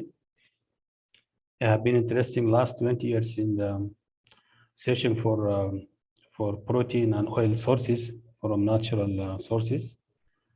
These are some pictures of wild fruits. And then, as you know, wild fruits internationally is well interesting issue and has been for a long time being studied. And as my colleague, Dr. Tawfiq, the previous presenter, said that for the nutraceutical, most of the nutraceutical are extracted from natural product like these plants or herbs and so on. So the distribution of these wild fruits all over the world, it's well known that all the societies are keep in touch with these wild fruits. If we'd like to just to have just small information about the fruit composition, we know that most of the fruits are composed of water, more than 75, 98% of water. And this is in the fresh source. And then it can be changed, of course, when it's dried. And the carbohydrates is something up to 25%, protein up to 2%. This is for the fruit. And then fat is up to 55%. This is just for, if you would like to give an idea about how these wild fruits. Unconventional protein sources, we have different sources of protein from different sources. If we see that here, the protein source, for example, you can find in oil seeds. Some of oil seeds can be unconventional oil seeds, and then we did a lot of research on these unconventional oil sources. Just we are searching for new oil sources, and then oil sources also it can be oil seeds. Also, it can be a source of protein, as you know. And then green legumes also, it's a good source of protein. Also, in searching for a protein source, we also research unconventional legumes and unconventional forage legumes. It contains also protein, cereals and pseudo cereals or unconventional cereals, leaf proteins. Also, we have a lot of unconventional fruits that it contain high amount of protein in their leaves, like moringa, like a lot of trees that contains hibiscus subterifa, for example. And so we have insects is also, it can be a good source of protein. We shed light on many insects in our research for the last 15 years. And then we find that these insects contain a high amount of proteins, very interesting proteins. And as the previous lecturer mentioned, that chitosan is, it can be a source of nutraceutical. Also here, chitosan, it can be extracted from insects. We did a lot of work on this issue, and so on. Here we have just give idea about some fruits, how it contain micronutrients like protein, fat, and it seems that a lot of sources contains high amount of protein or fat. Sometimes we didn't concentrate on the fruit itself, but we can go directly inside the seed or the kernel of the fruit, and then you find that the kernel of the seeds of unconventional seeds, it contains high amount of fat and protein. Minerals in some wild edible fruits. You see here, add minerals is very important for our diet and very important for our nutrition status. Also, the edible wild fruits contains high amount of minerals like calcium, phosphorus, and so on. And that will be one of the interesting things that to follow up these wild fruits. One of the most important wild fruits that we concentrate on is the Scalcariberia, which is called mariola. It's a very famous tree in tropical and subtropical countries like South Africa, on some African countries. We did a lot of work on this Scalcariberia. Here we are just focusing on the oil, fatty acid composition of this oil. We compare it with our conventional oils like soybean, like sunflower or cotton or groundnut and so on. And then if you can see here, this oil contains high amount of Uric acid, فيها 18 with one double bond, and that is more than 30 something, and that will be very interesting. And so on. If you compare the composition of this unconventional wild fruit, you see that it is contain high amount of fatty acid, important fatty acid that is for great important for the nutrition. Also, the wild fruits contains high amount of carotenes because it contains different colors, contain many sort of anthocyanins, and then you know that the importance of anthocyanins also. And the wild fruits or wild edible fruit contains some amount of flavonoid, phenolic compounds, and then as you know the importance of phenolic compound or flavonoids. While edible wild fruit also contains high amount of tannins, and these tannins it's very important for our nutrition, and then it's also important for if we would like to produce a new product and so on. Unconventional oil sources, we have different source for unconventional oil sources from trees, from herbs, from insect, as I said. And then we published all our results in a book published by Sabir, we call Unconventional Oil Seed and Oil Sources. This book contains almost more than 42 chapters just talking about unconventional oil sources, how much oil, the sort of fatty acid composition, the importance of nutraceutical in it, and then the amount of tocopherols, phytosterols, and so on. And then we let this also, we check about the medicinal uses of these unconventional oils, and then how we can apply it in our diet, and how can we apply it in industry, like using these oils in frying, using these oils in food, like using these oils in cooking. Also, we have some examples of edible wild fruit like Adonsonia digitata. Adonsonia digitata is a very famous tree in some African countries and subtropical countries. It has very amount of amino acids. Almost people used to eat the leaves because the leaves contain high amount of protein. And then also they have very interesting fruit. The fruit contains high amount of citric acid and minerals and so on. And then also it contains amount of amino acid, very interesting fatty acid, very interesting phytochemicals like saponin, and flavonoid, alkaloids, tannins, and so on. And that one of the wild fruits. Also, we have Balanite aegyptiaca. It's a very interesting tree. It has very interesting wild fruits. It contains high amount of amino acids, fatty acid, and phytochemicals. And Balanite aegyptiaca, we did a lot of work on its oil, and then we did a lot of work on its protein concentrate and protein isolates, and we developed some products using this protein isolate and protein concentrate to fortificate some traditional diets in Sudan. And then we have Scalacari iberi, as I said before. It's one of the great wild fruits in Africa. It's a very interesting tree. The fruit, something like lemon, it contains high amount of vitamin C. It's like 4 times of orange. And then it contains, it has a kernel. This kernel contains oil content around 46 to up to 65%, and the oil contains very interesting amount of fatty acids. And then also the kernel contains very interesting proteins, essential amino acids, non-essential amino acids.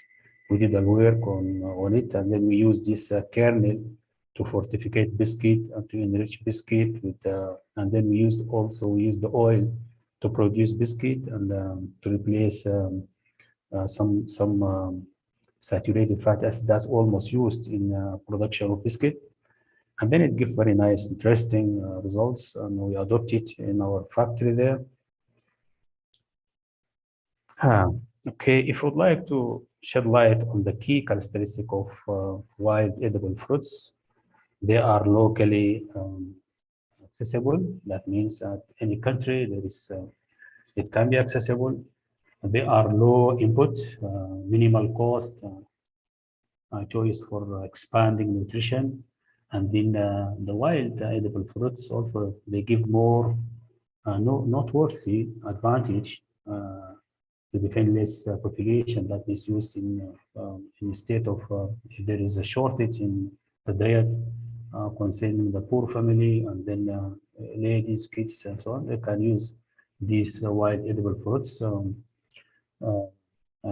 in their diets. The wild edible fruits also, they add to livelihoods and are accessible during times of the dry season or during some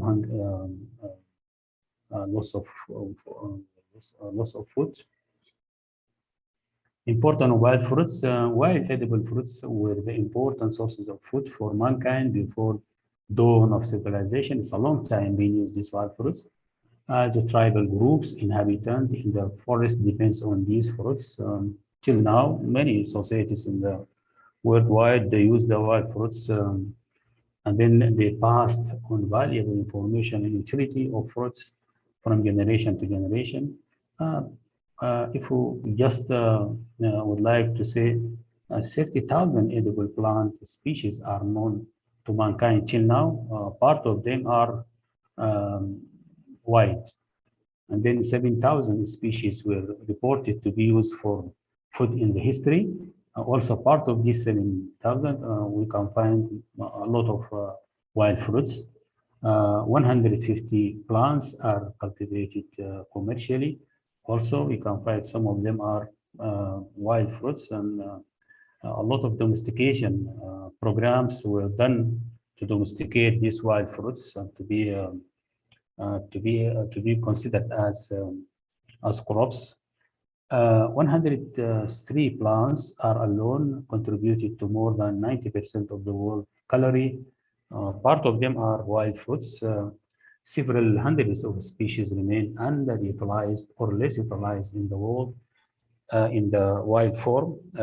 So these some species will need to be utilized, need to be under study, and to focus on their composition and how it can be a good source for protein and oil. Important wild fruits, the physical and economic accessibility of such wild fruits make it a part of the normal diet. That means if you use it, then it can be part of our diet because it contains high amount of phytochemicals and important proteins and oil and sometimes of carbohydrates also. It used to adopt various coping strategies to mitigate hunger. That means during famine time and food deficit periods. Wild fruits use and consumption are well recognized even during normal times when cultivated food. It will be very interesting and important to use this wild fruit. Wild fruits in the traditional sector constitute a substantial economic opportunity. That means it can enhance the economic situation of the family, the economic situation of the poor people, and so on. Play a significant role in the supplementing their income to meet basic needs, especially when other incomes, particularly agricultural, are out of reach. Sometimes agricultural crops can be out of reach according to dry or according to climatic change and so on. So wild fruits, it can be a good supplement for that.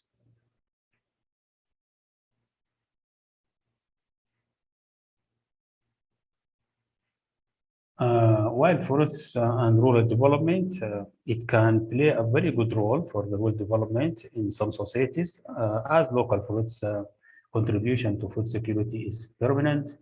It can contribute, of course, for the food security. Rural communities are wholly or partially depending on forest for their livelihood. Till now, we have a lot of societies in some countries, some continent that depend on wild fruits.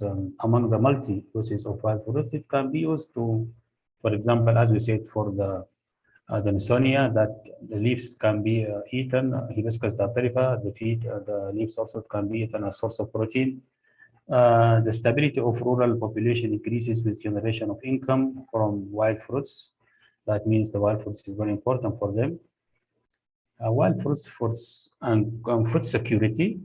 Wild fruits play a good role in food security because to increase interest of food security and poverty alleviation, people in a significant part of the world tried many ideas to harvest and domesticate wild fruits. A lot of work had been done from the literature that some unconventional wild fruits had been domesticated and been used as a fruit or as a source of different phytochemicals.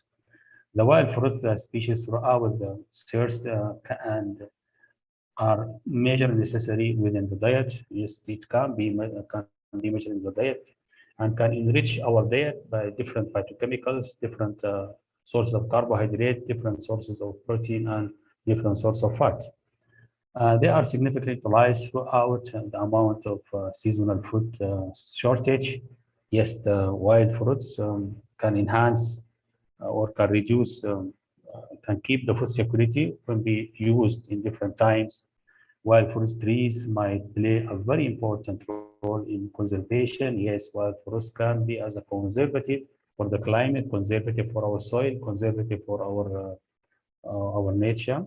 They are also necessary for shade. Some of these wild fruits can be used for shade, and then of course it can be used for utensil and so on.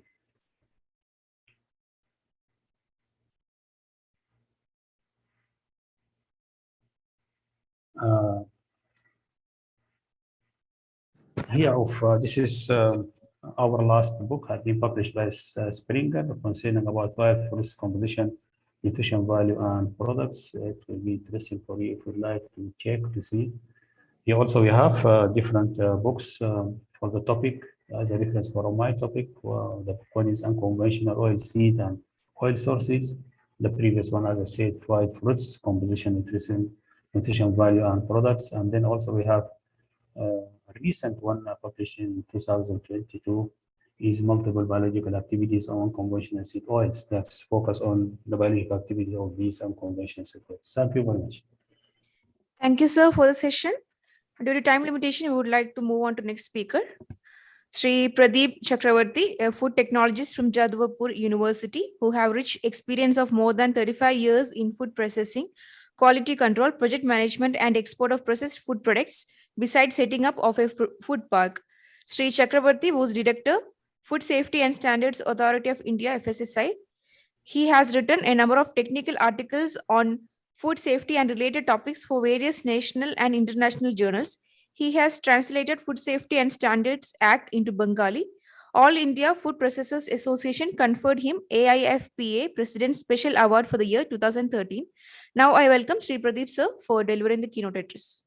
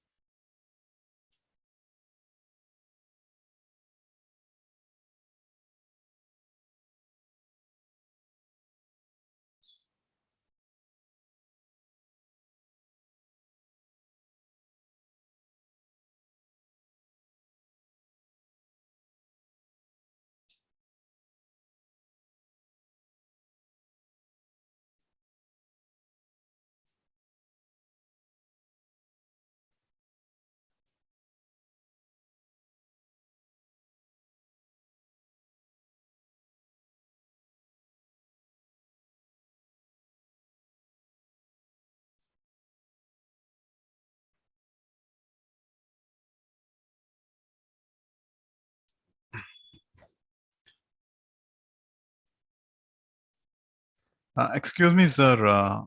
Your voice is not audible, so you're in mute.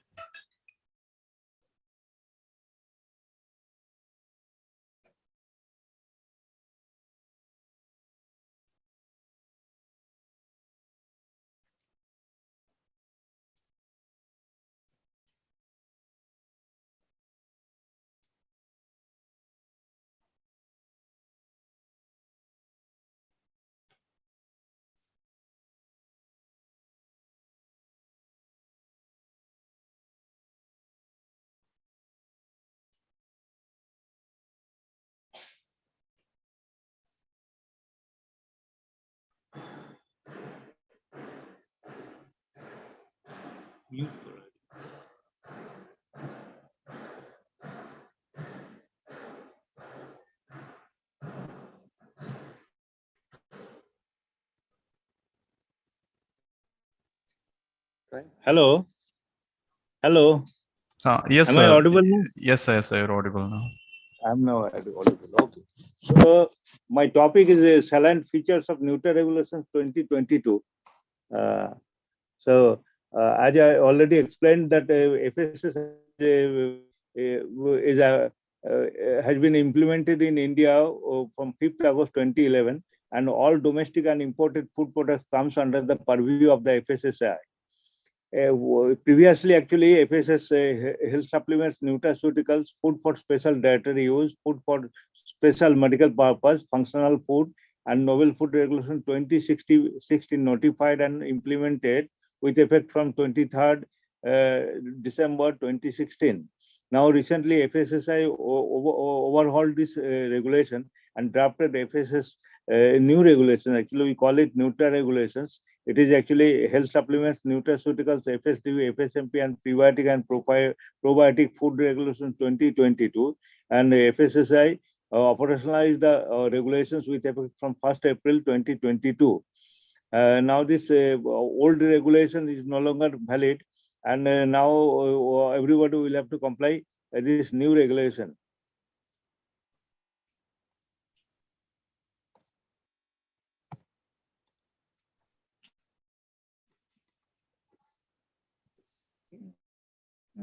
So this NUTA 20 regulations the previous FSS regulations which was notified earlier in 2016. And since it is a draft regulation, it will be posted in the FSS website for stakeholders' comments. And final notifications are likely to take more time. So FSSI decided to operationalize the NUTA regulations 2022 with effect from 1st April 2022. Henceforth, all the manufacturers and importers will have to comply with the NUTA regulations. So scope of the regulations, actually, these foods are intended for population above 2 years age. Earlier, as per earlier regulation, it was for population above 5 years age. So these are to be consumed orally in defined quantity and particular and defined duration, and not for parenteral use. So the product shall not include a drug, hormones, steroids, a narcotic drug, or a psychotropic substance. The product shall not claim cure, prevention, mitigation of any specific disease or disorder. It shall comply with FSS contaminants, toxins, and residue regulations 2011, microbial contaminants Appendix B of FSS food product standards and food additives regulations 2018, and food safety standards packaging regulations 2018. So in addition to in addition to this regulation, actually these products shall comply these 3 regulations as well. And category of products, actually 5 categories are covered under the new regulations. Earlier, actually we had 8 categories. Now it has been made into 5 categories, though 2 subcategories under FSDU and 2 subcategories under FSMP were included. So these 5 main categories are health supplements, nutraceuticals, food for special dietary use, food for special medical purpose, probiotic food and prebiotic food, we call it PREPO also, and 2 subcategories under FSDU. These are new introduction. These are actually, number 1 is food for sports person, and number 2 is FSDU for weight management, and 2 subcategories under FSMP also included, and these are FSMP for weight reduction, and number 2 is foods intended for special diagnostic purpose. So schedule, actually in our earlier regulation we had 8 schedules. Now in this new regulation we have only 4 schedules. Schedule 1 actually is the list of nutrients, means actually vitamins, minerals, amino acids, and other nutrients. And Schedule 2 names actually plant or botanicals, either in the given form or their extracts. Schedule 3 are the molecules, isolates, extracts other than Schedule 2. And Schedule 4 are prebiotic and probiotic strains. So for use of any other ingredients other than the ingredients mentioned in these 4 schedules, pre-approval is required in accordance with FSS approval of non-specified food and food ingredients regulation 2017. So number 1 is health supplements. Earlier also we had this, and these health supplements, actually these products are meant to supplement normal diet of a person and not intended to treat, cure any deficiency. And it is a concentrated source of nutrients and or other ingredients singly or in combination specified in Schedule 1, 2, and 4. Nutrients shall not exceed 1 RDA as specified by the FSSI.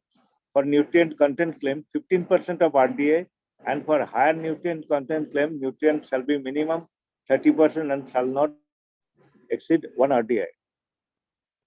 Format of all products may be powders, granules, tablets, capsules, liquids, semi-solids, drops, pills, gummies, jelly, chewable, and mouth-dissolving strips, bars, biscuits, and candies. So these are the formats of these products, and additives specified in Annex 3 of this regulation are permitted in tablets, capsules, and syrups. For other formats, additives specified for category 13.6 and GMP table of Appendix A of FSS Food Product Standards and Food Additives Regulation 2011 are allowed. For health supplements, specific labeling instruction mentioned in the regulation in addition to the FSS labeling and display regulation 2022 to be complied with. Now, nutraceuticals. Detailed regulation is available in the website of the FSSI. So nutraceuticals, I need not to explain it more because my previous speaker already spoke in details about nutraceuticals. But as per FSSI regulation, actually nutraceutical products contain extracts, isolates, and purified chemical compounds having physiological benefit. It helps to maintain good health and not intended to treat or cure any medical condition, disease, or disorder. Nutrients ingredients allowed are molecules, isolates, extracts from Schedule 3. In addition to the Schedule 3 nutrients, it may also contain nutrients ingredients from Schedule 1, 2, and 4 also. For nutrient content claim, UGS levels shall be minimum 15% of RDA, and for higher nutrient content claim, nutrient levels shall be minimum 30% and maximum 1 RDA. So product format may be same as health supplements, and additives specified in Annex 3 are permitted in tablets, capsules, pills, liquid formats. For other formats, additives specified for category 13.6 and GMP table of Appendix A of FSS, FPA, and FA Regulation 2011 are allowed. For nutraceutical products, specific labeling instruction mentioned in this regulation, and you have to comply this instruction in addition to FSS labeling and display regulation 2020. And now food for special dietary use, FSDU. It was there also in our earlier regulation, and since it is a conference on clinical nutrition, and food for special dietary use has a lot of significance. FSDU is a category of foods that are specially processed or formulated to satisfy particular dietary requirements which exist because of a particular physical or physiological condition and or specific disease or disorder. This standard applies to all prepackaged FSDU in case of weight management, obesity, diabetes, high blood pressure, pregnant and lactating women, celiac disease, geriatric population, sleep management, food for sports person, and other health conditions.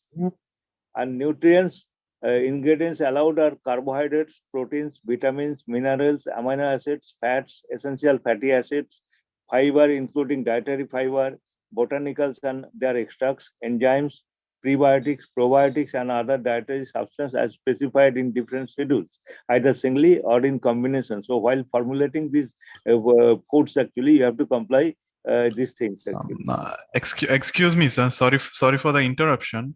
Yeah. So we are running late, sir. So please try to wrap up this I'll presentation in another 5 minutes, sir. Yeah, I will finish in 5 minutes. Okay, thank you, sir. Yeah, so usage level of nutrients shall be as specified by the FSSI. If not specified, FBO shall adopt usage level based on relevant scientific data and submit such data to the FSSI. Format of the product is same as health supplements. FBO may formulate, but since this is FSDU, FBO may formulate food meant for oral feeding also through an enteral tube unless restricted by the FSSI. So this other details are available in the website of the FSSI. So you please go to the website of the FSSI. And this is a new category, FSDU for weight management. So it is a subcategory of FSDU, and this standard applies to foods which are presented as a replacement for all or part of the total daily diet when presented as ready to serve or when prepared in conformity with the directions for use by the manufacturer. It does not apply to prepackaged meals controlled in energy and presented in the form of conventional foods. Since for weight management, total energy intake per day shall be minimum 800 kilocal and maximum 1200 kilocal. Energy intake per meal shall be minimum 200 kilocal and not more than 400 kilocal. When FSD presented as a replacement for one or more meals per day. So essential composition of the product is protein, fat, linolate, vitamins and minerals and dietary fiber. Protein content shall not be less than 25%, not more than 50%. Total amount of protein shall not exceed 125 gram per day, and not more than 30% of the energy shall be from fat and not less than 3% from linoleic acid in the form of a glyceride. These products shall have adequate dietary fiber. So when FSD is used as a replacement for all meals per day, it shall contain at least 1 RD of vitamins and minerals. Additives already specified in this regulation. And now one more subcategory of FSDU, food for sports person. This is a subcategory of FSDU. This standard applies to food for sports person in formats meant for oral consumption and to be used only under medical advice by physician or certified dietitian or nutritional professional, and shall not be applicable to liquid products, beverages. And in addition to labeling requirements, FSD, every package shall carry information specified in the regulation. And now food for special medical purpose. And FSMP is a category of food. It was there also in the earlier regulation. FSMP is a category of food which are specially processed or formulated and presented for the dietary management of patients. FSMP are intended for exclusive or partial feeding of patients with limited or impaired capacity to take, digest, absorb, or metabolize ordinary foodstuff or certain nutrients contained therein.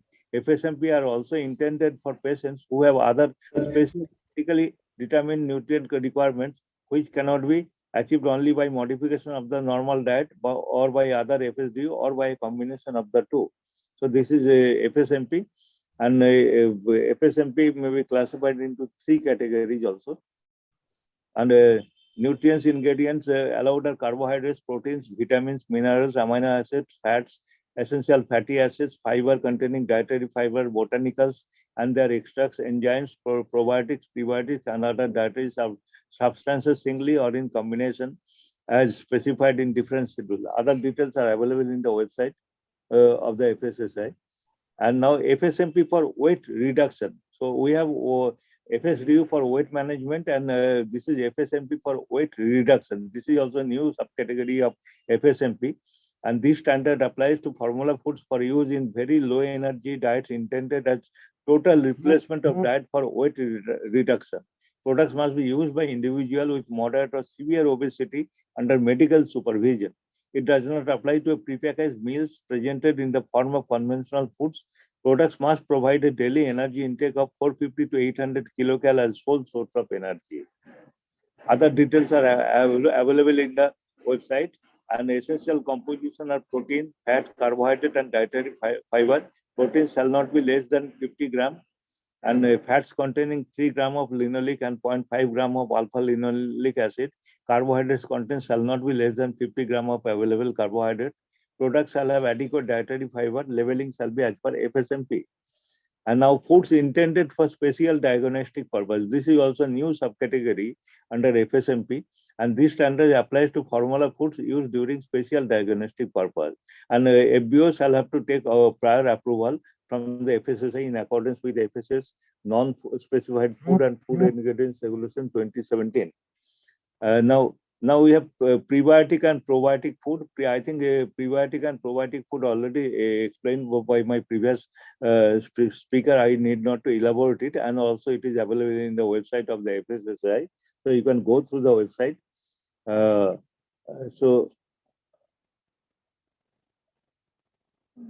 So with this, actually, I conclude my presentation. Everything is available in the FSSAI website, and but you have to comply with this regulation from 1st April 2022. So with this, I conclude my speech. Thank you very much for giving me the opportunity to speak and discuss on these new regulations. Thank you.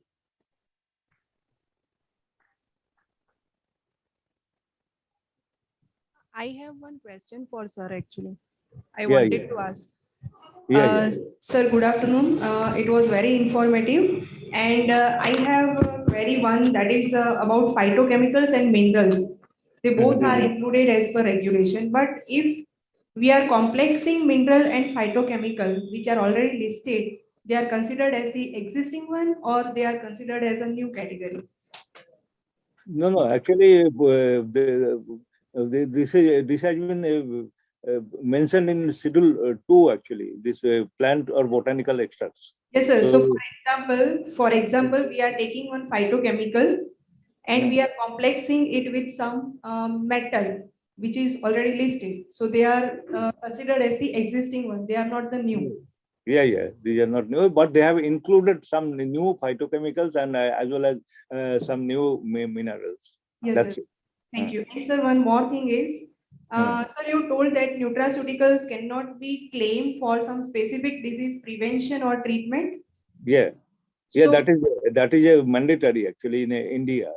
This is for general. when clinical trials are performed for any nutraceutical, it is generally performed to claim that this nutraceutical is effective for reducing the lipid, or it is effective for immunity, or it is effective for reducing sugar. So, sir, what about that?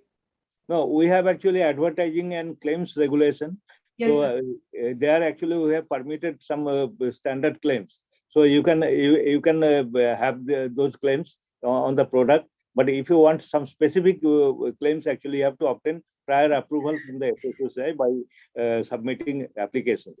That is the difference. Thank you very much, sir. Thank you, sir. And due to time limitations, we'll be concluding the sessions as of now, and we'll start after lunch and with Dr. Vaidehi ma'am. And now I request everyone to assemble for group photo on the dais, please.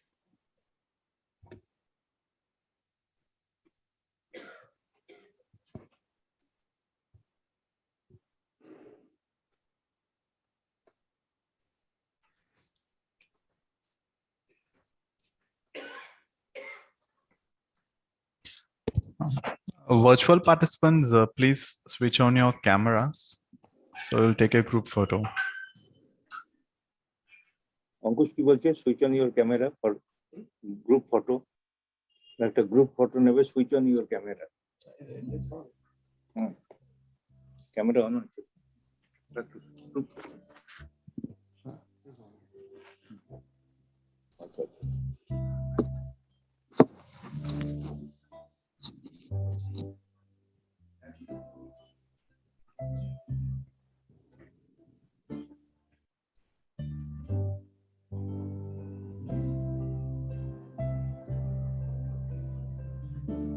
Everyone, please assemble.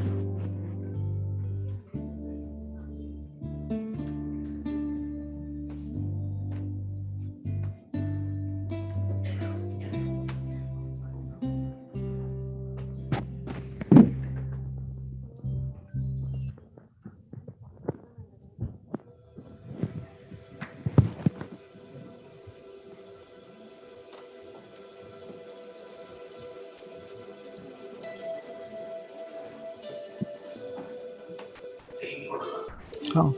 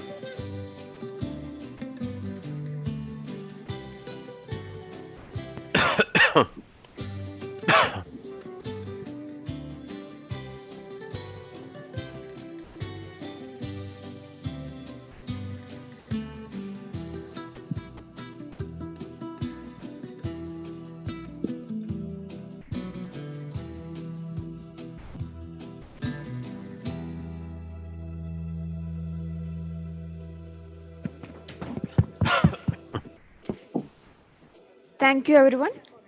So now I request everyone to leave for lunch and come back by 2:30 p.m. And also note for presenters who have brought soft copies, you can save the laptop available there during the lunch break. Thank you.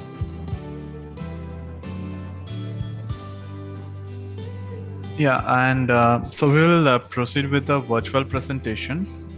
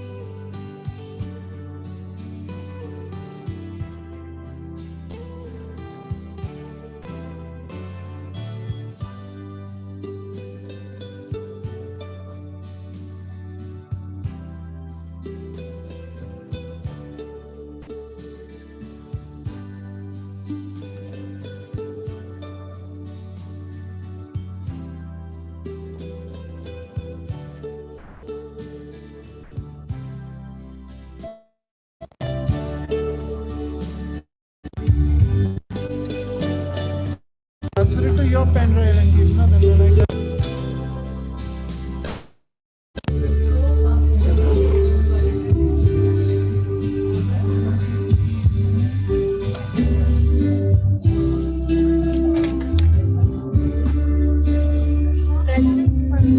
present பண்றோம் pen drive copy பண்ணுங்க நிறைய folders இருக்கு நான் என்ன folder Okay.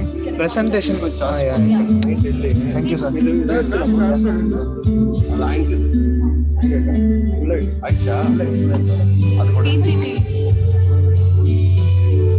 PPT க்கும் ஒரு folder இருக்கும் no not the folder backல PPT மட்டும் அது மட்டும் காப்பி பண்ணிக்கோ அது ஒரு தடவை ஓபன் பண்ணி காமிக்கணுமா காப்பி பண்ணிக்கலாம் ஓகே இது பண்ணும்போது உங்களோட பிரசன்டேஷன் ஒரு வாட்டி வந்து சொல்லிடுங்க உங்களுக்கு என்ன பிரசன்டேஷன் ஓகே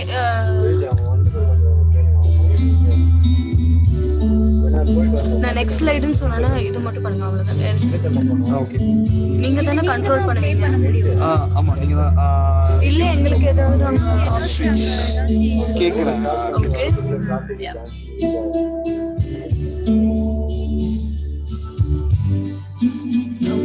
அது மட்டும் பாசிபிள்னா ஸ்விட்ச் மட்டும் பாசிபிள்னா அது மட்டும் பண்ணுங்க மத்தபடி இல்லனா நெக்ஸ்ட் ஸ்லைடுன்னு சோ நீங்க பிரசன்ட் பண்ணும்போது நெருங்கில பிரசன்டேஷன் தான் வரணும்ல ஸ்லைட் ஷோல ஜூம்லயும் உங்களுக்கு பிரசன்டேஷன் தான் ஆமா ஸ்லைட் ஷோல போட்டுருங்க அப்பதான் நான் இது வரும் ஓகே தான் இதுல என்ன ஆடியோ இருக்கா audio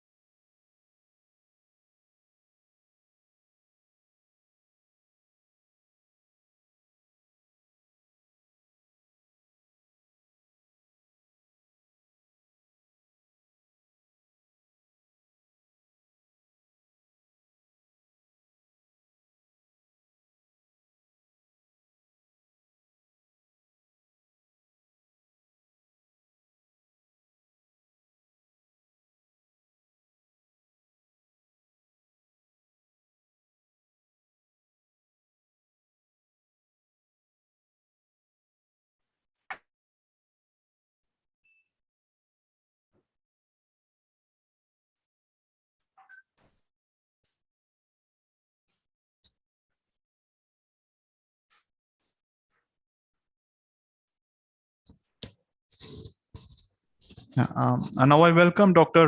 Vaidegi Ulaganathan to give a plenary presentation. And Dr. Vaidegi Ulaganathan is a senior lecturer attached to the Faculty of Applied Sciences, UCSI University, located in Cheras, Kuala Lumpur. She has a doctoral degree in the field of clinical nutrition, 2018, from University Putra, Malaysia. She initiated several studies among secondary school students to promote healthy chronic diseases in adulthood. Recently, in 2021, she received the Global Nutrition Early Career Scholar Award in the field of clinical nutrition from American Society of Nutrition, supported by Mondelez International. Welcome, madam. Please continue.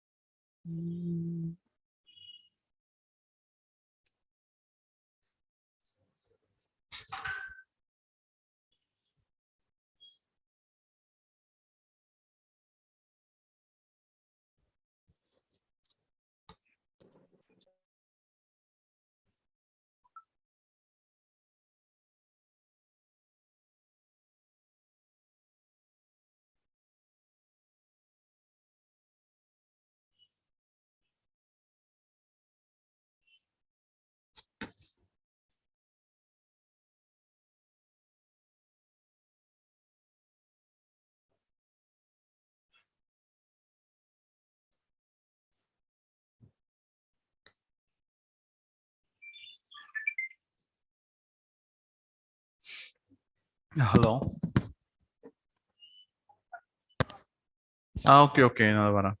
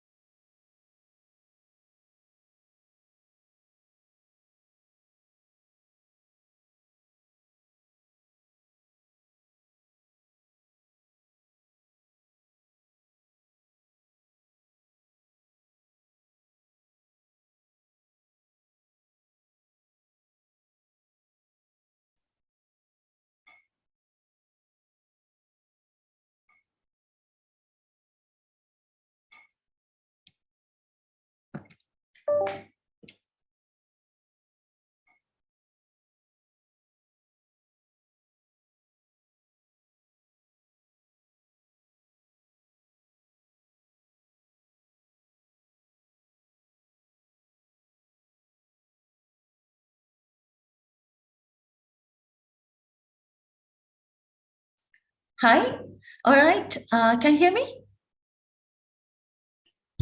Hi. Yes, ma'am. We can hear you. Uh, Please go ahead. Okay, thank you very much. Actually, sorry for just now. Suddenly, I was kicked out from the WhatsApp, from the Zoom platforms. Okay, thank you, Chairperson, for the introductions. Okay, I'm Vaidehi Ulaganathan from UCSI University, Malaysia. First of all, I would like to say hello, hi, everyone. Vanakkam, namaskaram, and namaste. So today, what I'm going to share with you all is not about food mainly, but it's about physical activities. So the title of today's presentations will be Associations between Recreational Physical Activities, Colorectal Cancer with the presence of metabolic syndromes and its component. And this is a multi-centric hospital-based case control study conducted in Peninsular Malaysia. So Malaysia, if we see, according to the Global Can 2020s, colorectal cancer is the second highest cancer in Malaysia, particularly, and these distributions between the gender are almost equal. Let's have some understanding about colorectal cancer. Colorectal cancer is not that dangerous when it is at a polyp stage, at the adenomatous polyp stage, but it's become very dangerous when it's transferred into cancer stage once it starts to invade and it starts to grow beyond the limits.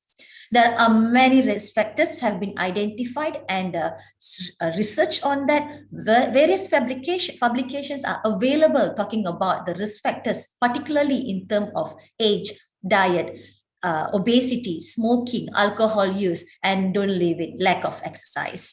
And several symptoms was identified for colorectal cancer, such as vomiting, diarrhea, constipations, weight loss, rectal bleeding, fatigue, blood in the stool, change in the bowel habits, and stomach. And this symptom sometimes is just similar to the symptoms like stomach abnormalities that people will overlook at it. That's where people, most of the cases, when they reach to the medical concerns, they already at the advanced stage. And multiple preventions have been recommended, including increase the intensity of physical activity, limits rates and processed meats, gets recommended calcium and vitamin D, avoid excess alcohol consumptions, eat vegetables and fruits, as well as stop smoking. So basically, when we do regular colorectal cancer screening, it's the most effective method for the early detections. Okay, talking about the colorectal cancer, let's talk about what is metabolic syndromes. This is a cluster of risk factors. This is a syndrome, not a disease basically, but these risk factors in the combinations, they can increase the risk of having heart attack, stroke, and type 2 diabetes. And recently, metabolic syndromes are highly linked with cancer, including colorectal cancers. So let's know our numbers. So there are multiple risk factors, particularly 5 main risk factors. And out of these 5 main risk factors, if we are diagnosed at least with 3, then we are known to be having metabolic syndromes. Okay, these are the main known definitions for metabolic syndromes, including IDF, International Diabetes Federation's definitions, ATP3 definitions, and modified WHO. But what's the difference here is the cutoff points, but what's similar here is the presence of central obesity. Okay, let's look at how metabolic syndromes lead to colorectal cancers. So if you can recall back, I said about the cluster of the risk factors, right? So when it's come to the insulin resistance, increased inflammatory markers, both the presence of high obesity, insulin resistance, and high inflammatory markers will create a low-grade chronic inflammations. And chronic inflammations is the precursor, is the most risk factors for colorectal cancers. When come back to the mechanisms, high in adipose tissues and insulin resistant and inflammatory markers is enhance the metabolisms, and then also it is lead to metabolic syndromes by elevating the presence of obesity, blood pressures, dyslipidemia, as well as fasting blood glucose. And this, as a combinations, may increase the risk of colorectal cancer. All right, 20 to 30% of the physical activity actually can be reduced by risk factors. So there are 2 types of physical activities. It's recreation, it's under optionals and intentionals, as well as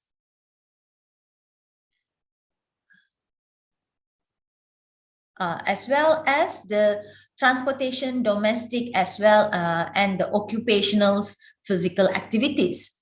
So, since physical activity reduces the risk by 20 to 30%, therefore it is logical to target recreational physical activity as a potential interventions aiming at the cancer prevention for a healthy populations.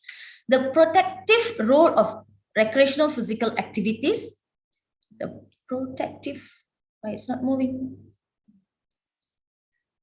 The protective role of the recreational physical activity likely if stemmed from the intentional activity with a moderate and vigorous intensity levels rather than majority of daily occupational or household activity.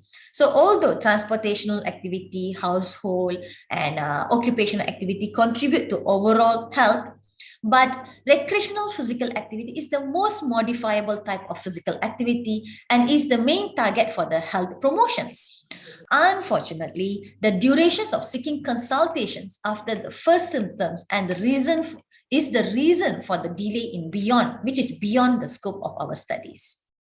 So this study aimed to determine the association between different type of physical activities, particularly recreational physical activities, and risk of colorectal cancer among patients with metabolic syndromes. Let's look at the methodology. This is a multi-centered hospital-based matched case control conducted in 4 main public hospitals. And we have 2 arms, which is the case and controls. They are recruited in both colonoscope room as well as in the colorectal cancer clinic. So those will be screened based on the inclusion and exclusion criteria, and those who are not met will be rejected. After obtaining the consent, we will do the data collections, including physical activity measurements, interview, blood collections, medical history from the medical records, further with the data analysis and the report writing. Looking at the hospitals in the Klang Valley, the samples from the Klang Valley will be transported directly to the lab, while the samples that not collected in the Klang Valley, such as in Johor Bahru or Penang, will be stored in the freezers, and then it will be transported to the lab further. Okay, this is the results. So majority of them are 60 to 69 years old, and there is a significant difference between the case and controls in terms of mean age. And it was similar to the distributions of national distribution. Majority of colorectal cancer concentrate among males and particularly among Chinese. So there are significant difference between primary educations with a lower education background between case and controls. So this indicate that low educations give a poor awareness among the case regarding the factors associated with colorectal cancer. So lack of awareness on healthy food choice, which more likely to prevent cancer or even to prevent or simply to prevent a gut health. So when look at the cancer indicator, majority of the cases presents with PR bleed, unlikely controls presence with diarrhea. And looking at the male and female distributions according to the site of the cancer, majority of the site of cancer is at the rectal stage. Most of them are at the advanced stage. So this urge for more effective campaign to raise the knowledge that will enhance medical and health seeking behavior. And this was totally, there is a significant difference between male and female for them to be identified with the advanced stage. If we look at here, female will more likely to be identified with the advanced stage. So according to across the definitions, the main reason IDF definitions to reveal the higher incidence in the difference is because of the defining of the central obesity. In addition, the IDF definitions require the presence of abdominal obesity, particularly as a preconditions.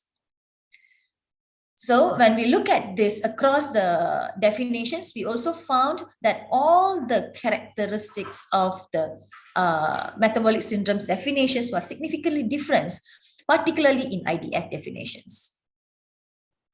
So we have found out in the studies, statistical analysis showed that in an adjusted model, the presence of metabolic syndromes as overall double the risk of colorectal cancer, and the effects was higher at low HDL level, which is the presence of dyslipidemia, followed by hypertension and also high waist circumference. So the study also found that there is a dose response in terms of increase of METs component and the risk of colorectal cancer. So according to the study here, the finding shows that we don't need to wait until we have 3 indicators or characteristics.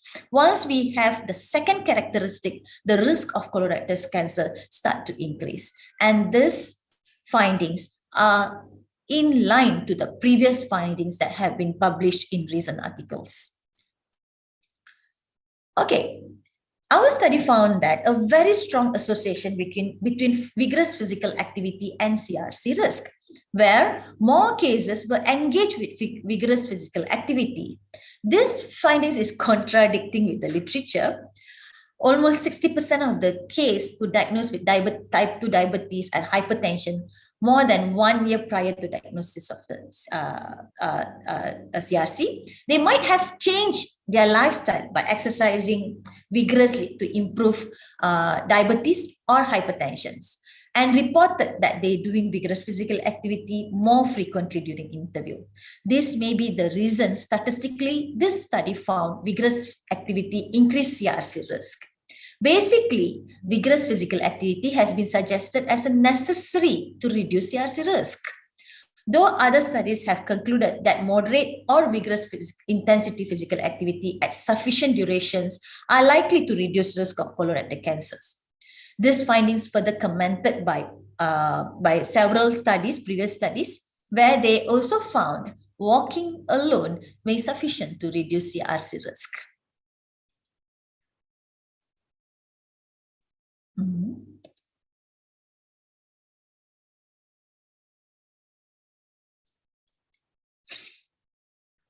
We also found some relationship between travel-related physical activity and then sedentary activity on average shows that cases have a longer duration of sedentary physical activity, and it's found that double the risk of CRC, and this is similar in line with the previous studies. All right, looking at the recreational physical activities and also the engagements of recreational physical activity with the presence of meds and risk of CRC risk. So the effect of recreational physical activity, they are independent to each other. So it shows that recreational physical activity is the most modifiable type of physical activity and is the main target for the health promotions. So this can be explained by doing recreational physical activity. It may increase the gastrointestinal transit, chronic inflammations, regulate chronic inflammations, immune functions, insulin and insulin-like growth factors, genetic mutations, and obesity. It can reduce all this, and gender may play a role. For example, sex steroids, which are also influenced by the physical activities. So the mechanisms that possible for benefit of recreational physical activity on the risk of colorectal cancer are unknown, but several biomarkers and response pathway have been suggested. This include what I have explained here about the increase of the gastrointestinal transit and so on. So studies subjects with low recreational physical activity had with higher waist circumference, if you see here, higher waist circumference, higher blood pressure, higher fasting blood glucose, higher circulating triglyceride, and lower HDL, recreational related physical activity statistically had effect on modulations of meds as well as CRC risk.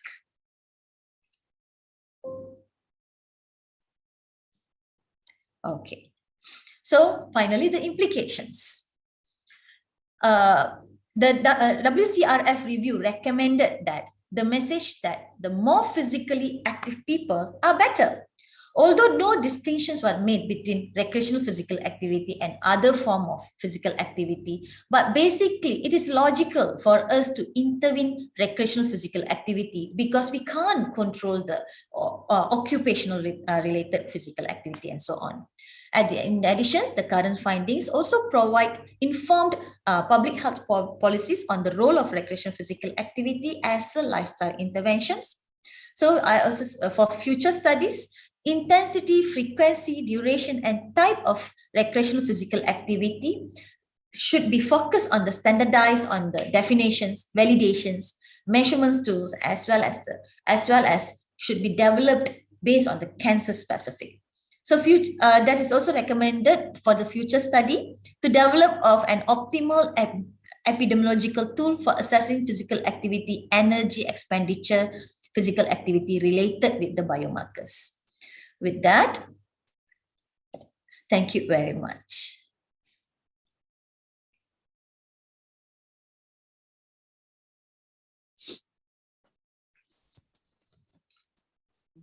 Yeah, thank you so much for your wonderful presentation. So if anyone having questions, please raise your hand.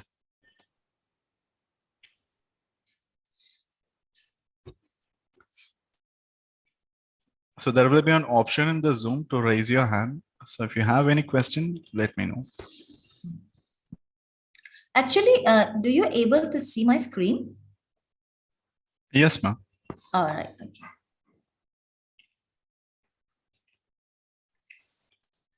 So thank you very much to listen to me. All right. And I'm very happy to see all of us here. And I hope next time I can join physical with you all. Thank you very much. Sure, ma'am. Expecting. Yes. Okay, thank you, ma'am. And so we will proceed further. So very soon we'll be opening the breakout rooms, and I hope everyone will be having their agenda. So according to your agendas, you can join in the particular, in the respective breakout rooms, like Hall B, Hall C, till Hall F will be there. So please check your agenda in which hall your presentation will be, and accordingly you can join in that hall.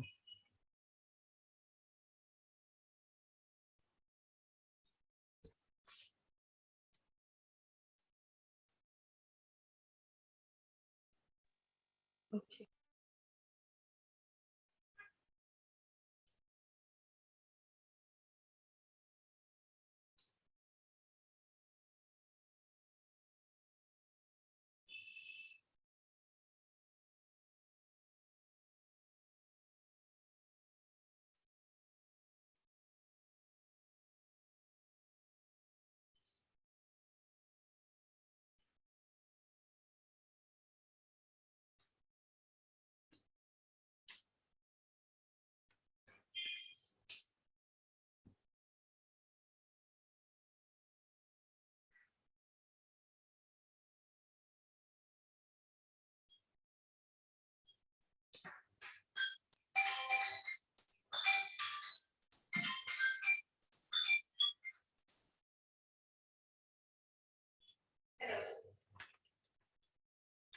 Yeah, 10 minutes.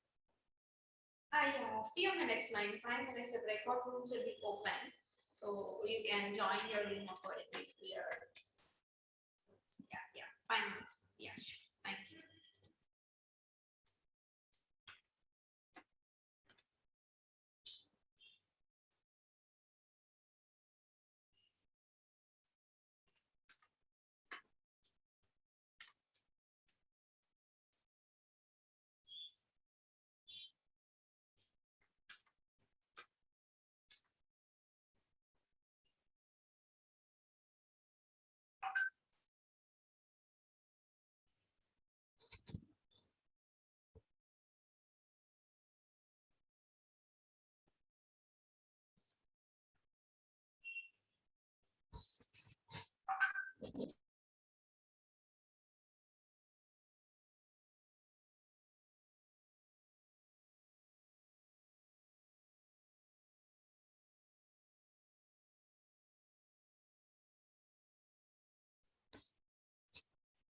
For your information, we have already opened the breakout rooms. So if you are in your computer screen, so at the right bottom, there will be a more option. So you can click that. You can see the breakout rooms. And we have the breakout rooms as Hall B, Hall C, until Hall F will be there. Please check your agenda. And as per your agenda, you can join the respective breakout rooms. I request the moderators as well as the session chairs to join the breakout rooms accordingly.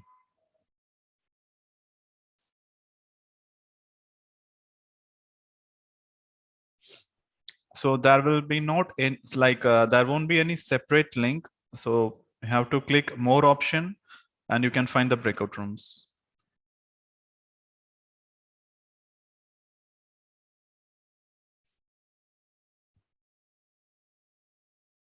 So we'll give you 5 minutes time. So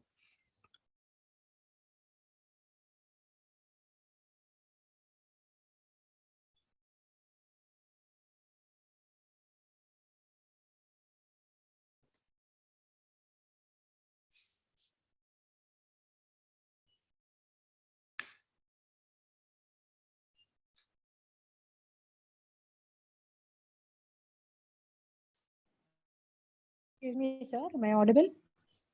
yes, you're audible. Sir, I'm not able to find the option, sir. Can you please direct us? Not only me, there are others who are posting their queries in the chat box as well, sir. So can you please direct us? Sure, ma'am. 1 minute.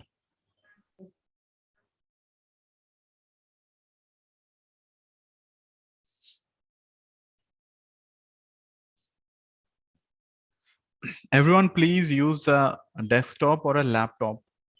So I guess in Yeah, I'm mobile connected phone. to a laptop, sir. But still, I'm not able to find the option. See, no, right side bottom, right side bottom, you can see a more option. Oh, we don't have such options, sir. Just says record, reactions, apps, and whiteboards. That's it. Sir, if you don't mind, can you share Yeah, share your screen and show to us, sir. Okay. I think that will be better.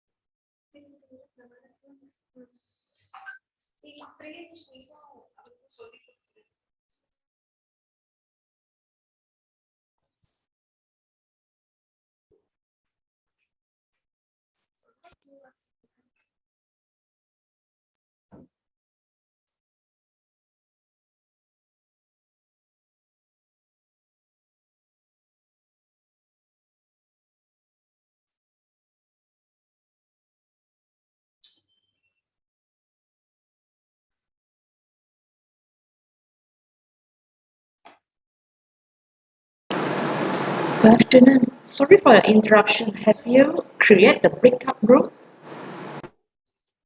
Yes. So can you see my screen now? Yes. So there will be more option. There is no such option, sir. I'm At the not bottom. able to get any such options. No.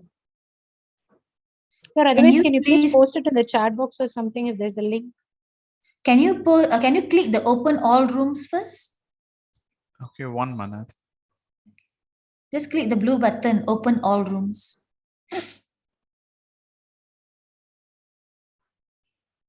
So can you see the breakout rooms now? Yes, sir, we got an invite to join the C room, but the other rooms we have not yet received.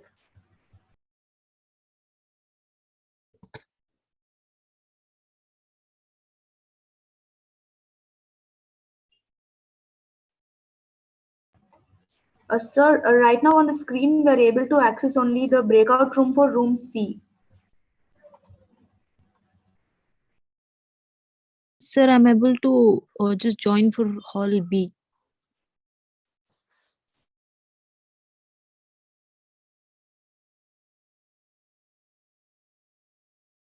Sir, please let us in.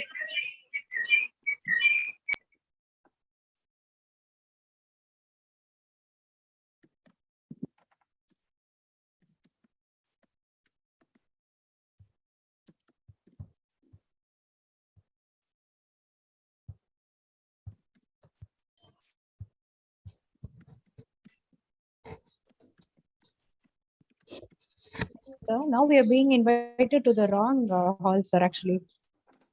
No, you can also change your halls. No, I've been trying, but I don't think I'm able to find the option for that. It's It's not there. here. Going.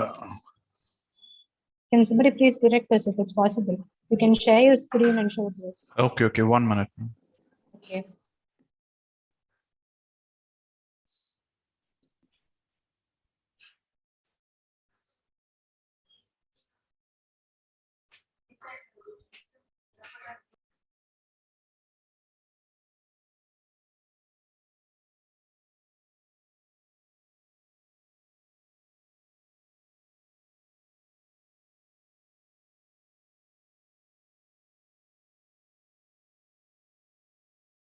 Sir, I have been assigned to Hall D, but I need to join. 1 minute, ma'am. I'll just open 1 second.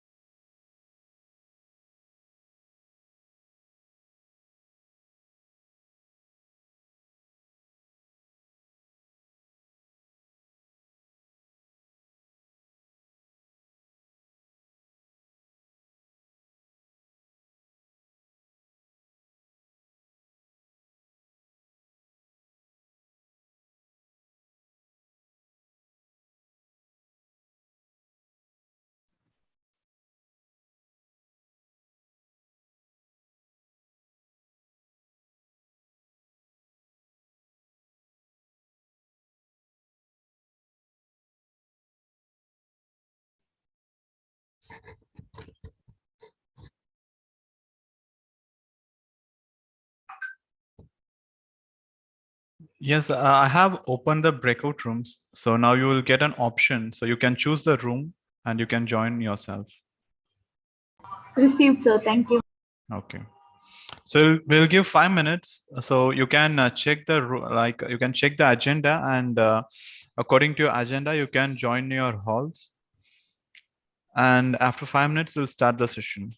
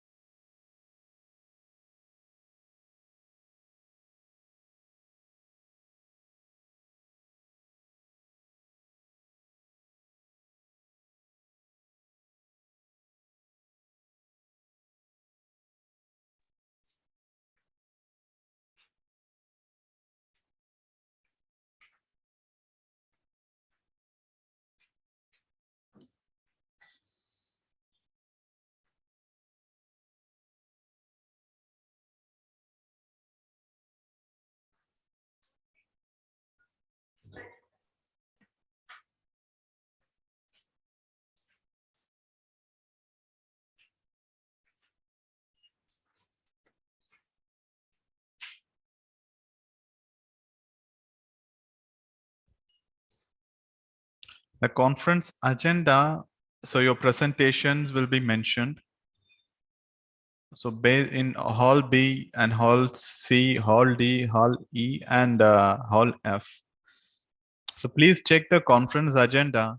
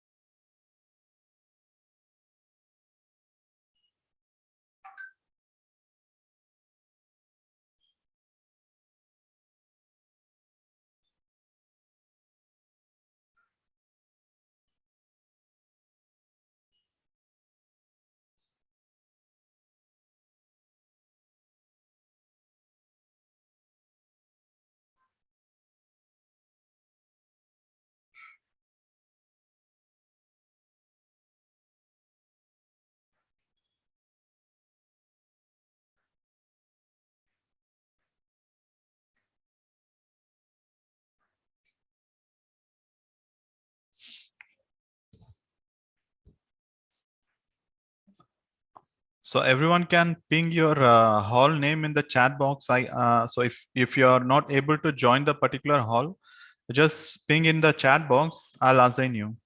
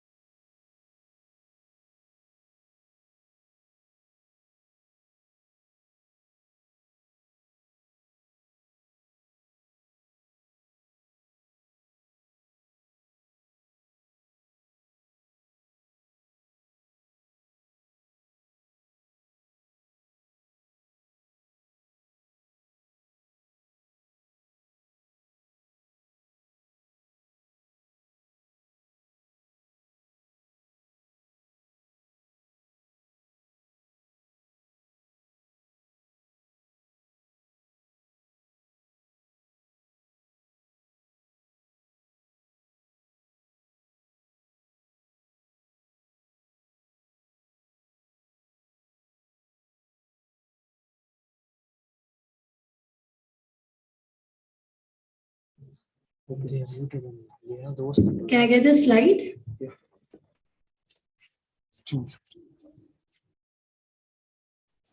Thank you.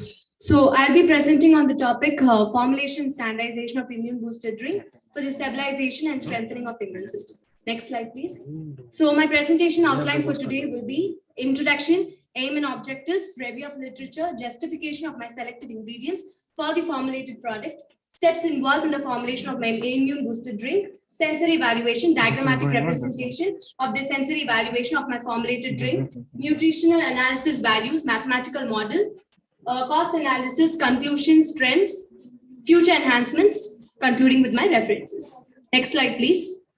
So first, what my study majorly focuses on is that the nutrients, the essential nutrients for improving the immunity, and also the hazards faced by an individual when these immune boosted nutrients really goes down in each and every individual. So based on the immune boosted nutrients that is being identified, I have formulated my immune boosted drink, which is followed by a sensory and a nutrient analysis. So the nutrient analysis of the formulated immune booster drink was carried out by an ISO accredited laboratory, and the study also discusses about the health benefits of the consumption of my formulated immune boosted drink, and finally I conclude my paper with a mathematical model which tells the interrelationship of immunity of a person, obesity of a person, activeness of a person in relation to consumption of my immune booster drink. Next slide, please. So the aim of my study is to formulate and standardize an immune boosted drink for the stabilization and strengthening of immune system. So the objective of my study is to formulate and standardize an immune boosted drink and to evaluate the sensory characteristics of the formulated immune boosted drink, and also to analyze the nutrient composition of my formulated immune boosted drink. So the criteria for the selection of my immune boosted drink is that, first of all, I made sure the nutrient content of the formulated immune boosted drink consists of all the immune boosted nutrients that is essential for improving the immunity of every individual. And I also made sure that the ingredients that is being chosen for the formulation of my immune boosted drink is being readily available. And I also made sure that all these ingredients are being easily accessible and can be also purchased in a local supermarket. And I also made sure that the preparation time for the formulation of the immune booster drink is not that time consuming and is very, takes less time to prepare it. Next slide, please. So review of literature, I have reviewed some papers. From those papers, I've been inspired to formulate my immune booster drink. So the first three papers, they tell what what are the immune booster nutrients that is required to boost your immunity. So inspired from all these papers, I made sure that I've included all the nutrients that is being that will help in boosting the immunity. Next slide, please. So all these papers, they have also formulated some kind of a product which is made from medicines, herbs, and various other food substances, especially plant-based foods. So from this, I inspired and I got to formulate my immune booster drink based on plant-based food materials, and I've also made sure that I've standardized all my ingredients that is being utilized in the formulation of my immune booster drink. Next slide, please. So these are the ingredients I've chosen for my immune booster drink. So first of all, I've chosen ginger. So the main immune booster nutrient that is being present in ginger is vitamin C. So basically, if you see vitamin C, it will help in boosting your immunity, and a major component called gingerol, it has an anti-obesity effect. It helps in boosting your metabolism, thereby aiding in weight loss. The second ingredient that I've taken for my formulated immune booster drink is tulsi. So the major immune booster nutrient that is being present here is vitamin C and zinc. So this will help in increasing the production of T helper cells and natural killer cells. And it also helps in accelerating the body's metabolism. And the faster your metabolism is, the faster will be the breakdown or burning of calories. As a result of which, it will also help in a proper digestion process. And the next ingredient I've chosen for my formulated product is mint. The immune boosting nutrient present here is vitamin C, vitamin D, vitamin E, and vitamin A. So mint actually improves the body's immune system. It stimulates all the digestive enzymes and also helps in better absorption of nutrients from the food. So when there is proper absorption and assimilation of nutrients taking place, there will be improvement in the metabolism, thereby aiding in weight loss. Next slide, please. Next, I've taken cinnamon as my ingredient for the formulated product. The immune boosting nutrients present here is vitamin B, vitamin K, antioxidants like choline, beta carotene, alpha carotene, beta cryptoxanthin, lycopene, and lutein. Again, this antioxidants present in the cinnamon has many anti-inflammatory characters and prevents further infections and inflammations taking place. The next ingredient I've taken is cumin seeds. It has immune boosting nutrients like vitamin A, vitamin E, vitamin C, vitamin K. So this has a unique active ingredient, namely thymoquinone. So this naturally occurring chemical, it has a very good antioxidant properties, and it will also help in preventing formation of further ROS, and also prevents oxidative stress.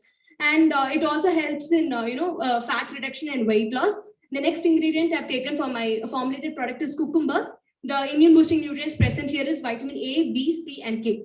So the water content and vitamin C, which is present in this ingredient, will help arrest the spread of any damaged cells, and also helps in prevention of further infections and inflammations taking place in your body. And the antioxidants will also help in fighting further inflammations. Next slide, please. So next ingredient I've taken for my formulated product is black pepper. The immune boosting nutrients present here is vitamin C, vitamin E, vitamin A, and vitamin K. So this spice is actually loaded with a lot of antibacterial and anti-inflammatory properties, and it also helps in reducing your fatty acids, triglycerides, and cholesterol levels that is present in your plasma and lipids level.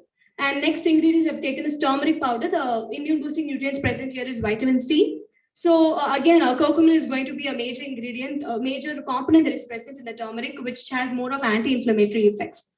And it also helps in emulsifying fat, which aids in weight loss. And the next ingredient which I've taken is amla, which is again a very good source of vitamin C. So this helps in increasing your production of white blood cells, thereby preventing any kind of infections and inflammations.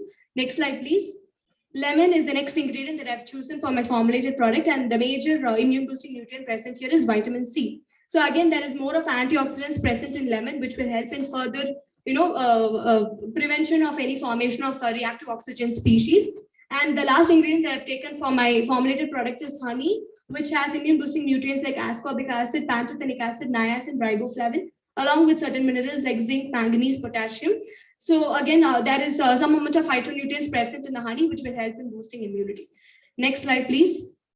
So these are my 7 steps which is involved in the formulation of my immune boosted drink. So initially, I standardized all my ingredients, and then I've added all these ingredients in a mixer grinder for blending. Next slide, please. So now I've all these ingredients are blended with an adequate amount of water, and the extract is being filtered or strained. And step 7, I take a separate glass with an adequate amount of lemon, the standardized amount of lemon and honey in it. And this 200 ml of extract is being added to this. And finally, the immune boosted drink is ready to consume. Next slide, please. So these are the sensory evaluators. I sensorily evaluated my product with 10 judges. So totally there were 10 judges. 5 of them were nutritionists and 5 of them were non-nutritionists. Nutritionists were the one who were trained in the field of nutrition, and non-nutritionists were the one who were not trained in the field of nutrition. So next slide, please. So my formulated product was evaluated on the basis of 6 attributes, which is taste, appearance, color, texture, flavor, and overall acceptability. So from the bar graph depicted, it is very much evident that compared to all my 5 attributes, one of the attribute, taste, comparatively it received the least mean score, that is 8.8. Whereas my other 5 attributes received the highest mean score, which is 8.9. Next slide, please. So this is my nutritional value of the immune booster drink after giving it to the nutritional analysis, which was done by an ISO accredited laboratory. So you can observe my energy, protein, carbohydrate, fat levels, and in fact, my immune boosting nutrient content is high. And next slide, please. So I'm concluding my presentation with a mathematical model. So let us consider the individual to be I. Okay, and let us consider my immune booster drink to be X. So X plus I is equal to I plus Y. That means when an individual consumes my immune booster drink, there is an increase in the energy level. When there is an increase in the energy level, the person will have an increase in their activeness. Next, this will be considered as the first equation. X plus I is equal to I plus Y. Second equation, X plus I is equal to I minus Z. That is, when an individual consumes my immune booster drink, there will be loss of fat. So X plus I is I minus Z. This is my second equation. Now I'm combining both my first and second equations, which is X plus I is equal to I plus Y and X plus I is equal to I minus Z. I'm combining both the equations. That is, X plus I is equal to I plus 1 minus Z, which means when an individual consumes my immune booster drink, there is an increase in the energy level and hence the activity of a person, and there is a decrease in the fat. That is, there is more loss of fat. So X plus I is equal to I plus Y minus Z, which makes the person as a healthy person. Thereby, I'm concluding my model to be as X plus I is equal to HP, which is denoted as healthy person. So after consuming my immune booster drink, the person will become, the person will gain an overall health that is needed. Next slide, please. Next slide, please. So next, yeah. So coming to the cost analysis of my formulated immune product, including all the overhead cost, my product costs only ₹20. Next slide, please.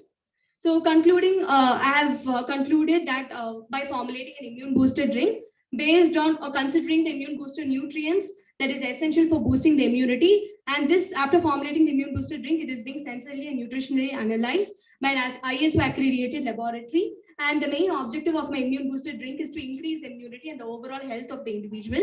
So I also concluded my paper with a mathematical model which tells the interrelationship between the activeness of an individual, immunity, and obesity of an individual in relation to consumption of my immune booster drink. Next. So the strengths of my recipe is the formulated recipe is cost effective. As you see, it is only ₹20. And the formulated recipe consists of all the immune booster nutrients. And the formulated drink is made from the ingredients which is being easily affordable.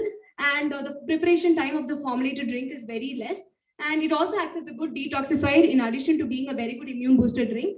And future enhancements, I also wanted to check on the shelf life of my immune booster drink, how long it is being nutritionally effective to a person when a person consumes it.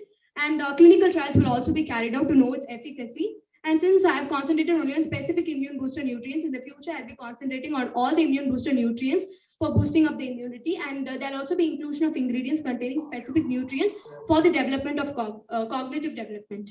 Next slide, please. And these are my references. Thank you.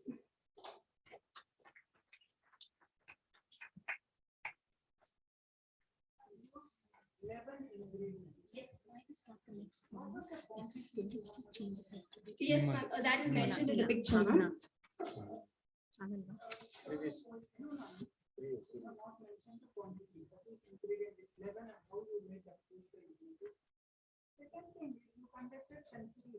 Yes, ma'am.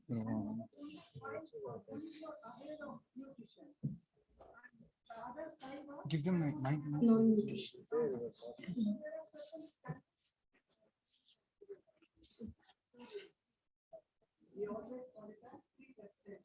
Okay.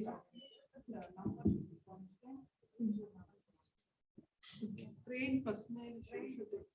Okay.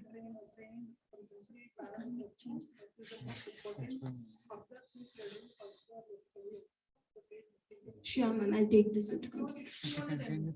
Yes, ma'am. So you need to say that this 200 ml quantity of this booster drink. Just remove the name. That's it. I don't have any other changes. You've given? No, ma'am. That's what I'm. My future enhancement is I'll be conducting clinical trials to know its efficacy, ma'am. Not 1 glass per day. Yes, ma'am. Okay. Yes, ma'am. I'll be doing it in my future research. When you say 200 ml per day means how you are growing all this, you have to go in detail about before you give it to the patient. Okay. Yes.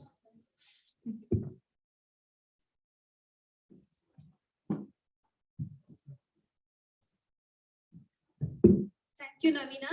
Now I would like to call upon K. Geeta for oral presentation from University of Agricultural Science, Bangalore, for the topic food, nutrition and health at different stages of urbanization. Which is that K Geeta.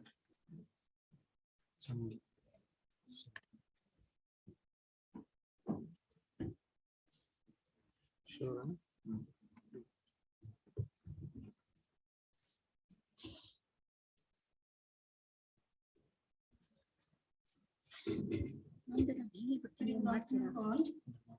Next topic of presentation is food, nutrition and the health at different stages of urbanization. Yeah, this is a brief background of the study, and we all know that urbanization is taking place at faster rate in India. Urbanization is like this is the process of movement of rural population to the urban in search of facilities and what we call it as facilities and opportunities which are created in the urban localities. And as a result, what happens? Cities grow and expand and influence on many factors such as socio-economical changes, mainly on the agriculture, livelihood, and land use pattern, and many factors it is influencing. And apart from this, the dietary habits and physical activity, and also the altogether what we call it as lifestyle of the population is also influenced by this process of urbanization. And Bangalore is one of the rapidly urbanizing South Indian megacity, we all know. And to understand this influence, we have considered food, nutrition, and health are the three main key factors to understand these influences on the surrounding localities of the Bangalore.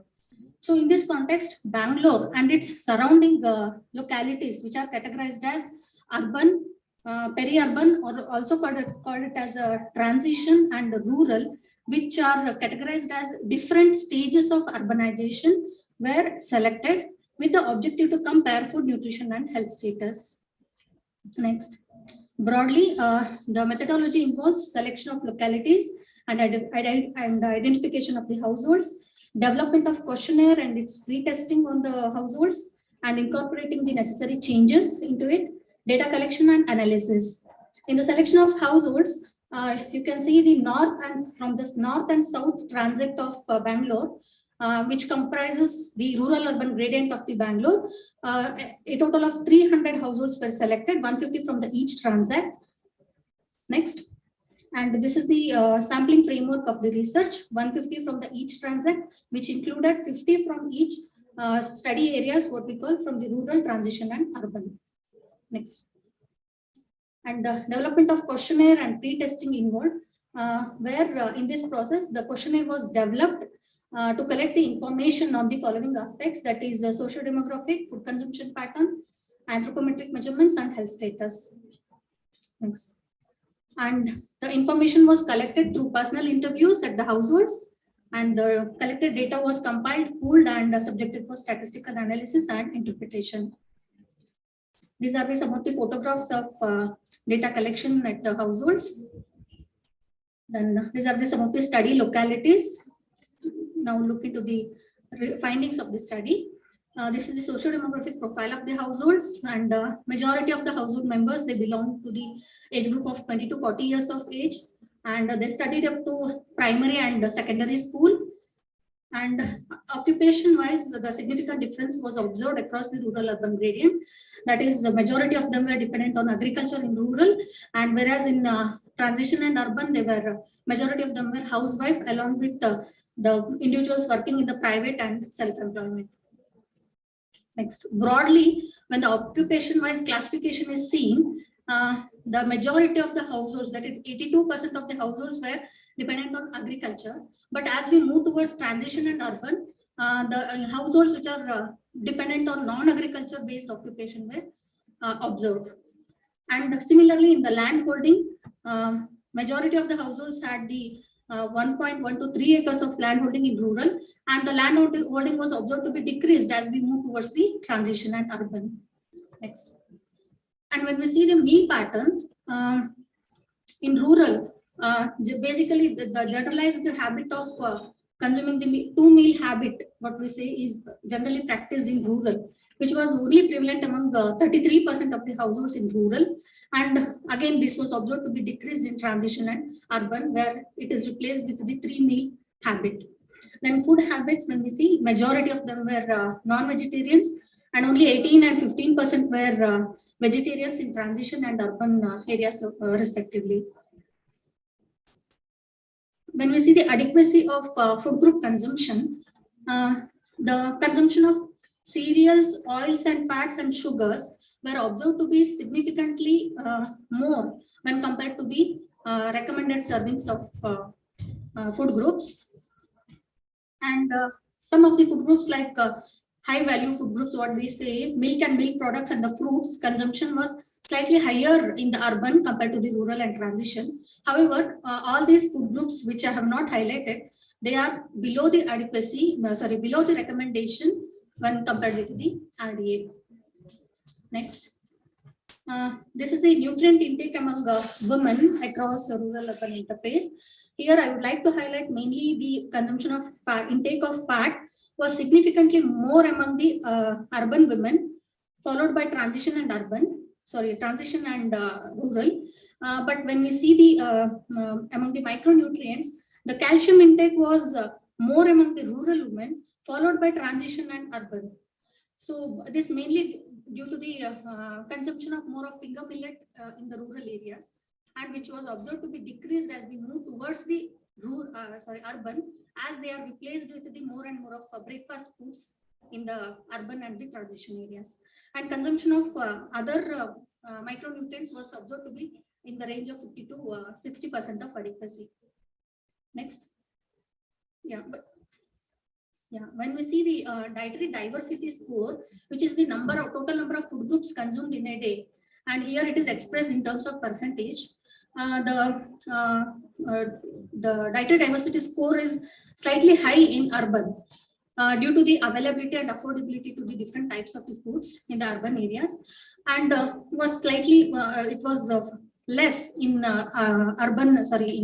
rural and transition areas. However, these differences were not statistically significant.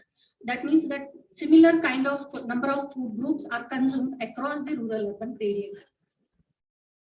Next, frequency of processed food consumption.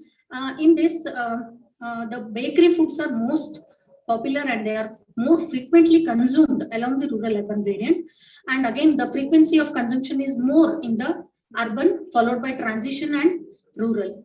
And the surprising findings are like consumption of ready-to-eat foods or the packaged foods, what we call.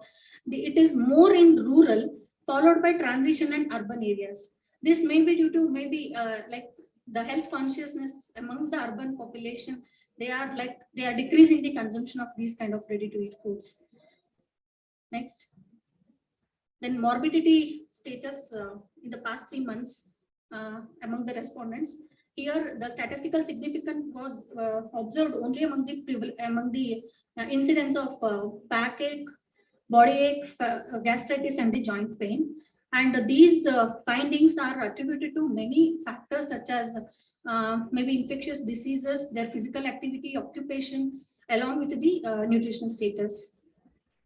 Next. This is the body mass index classification of subjects based on body mass index. Here, among women, underweight was most prevalent among the rural respondents, whereas overweight and obese were more in urban areas. But when among the men, though undernutrition was more in the rural, the overweight and obesity was more in transition and rural areas, respectively, compared to the urban. And these findings are significant. This distribution was significantly differed between the men and women when we consider the body mass index.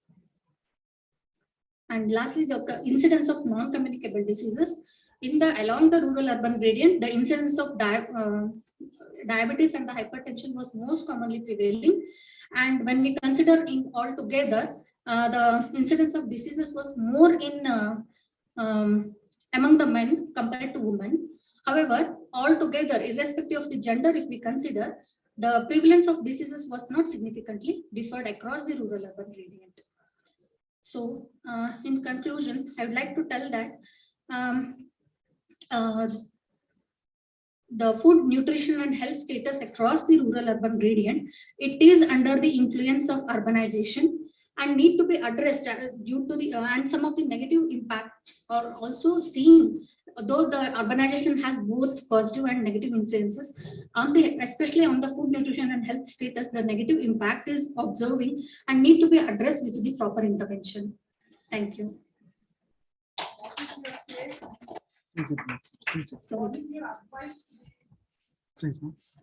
Advice to what, ma'am?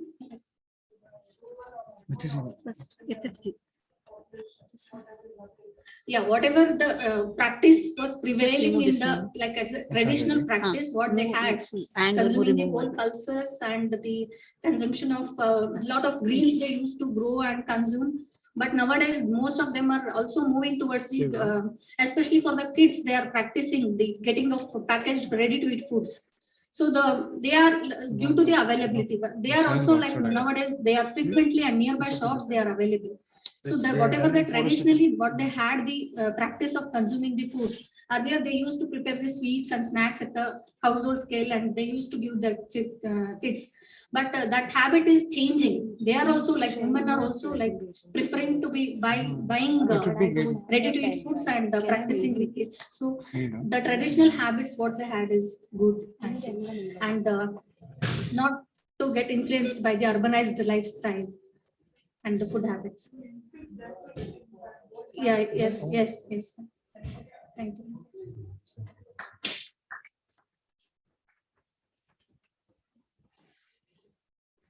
Thank you, ma'am. Now I would like to call upon Bhavana S for oral presentation from Srimati VSD Central Institute of Home Science for the topic Food Frequency Questionnaire. Does it help to achieve dietary adherence among renal patients on hemodialysis?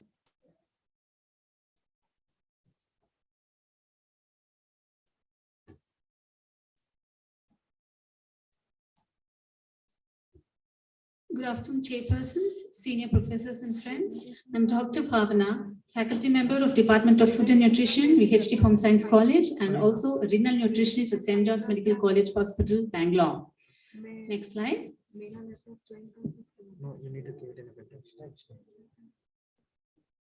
End-stage kidney disease is an incurable, life-threatening and chronic disease affecting the population of all age groups, ethnic strata, and socio-economic strata of developed and developing countries. Next. Diet plays an important role in managing renal dietary restrictions by regulating protein, fluid, sodium, potassium, and phosphate intake of foods. Non-adherence to prescribed dietary regimen is a common and a pervasive problem among hemodialysis population, and hence nutritional health is one of the most important considerations. Next slide, please. The two objectives of the study were to measure the consistency of foods consumed by the subjects who were on regular hemodialysis regimen. Various foods consumed were assessed over a period of time during the study period to study the impact of renal dietary adherence among HT patient group. A prospective study was conducted on 90 patients over a year with 3-month follow-up session. The inclusion criteria included adult patients of either gender with more than equal to 18 years and less than equal to 65 years, and those who were on 3 months of hemodialysis regimen, and those patients who were willing to participate by signing informed consent were included in the trial. Those patients who were excluded included those with severe cardiac and liver failure, retroviral positivity, active tuberculosis infection and malignancy, and those posted for renal transplantation in near future. Next. An individualized diet pattern was provided to each subject at the initiation of treatment modality and was reviewed over a period of time based on their compliance level. A 3-day dietary intake was calculated or considered using 3-day food diary method on 3 consecutive days, that is 1 day prior to dialysis, on the day of dialysis, and the next is on the post-HT dialysis session to look into their food choices, and it was conducted once in 3 months during the study period.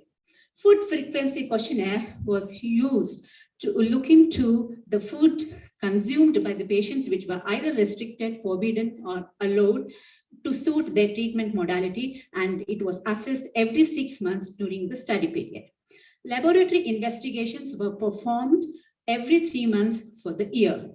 Descriptive and inferential statistics were employed to statistically analyze the data. Moving on to results. Among the 90 patients, nearly 45% of them were in the age group between 56 to 65 years, and the mean age of the study group was found to be nearly 50 years, and nearly 68% of the study population belonged to the male gender. Next slide, please. This graph indicates the frequency of the dialysis session undergone by the hemodialysis patients. And it was found from our study that nearly 66% of the study population were on twice weekly dialysis regimen, where dietary adherence was required. Next slide, please. This is a slide to show the interdialytic weight gain. Next, last. To show that, and most of our patients were in the weight gain between 3 to 4 kgs, indicating increased fluid gain. Next slide, please. This is the graph, this is the table to show the hematochemical findings associated, pertaining to the renal associated parameters, and there was significance with over the period for from baseline to end of the study for calcium, serum phosphorus, serum albumin, and urea reduction ratio. Now, urea reduction ratio depicts or indicates the adequacy of dialysis. Serum calcium and phosphorus levels were in the normal range, which indicates bone health status. And serum albumin levels, of course, was also in the accepted range, which indicates visceral protein stores. Other biochemical parameters showed no significance, but the means were consistent during the study period. All biochemical indices were in the required reference range, reflecting on the good nutritional status and adherence to 3 Ds of therapies, that is drug, diet, dialysis, and dialogue, which was attained during the study period with effective counseling sessions. Next slide, please. The 3-day dietary recall was the calculations found the means of energy, next slide please, and protein in content adjusted to body weight was statistically significant over the time as well as the phase of dialysis regimen, indicating consumption of nutrient-dense foods. Next slide, please. Food frequency questionnaire was used to obtain the dietary compliance among the patients and for the various foods they consume, which were either restricted, forbidden, or allowed based on the treatment modality. It was found from our study that salt restriction was a major hindrance, and which indicated that with statistical significance, with increased fluid intake and hence more of interdialytic weight gain. The patients had inclination to have more of salty foods with statistical significance. Next slide, please. Most of the foods which were forbidden for the renal patients, like fried foods, bakery products, next slide, please, processed foods and ready-to-eat foods were more consumed and more likable with statistical significance. Most of the foods which were allowed were consumed by the patients just as a formality in concordance to the prescription of the treatment team and as well as the family.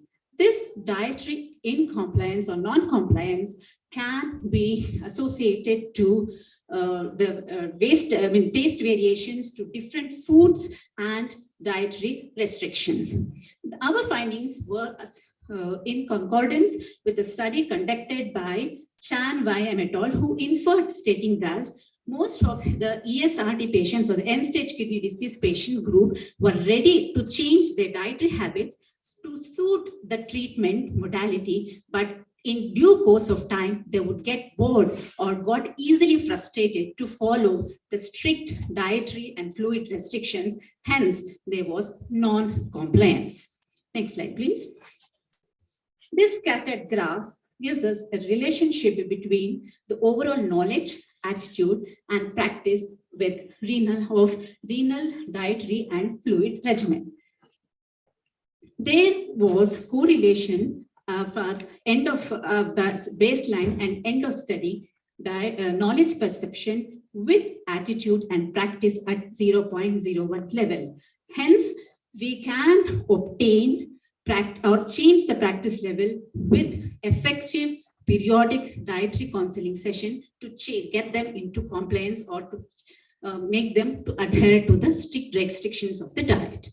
Next slide. To conclude, an effective systematic, and periodic dietary counseling strategies can help to adhere patients for renal dietary and fluid regimen. By manifesting various renal recipes to suit the treatment modality, and traditional cuisines can affirm on dietary adherence and improve quality of life. Thank you.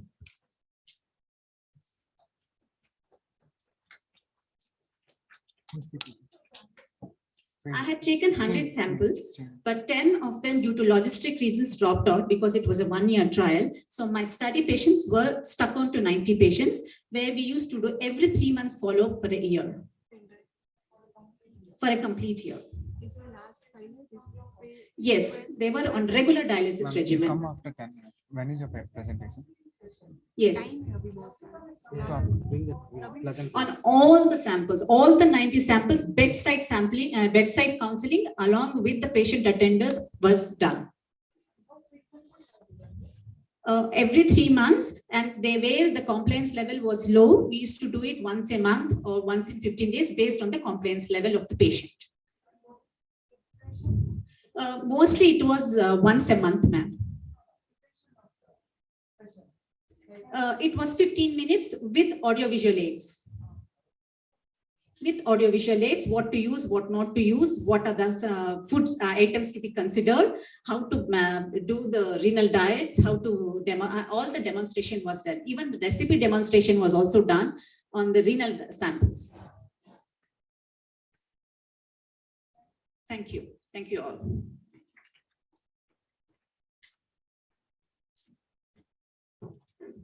Thank you, ma'am.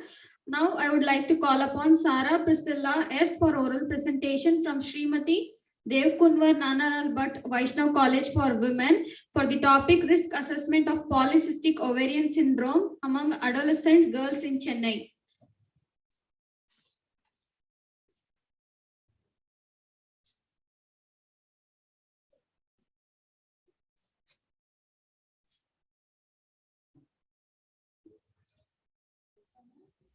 Sarah.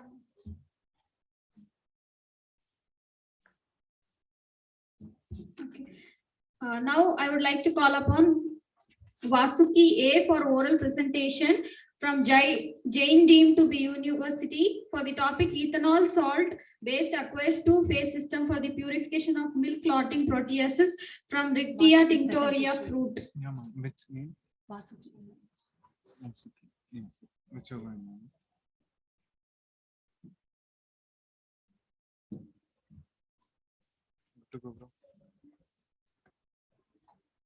Good afternoon, everyone, and a warm welcome to my presentation, ethanol-based aqueous two-phase system for the purification of milk clotting proteases from Rictia tinctoria. Cheese is one of the most nutritious food. The current cheese market is around 527 crores in India, and it is expected to be grown by 2027 around 2000 plus crores. So to meet this demand, there is a scope for more cheese production. Generally, the cheese preparation involves coagulation of milk using milk clotting proteases. This can be taken off from animal rennet, microbial, or by fermentation produced, or by plant coagulants. Before first slide.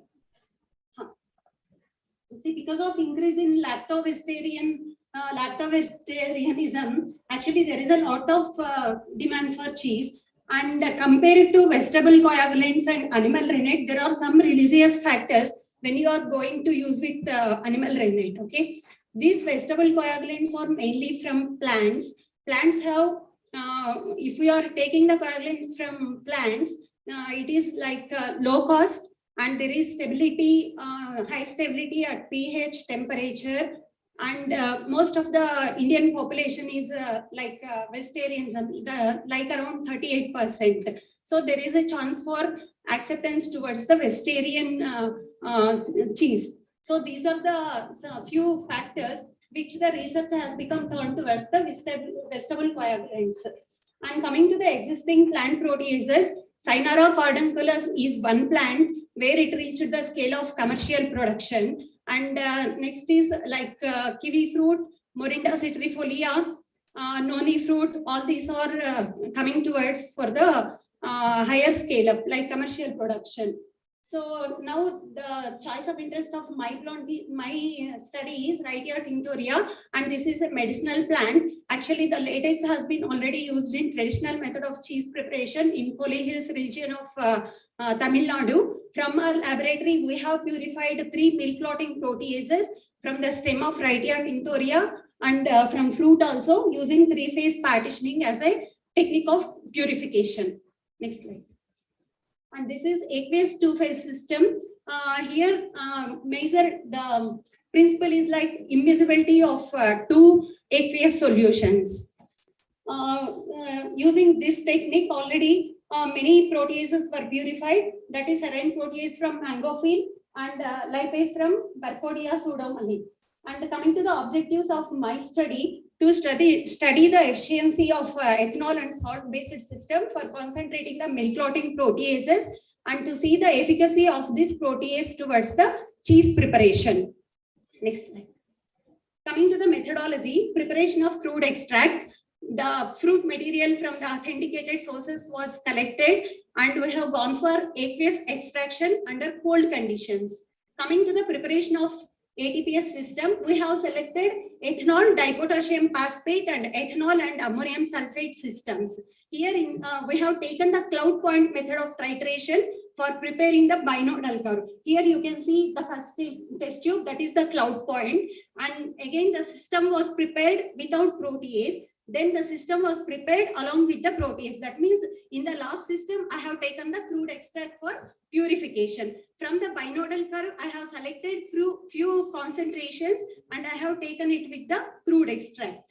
Then coming to the collection of top and bottom phases. In the third test tube, you can see like top is separate and bottom is separate. We have taken the top and bottom phases separately, and I have gone for characterization. That is MCA, milk clotting activity. This is a visual observation. And next is CA, that is casinolytic activity. This is a spectroscopic measurement of amount of tyrosine liberated after adding the enzyme. MCA is the ratio of MCA and CA. Then protein was calculated according to Bradford method. Then whole and kappa casein hydrolysis was done using the electrophoresis. Then substrate gymography. Then partition coefficient, selectivity, purification factor, and yield were calculated according to the mathematical formulas. Then last step is cheese preparation. Can you please? And here, coming to the selection of crude extract load. For taking how much crude extract I should go for ATPS system, I have done with 10, 20, 30, 40, and 66. And here, with the 10% of crude extract, I have got little lesser MCA than the crude. Even with the 20% crude load, I have got little lesser MCA. With 30%, it was almost equal. After increasing the crude load like 40, 50, and 66 like that, the MCA was coming down. So I have selected it as the 30% can give the optimum results. Coming to the MCA results of ethanol phosphate system. Okay. Coming to ethanol phosphate system, I have selected these combinations. Ethanol at 13%, 20, 23, 18, 25, 15, 25, 13, like the different combinations of systems I have selected for the purification. Next slide. Yeah, coming to the results of MCA of ethanol phosphate system, here most of the protease activity was concentrated into the top phase. In the bottom phase, I was not getting any activity. In case of ethanol sulfate system, the protease activity was distributed into top and bottom phases in 3 of the combinations. In only 2 combinations, that is in B3 and B4, I have got complete activity into the bottom phase, and that is the results of MCA. And first picture it indicates this is the blank, that is only the milk sample, 10% skim milk, and that is the crude. After addition of crude extract, we got very thick cheese. And next one is P5, that is the top phase of the 5th combination of EPS, and there also I have got very thick cheese formation. And coming to the results of ethanol sulfate system, here this is the blend, and these are B4, T5 and B5 of the respective combination of that combinations. And here also cheese formation was observed, but when compared to the ethanol phosphate system, here the cheese was little bit smooth. So that is the only visual differentiation we can make out here. Next slide. Coming to the results of ethanol phosphate system in terms of milk clotting index and purification, yield and partition coefficient. Actually, in this system, most of the activity was present in top phase. Purification factor was high. And coming to the recovery, I got around 96.4% of recovery in this system. And then coming to the partition coefficient, it was very high. I used to get like 118 and 132 of partition coefficient here. Coming to the selectivity also, it was very high, like 38 like that we have got for selectivity. Next. And coming to the ethanol sulfate system, here both the top phase and bottom phase were showing the activity in 3 combinations. And here even the MCI was high, purification, yield, partition coefficient and selectivity were a bit low when compared to the ethanol sulfate system. Next. Okay, here we have conducted PACE and gymogrome just to see the location of the protease, where it is present, and to know about the little bit of molecular weight also. So here the first one is crude and next one is T5 of ethanol phosphate system. Next is bottom, next is top phase and next is bottom phase, like that I have taken. You can see like in the crude, there is a thick protease cluster is present, even in top and the bottom phase of ESS also. And with the activity staining, we have got white area on the blue background. So this indicates that whatever the casein substrate we have added, that was completely degraded by the enzyme. So it indicates that this between the 66 and 97.4 kDa, whatever the protein cluster is present, that is giving the casinolytic activity, and it is responsible for the milk clotting activity. Next slide. Yeah, this is the whole casein hydrolytic pattern. Here we have taken the casein as the substrate and we have added the enzyme, and the pattern was after the hydrolysis, we have gone it for electrophoresis. So here you can see in the first, in the second row, very thick casein you can see, and after hydrolysis, you can see the degradation of casein in all the top phases and in the bottom phase also.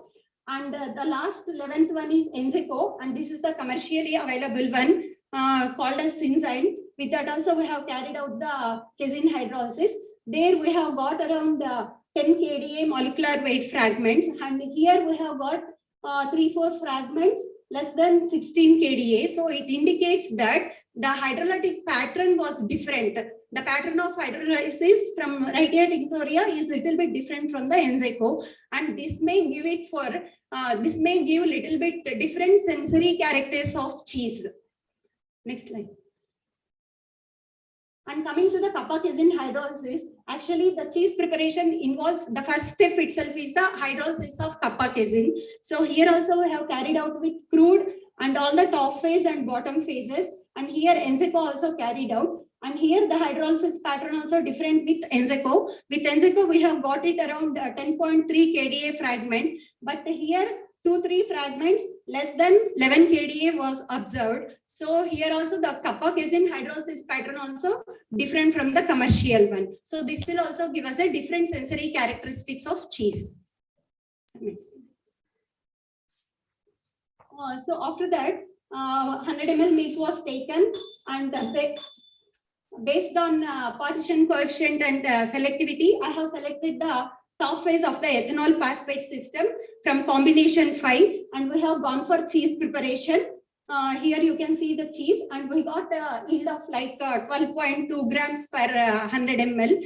And with Enzeco, we have got around 16% of yield. So to conclude the summary, Effective partitioning of milk clotting proteases from Wrightia tinctoria was observed with the ethanol phosphate system top phase, and top phase of the 5th combination was selected, and we have gone for cheese preparation, and we have got cheese with 12% yield.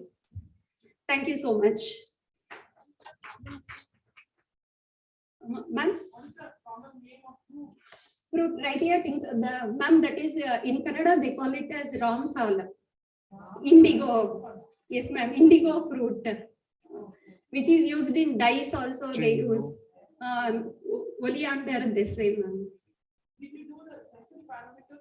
Ma'am, no, ma'am, not it. It is under process, ma'am. We have given it for the laboratory, still under process.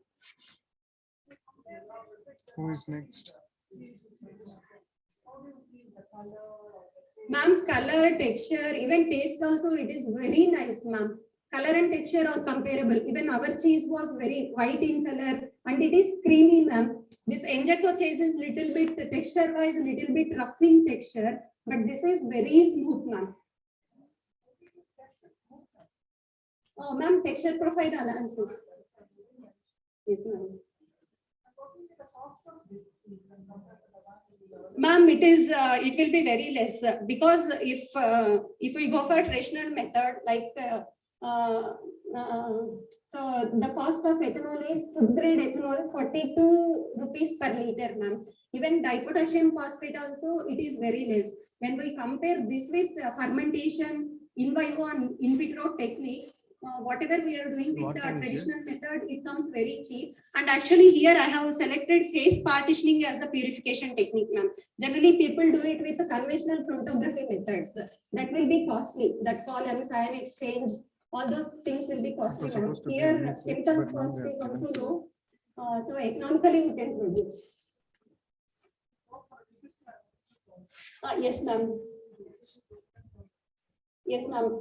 Actually, we are testing fat, protein, dietary fiber, and sensory characters, and a little bit of viscoelastic characters also, ma'am. That is under progress. Ma'am, like it was a medicinal plant. A lot of literature was available, ma'am. Before screening studies were carried out in our laboratory, they have selected somewhere around 29 plants. And this has given a lot of milk clotting activity. MCI was more for this plant, ma'am. So we have gone with this, and toxicology studies were also carried out, ma'am, for this particular this one. With STEM, they have carried out the toxicology studies. Ma'am, Wrightia tinctoria, it is variety. Ma'am, it is not available in the market, ma'am. Just our literature says this is the edible fruit in some areas like Kuli Hills, but normal we are not aware like this fruit is edible kind of thing. Thank you, ma'am. Thank you. Thank you, ma'am. Now I would like to call upon Ishita for oral presentation from RK University for the topic, the investigation of probiotic isolates from dairy products of Saurashtra region, Gujarat, India for health beneficial attributes.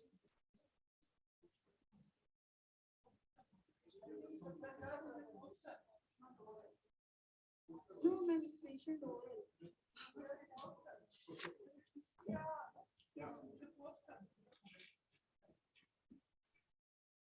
Now I would like to call Farnaz Fatima S for oral presentation from Sri Ramachandra Institute of Higher Education and Research for the topic nutritional and sensory evaluation of homemade ice cream products formulated from hibiscus rosa senesis with coconut milk.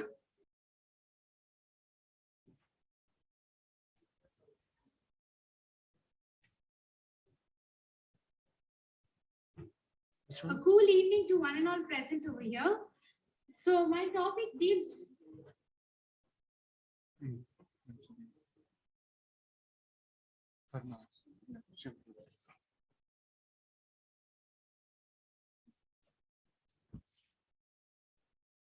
So a cool evening to one and all present over here. So I'm from Ramachandra Medical College, Farnaz Fatima yes, and my partner who has been joining with me is Keshika V. And the topic here is nutrition and sensory evaluation of homemade ice cream formulated using hibiscus rosa sinensis with coconut milk. So coming to the introduction part, consumers who eat snacks are being more about health conscious regarding what to eat, what not to eat. So snacking has become a common part in consumers for in day-to-day life for eating as well as in drinking habits. So health conscious consumers want snacks that provide health benefits also. So this demand is mostly being seen in ice cream industry. So ice cream has been a healthy and delicious and nutritious dairy dish which has been enjoyed with people of all age groups for cool feeling. Ice cream is commonly made with milk, cream, sugar, and added with color flavors. And there are many different types of ice creams in the market which we see according to the flavor, color, texture. So both flavors and sweetness give a sweet flavor. So we have come with a ice cream which is of lower in sugar and fat content, that is hibiscus ice cream incorporated with coconut milk. So significant of the study is it is beneficial for the unemployed members, like people think that only hibiscus is being used for hair purpose and also for the worship purpose. So we have come with this hibiscus incorporated with in ice cream. Then it has been it can be used for the business and food establishment owners. Children and students can also consume this. So the aim of the study is to formulate and evaluate sensory properties and nutrition composition of homemade ice cream with hibiscus rosa sinensis and with coconut milk.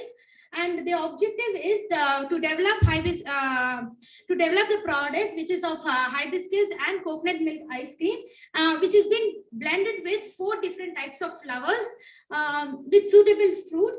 And then to perform organoleptic evaluation and nutrition composition. The place of the study was Sri Ramachandra Institute of Higher Education and Research, Department of Clinical Nutrition. This is the whole schematic representation of the work. First, it was the product was developed, like hibiscus and coconut milk ice cream was developed. And then coming to it, the ingredients for the preparation was selected according to IFCT values of 2017. Then the procurement ingredients, raw ingredients were being collected in market in and around Chennai. Then after that, the step 4 was the 4 type of hibiscus flowers extract was taken, and then then the pulp of the fruits were collected. The fruits were added was watermelon, strawberry, and lychee and orange. So the 5th step was the preparation process was being done. Then for organoleptic evaluation was taken place, and then it is being sent to the nutrient analysis lab.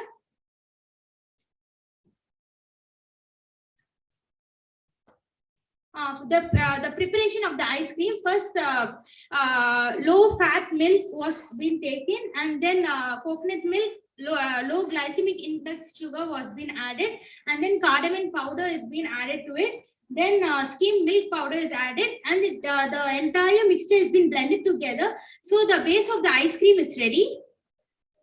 Now coming to the variation of the flowers, the flower was taken, then the extract of the orange flower was taken, then the orange pulp is being taken, then it is being blended together with the mixture of the base mixture of the ice cream, and then the final product is being taken.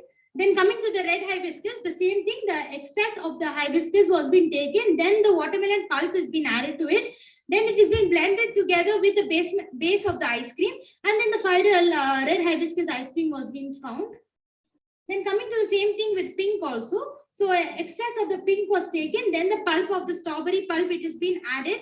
Then it has been blended with the base of the ice cream. Then the final pink hibiscus ice cream was being seen. Then coming with the white hibiscus ice cream, the extract of the white hibiscus ice cream was taken. Then the lychee pulp was being taken. Then it has been blended together with the base of the ice cream, and the final white hibiscus was being taken. The balance slide will be deal with my co-author. Good evening. The organoleptic evaluation. The organoleptic evaluation is a test for assessment of taste, color, texture, flavor. And in this product development, we have analyzed with 20 20 judges, 10 judges are nutritionists and 10 judges are non-nutritionist. Sensory evaluation chart. The sensory evaluation chart consists of nine scales ranging from first stage means people who liked it extreme. 9 stage means people who liked it extremely, and first stage means disliked it extremely, and it consists of 6 criteria. And the statistical analysis was the finding out the mean and the standard deviation.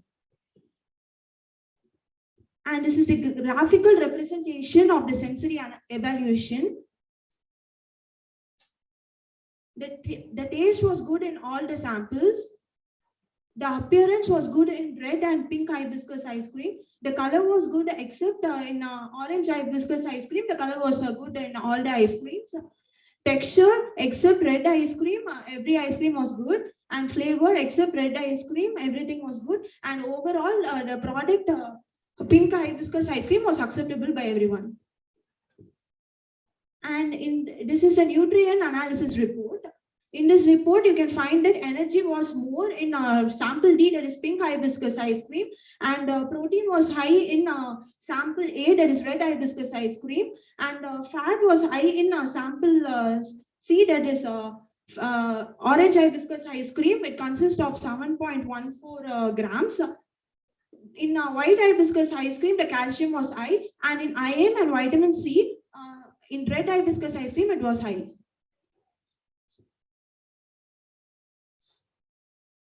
Slide. From the organoleptic evaluation, we can find that the sample D, that is the pink hibiscus ice cream, was acceptable by everyone. But from the nutrient analysis, we can say that every ice cream which was made is unique in its nutritional properties. And the cost analysis is 100 ml of ice cream consists price is about ₹60 approximately. It depends upon the fruit cost. And this is the differentiation between the commercial product and the homemade ice cream. And benzyl acetate, it gives artificial strawberry flavor to the ice cream. It causes carcinogenic in rodents. It causes tumors in lungs, liver, gastrointestinal organs. And next is the potassium sorbate. It is the preservative which is used to kill the mold and yeast, and therefore it increases the shelf life. If it is used consistently, it causes allergic reactions such as nausea and diarrhea. And butyraldehyde is used for manufacturing of plastics or alcohol solvents. It also smells like an almond. This is used for the nuts flavoring the ice cream. Polysorbate 80, it is used to resist the melting so that the ice cream can be for more time without melting. It causes allergic reaction in an abnormal heartbeat, heart attack, stroke, tumor growth, and cancer. In ice cream, the amount of sugar is so high, so it causes weight gain. So it can lead to many diseases like diabetic and etc. And when we compare to our homemade that hibiscus ice cream, it is low in fat, high in protein, and low in carbohydrate. Hibiscus flower is an antidepressant, anti-fertility, and estrogenic properties. And coconut milk is a good source of MCT, and it has less health issues, and no chemicals, no artificial colors were added. Only natural fruit was added to it. The strength was it has low carbohydrate, low fat, and rich in antioxidant. And we have done it with easily available products, and less preparation time is required. For future recommendation, this study can be conducted as a clinical trial to evaluate efficiency against hyperglycemia, hypertension, and hypercholesteremia, and to upscale the protection and to make it available in the market to suit the people of all age group. Thank you. Thank you.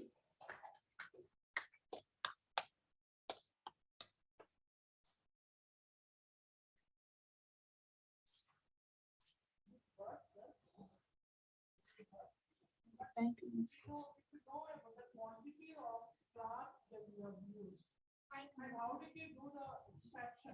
How much of ml of juice or extract did you know? Is it gone into your? The second question is the fruits.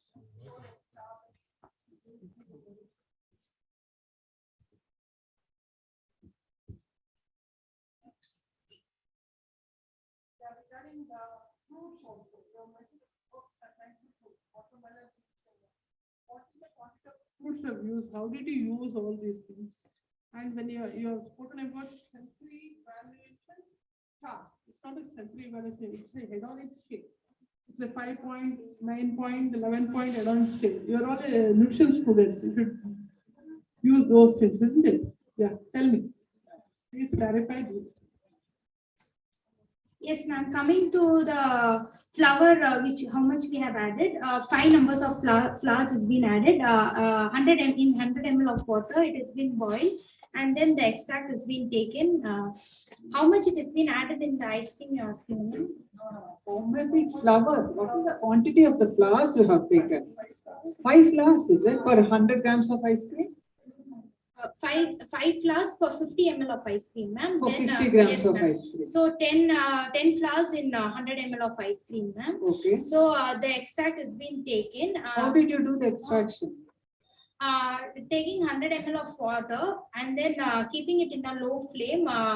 The extract has been just for boiling for 3 minutes, ma'am. That's all. So the extract has been taken and then it has been blended, ma'am. Spraying that one and you have just added. Yes.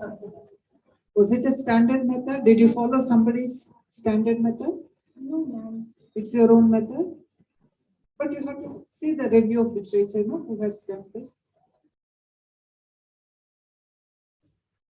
Is any standard used here? Nothing. You just, or somebody guided you saying that this has already been done? No, just we wanted to know the standard use. That's it. Okay. Okay. Then what about the fruits? You have selected 4 fruits. Yes, ma'am. Okay. What was an idea behind to choose only this particular fruit? Watermelon, lychee. Because of the color of the flower. Because of the color of the flower and the Okay. What is the quantity you have added? That's okay. Relax and tell. Nothing to worry. Ma'am, we have added 100 grams of fruits, ma'am. For red color flower, we have added watermelon. For pink, we have added strawberry. And for orange, we have added orange. And for white flower, we have added lychee, ma'am. Yeah, I do understand. But what was the quantity? 100 grams, ma'am. 100 grams for all? Yeah, 100 grams. Okay. And when you say sensory evaluation, like what Usha madam has said, these are all scales which you use. Yes, ma'am. But why do you say 10 nutrition persons and non-10 nutrition persons? What is an idea behind that? For any of the trained panel members, you need 20 to 21. That is the standard. And when you say non-nutrition, it should be called as consumer evaluation. Minimum 50 should be there. 50. These are all the standards you have to follow. 20 to 21, at least the paper, if you want it to be published, you need minimum 21. Sensory evaluation in the lab. Consumer more than 50. Minimum 50, you can go 50 to 100. So that, and then you said cooked values. What do you mean by cooked values in ice cream? Ma'am, after cooking, we have given for analysis in a lab. Ice cream will never be cooked. After preparation process, cooked after. One on the table you had said cooked value. With the ice cream. It is the nutritional analysis value. So you have to write nutrients or nutritive value. It's not the cooked value. You cannot use it. And also in the sensory scorecard, when you're doing for ice cream, the sensory scorecard for ice cream will be different. Because you have to see consistency, you have to see the flow, you have to see texture. The scorecard is entirely different. It's not yeah. Okay. And when you do such kind of products, you have to see vitamin C and antioxidant activity. We have seen vitamin C. No, antioxidant activity. Yeah, okay. That has to be tested. So, which was the best fruit among all these? It's also only for the color. That's all. The overall, which fruit was the best for ice cream? Pink ice cream, that is strawberry. Strawberry. Okay. Maybe more research has to be done. Okay, all the best. Thank you, ma'am.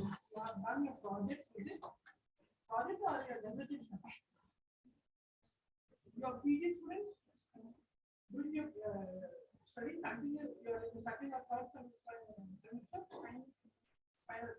dissertation work.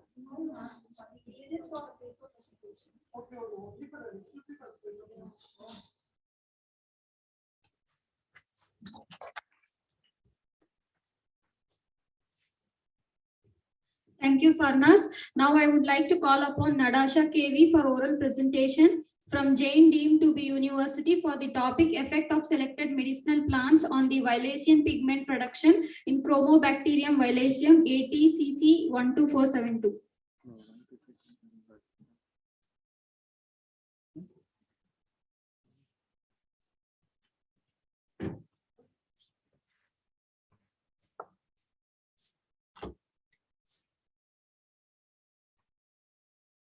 Good evening, everyone, respected teachers and my dear friends. My topic of presentation is effect of selected medicinal plants on the violation pigment production, Chromobacterium violation ATCC 12472, which is a standard strain. Next slide. So as we all know that the disadvantage of using antibiotics is it has developed a antibiotic resistance. Bacteria has developed antibiotic resistance. And the current approach for treatment is that we have to reduce the pathogenicity of the bacteria instead of killing the microorganism.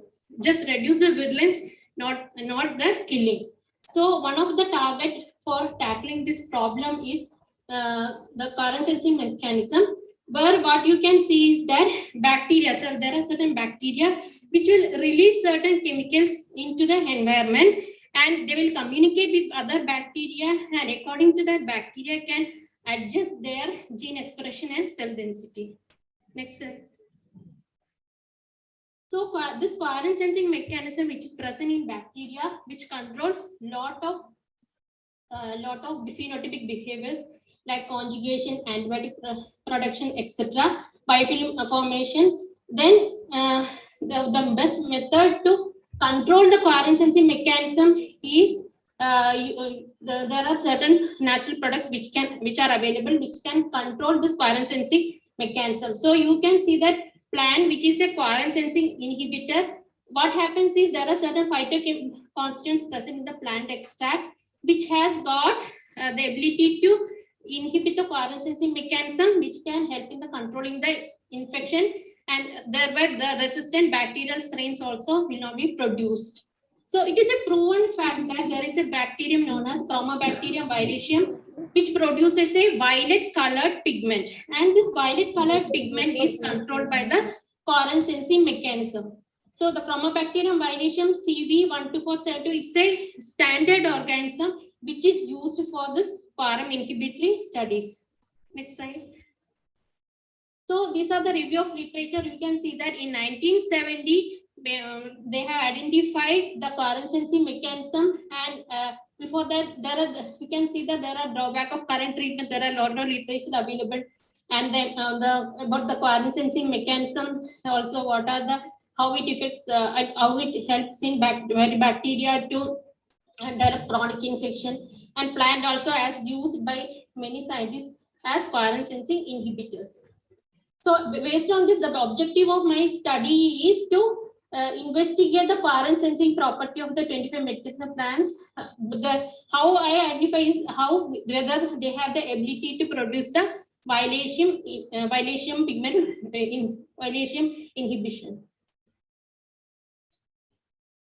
So this is the study design. I have collected a few plants from IHR and also local market in Bangalore and urban areas from Cochin. I have to do the authentication still. Then methanolic extract preparation was done for the plants. Then the plants were screened initially. That is very high concentration. I used to screen whether it is inhibiting the pigment production or not. And those plant extract which were producing pigment inhibition were selected. Again, I diluted the extract to lower concentration and see whether they are inhibiting at lower concentration. Then the MIC of those plant extract for the bacteria I have done, and below the sub-MIC concentration I have done the assays. Then later I have done the quantitative analysis as well as qualitative analysis, and statistical analysis was also done. Next slide. So these are the few plants I have selected. Next slide. So 25 plants I screened. In that I have got 4 plants with good result. But the problem with betel leaf I found is that it is giving the pigment inhibition at very high concentration, like 25 mg per ml. All the other extract like mango leaf, pomegranate peel extract, and the jamun leaf gave me very good results. Next slide. So this is how I did MIC.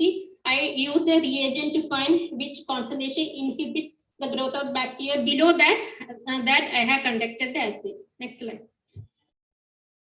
So this is the result of my assay. You can see that on the agar plate, it is the agar gel plate. I have grown the bacteria and I have poured the extract into the well, and you can see a zone of inhibition of pigment. And the clear zone of inhibition was shown by the cinnamon oil, which is the positive control. And compared to positive control, my extracts also giving very good results. In the case of jamun plate assay, you can see that as the concentration of the extract increases, the diameter of the zone of inhibition also increases. But in the case of pomegranate, the highest and the lowest concentration, there is not much significance. Mango also gave me a very good result. Next slide. So after screening on the plate, then what I did was I quantified the pigment, that how much percentage of decrease in pigment was there. So Violetium and mango, all of pomegranate, all of them gave good results. In the case of pomegranate, you can see it's like a plateau where the first concentration and the last concentration give almost similar results. And jamun, as the concentration decreases, you can see the percentage of inhibition also decreases. Then mango also gave me good results. Next slide. So this is the simple linear regression analysis. That means I have to check what is the regression. That is the you have to check what is the relationship, whether there is a linear relationship between the two parameters. That is, in the case of Violetium inhibition and the concentration of the extract, if there is a linear relationship between them. And you can see that in the case of pomegranate, which is red in color, there is no linear relationship. Because even though they are giving at high concentration the inhibition, the linearity is not there, the linear correlation is not there. Jamun is giving, and also mango also is giving a linear relationship. You can see in that extract. Next slide.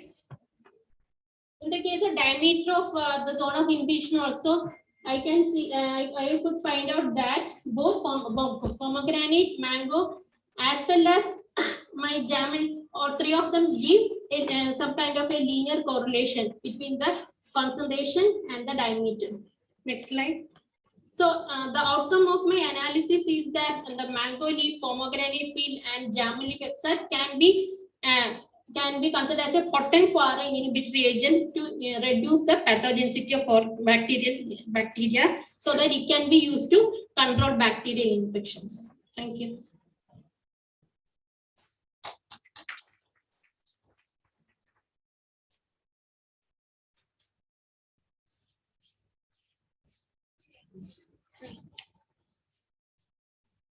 You said mango leaf, and then the next one is pomegranate peel, jamun leaf, and pomegranate peel. Yes, ma'am. Okay. Before taking the ethanol extraction process, have you tested for any of the analytical pesticides and other things before making into all these things? No, ma'am. I just wash it nicely. Then wash it 3 or 4 times nicely. Then I sun dry that. I didn't do that, ma'am. Especially pomegranate, anywhere. Yes, ma'am. Because it is known the lead quantity will be more. Yes, ma'am. If it is more than 1 to 2 ppm, you can never use it for any of the extraction. Okay, I'll do that, ma'am. Until unless you get the certification done, you can never use, because we had the same experience. Yes, we got it from Hyderabad, yes, we got it from Pune, we got it from Tumkur and all. Every pomegranate field had. Okay, we stopped the experiment, and then we took from the farmers organically grown and then tested. Yes, ma'am. So when you do such experiments, you have to be very, very careful. Yes, ma'am. This is the initial screening, so I just do it. Yeah, so that is what I was just wondering. Especially when it comes, because leaves it's okay. When it drying solution, yes, that was my question. So among 25 medicinal plants, this was the 3 extract which you found it Yes, ma'am, because my work is on wound healing activity of Yeah. polyherbal combination. So I was trying to take 2 or 3 plants which has got good param inhibitory effect. And in all the extracts, you have used the same quantity of cinnamon oil? Yes, Or ma'am. did it vary because you No, said no, as no. the concentration increases? No, ma'am. It's 2 microliter per ml only. I used as the positive control. Constant cinnamon oil. Thank you. Thank you. Yeah, PhD work, ma'am. Thank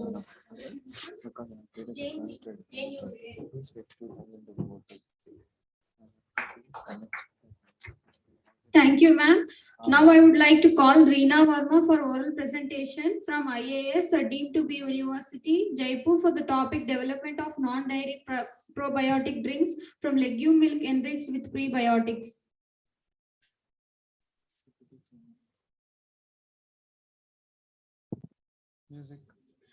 Now I would like to call Jyoti Prasad for oral presentation from Manav Rachna International Institute of Research and Studies for the topic development and organopletic evolution of beetroot jam for sports athlete.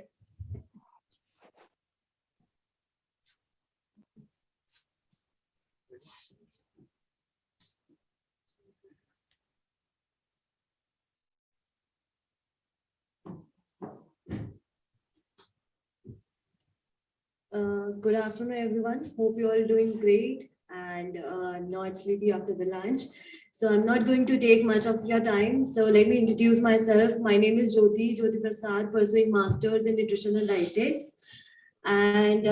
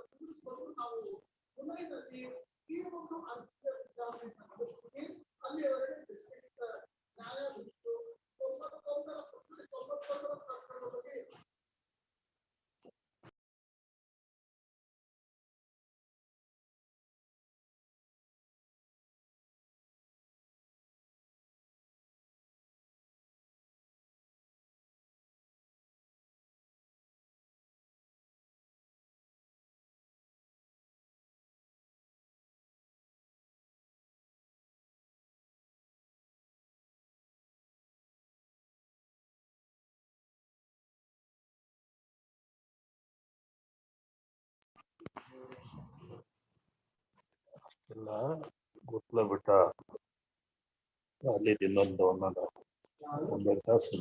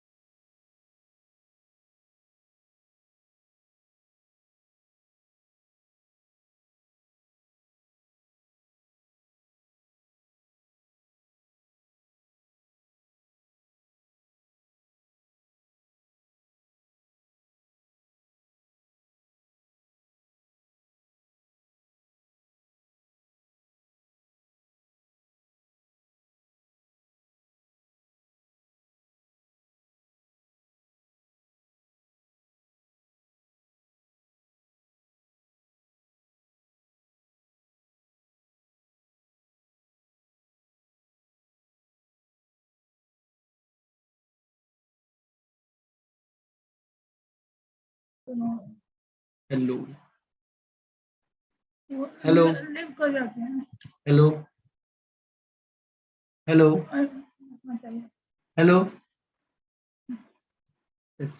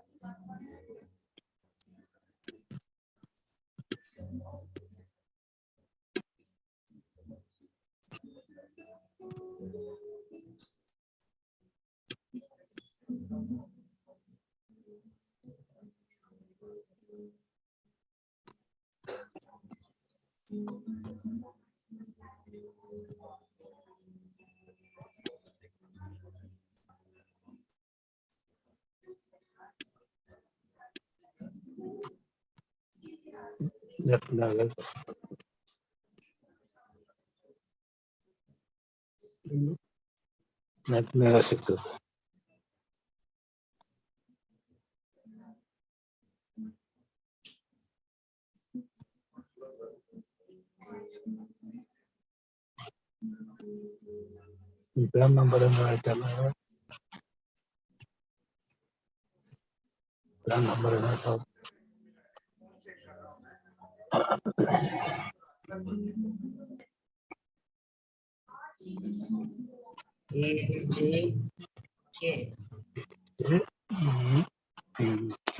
9950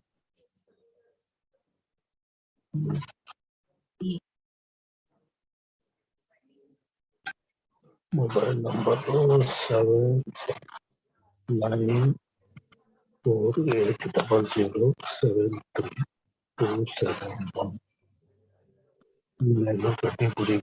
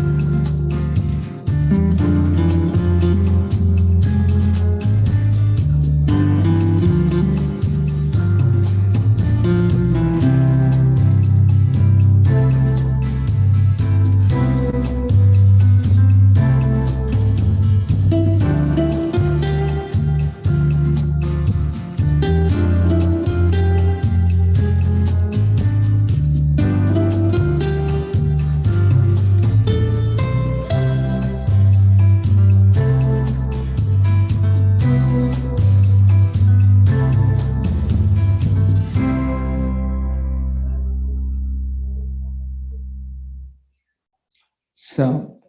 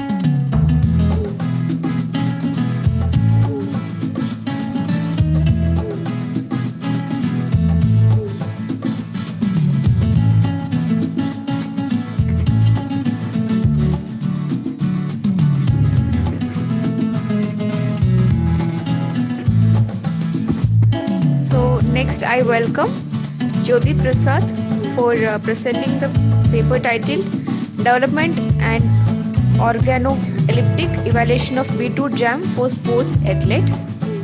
And due to time limitations, the time will be given as 6 minutes, including question and answers.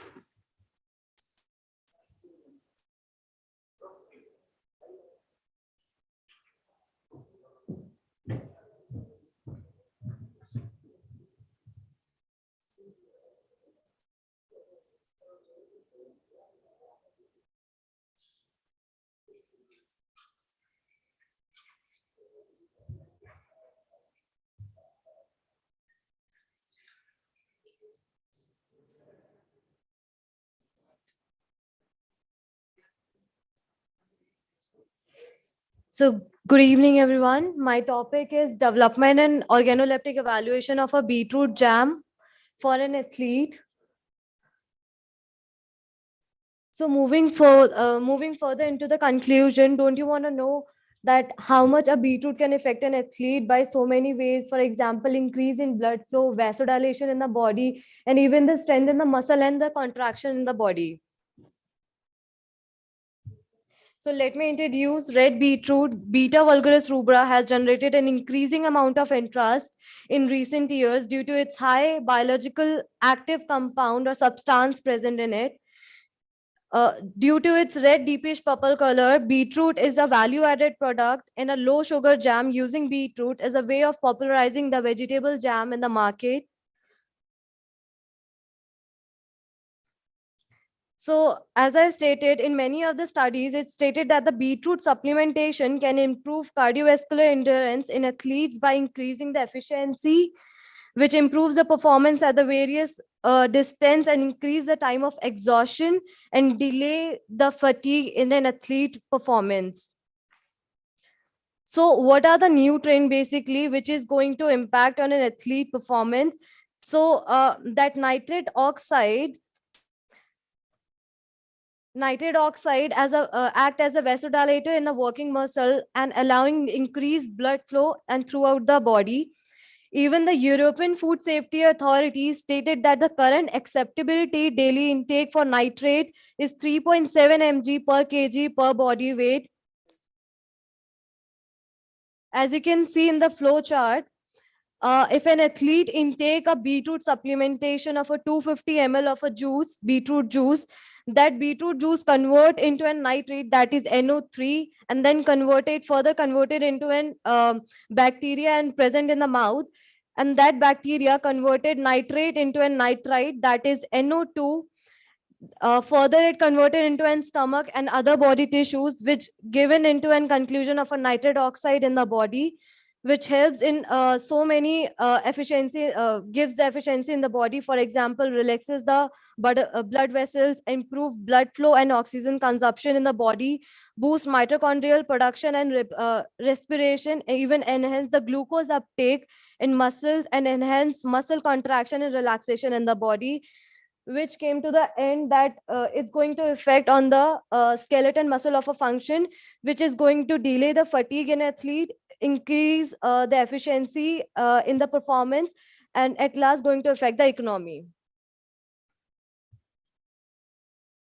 So this is a significance of my study where in the study has shown the effect of beetroot, that is inorganic nitrate, on a viability effect on the ergogenic aid on athletes. Beetroot jam can be a substitute for an expensive L-arginine supplement available in the market and supply more nutrient and great source of nitrate and natural approach to stimulate the release of a nitrate oxide in the body. And the beetroot jam will help in increase the time of exhaustion, which may help in postponing the exertion and the fatigue in athlete performance at maximal physical activity. These are my review of literature where the Hannah Olson. All right. So my aim of the study is to conduct and develop and assess the nutrition evaluation of a beetroot jam for an athlete. Objectives are developing an athlete jam infused with a beetroot to increase its performance, to assess the organoleptic properties of a developed jam, and to assess the effect of beetroot jam on ergogenic aid in athletes. So this is my methodology where I have procured the product, that is beetroot and the chia seeds. And further, I develop a jam, beetroot jam, making a composition in a 2 variation. In first, I have taken 500 gram of beetroot with a 40%, that is 200 gram of sugar, 5 gram of pectin, and 0.75 gram of citric acid. Whereas in another composition, I have made 450 gram of beetroot, 40%, that is 180 gram of sugar, 4.5 gram of pectin, and 0.63 gram of citric acid, and add a 10 gram of chia seeds in another composition. Further, in my evaluation, sensory evaluation, I have taken composite scorecard for a 10 trained panel and 9-point Hinodic scale for 50 untrained panel. And in the end, I have done the proximal analysis of the jam. So in my procedure, first I have boiled my beetroot and then make a fine paste into the mixie and pour it into the pan. And afterwards, I have add citric acid and pectin into the jam. Further, after a while, when it became the paste-like structure, give me a paste-like structure. Then I add the sugar in it till the time I stir the jam. It give the fine. The end product is there, as you can see. A is my standard jam, that is apple jam. B is beetroot jam, and C is a variant of beetroot plus chia seed jam. So in my organoleptic assessment of a beetroot jam, the 2 concentration of beetroot was the goal of the investigation, where the first composite score of 10 trained panel have been score with a total score of 100 and hedonic scorecard of a 50 under untrained panel member with the criteria of appearance, texture, color, aroma, and mouthful, as well as the overall acceptability of the product. This is my outcome where the mean acceptability score of attribute between the standard T1 and T2 beetroot jam by hedonic scoring of untrained panel has been done, whereas 78% untrained panel has accepted its T1 jam as compared to the T2, which is 26%.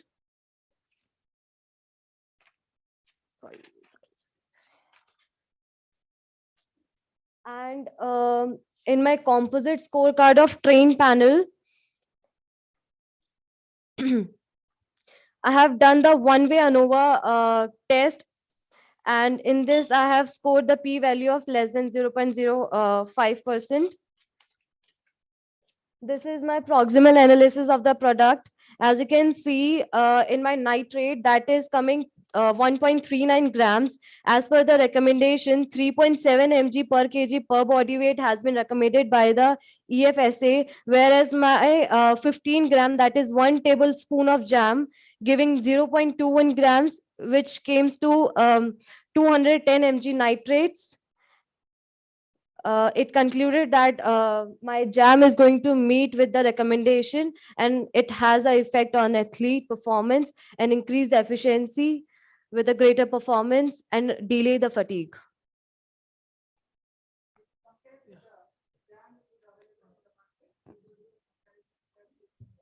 The beetroot jam, ma'am? No, ma'am. I didn't do the comparison. It's just that my jam meet the that recommendation which is given by the EFSA. So Fine, but how do you say that it's for athletes? how do I say, like in many of the researches, it stated that beetroot having an impact in a review of literature. One of the review of literature, 1 second, ma'am. In one of the review of literature, Hannah Olson database stated that 250 ml of a beetroot juice give a 6 millimole of nitrate for an athlete. It having a wiseful effect on the improvement of performance.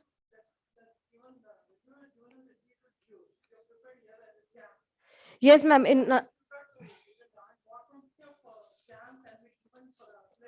Ma'am. Pre or a post event, how much, all those things have to.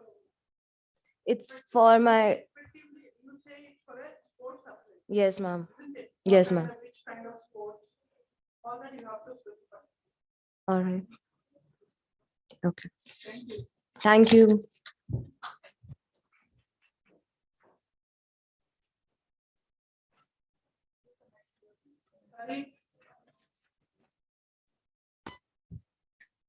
Next, I welcome Mr. Tariq for presenting the paper titled Anti-Inflammatory and Anti-COVID Effects of a Novel Polyherbal Formulation via Modulating Oxidative Stress, Inflammatory Mediators, and Cytokine Storms.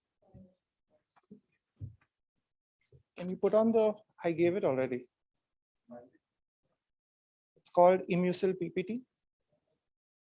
I was the first person who gave it. Sorry about that. That's a couple of minutes gone already. Yeah. I don't have that file with me. Got it? Hi, so as they load the file, I'll just talk about it. So I'm the scientific advisor of a pharma company in Bombay, and I'm the inventor of this pill. So this is basically like a polyherbal pill, and we made it for COVID. It's got 3 herbs in it, which are quite well known. It's just amla, kutki, and a herb called as guduchi. What we've done with it is we've done several different extractions on these 3 herbs to extract 87 molecules out of these herbs. And when put together, it helps by targeting almost any viral infection, which bypasses the formation of interferon beta in the body. So you know what's the difference between a patient who gets mild COVID and a patient who gets severe COVID? The difference is that a patient who gets severe COVID is not able to manufacture interferon beta, either because they have antibodies which are forming towards interferon beta, or they are so old that they have developed mutations in their genes which make interferon beta. So it's very essential for every patient who gets COVID or any viral disease to be able to make adequate amount of interferon beta. And what we've done is we tied up with the International Center of Genetic Engineering and we tested our pill. And what we found is that within 24 hours, around 71% of the virus was able to die off. But I'm not here to talk about COVID. So what we did is we figured out what the mechanisms are by which COVID evades the immune system. So the first one was interferon beta. We were able to allow the body to jack up its ability to make it. The second thing that the virus does is it increases the level of an enzyme called NOX2. You guys have seen after COVID, patients are getting more obese, they're getting more diabetes, they're getting brain fog, they can't remember things. The reason why that's happening because the virus increases that NOX2. And NOX2 is basically an enzyme that the neutrophils make. It takes iron and makes oxidative stress. By increasing NOX2, the virus actually further decreases the levels of interferon beta. So if you're a diabetic patient who already has high NOX2, when you get COVID, you're going to get really bad. Or if you're hypertensive and you're already having high NOX2, you're going to get really bad. So this pill also has the ability to block NOX2. And the third is we found that the virus also uses elevations in COX2 to bypass the body. By blocking COX2, what we found is that we were able to stop lung fibrosis in these patients. So around 40% of all patients who've got hospitalized after COVID end up getting lung fibrosis within 2 years. Both my uncle and aunt in the US has developed severe lung fibrosis after 6 months of mild COVID. So because of that, I wanted to make this pill. So the pill blocks NOX2, it blocks COX2 and increases the levels of interferon beta. Now, what we found is that when we were giving it to patients, this is already in the market. We have already in the process of doing a 100 patient CTR approved trial in India on this. What we found is that these patients kept asking for more of it. They said, please give me more of Immucil, even though they were cured of COVID, even though their long COVID went off. So we called them up and asked them, why do you keep asking for more and more bottles of it? And the answer is because it causes abdominal fat loss. And that's what I want to show you guys. Please change the slide now.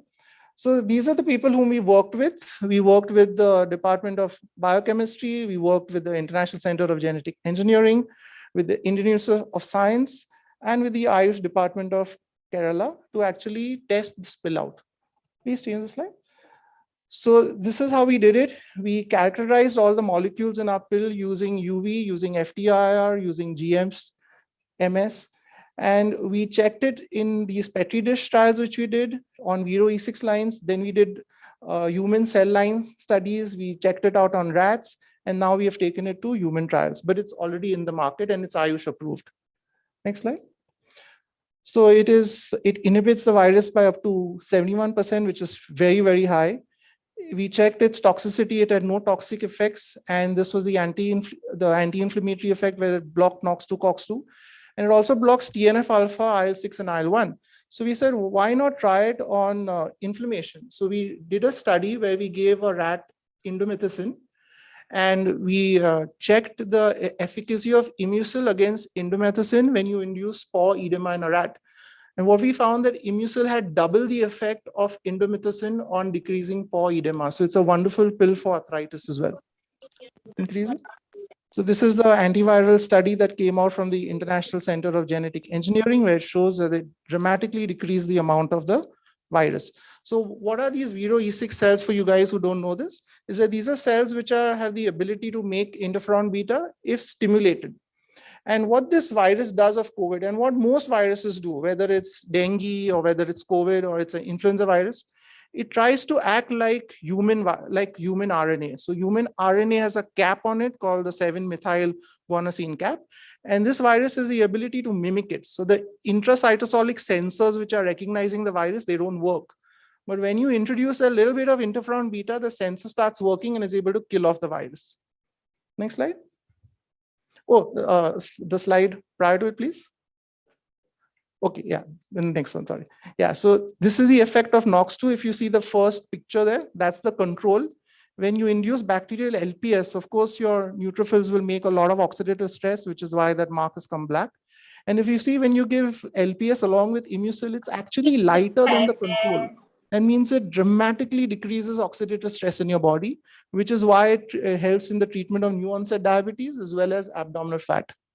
Please change the slide.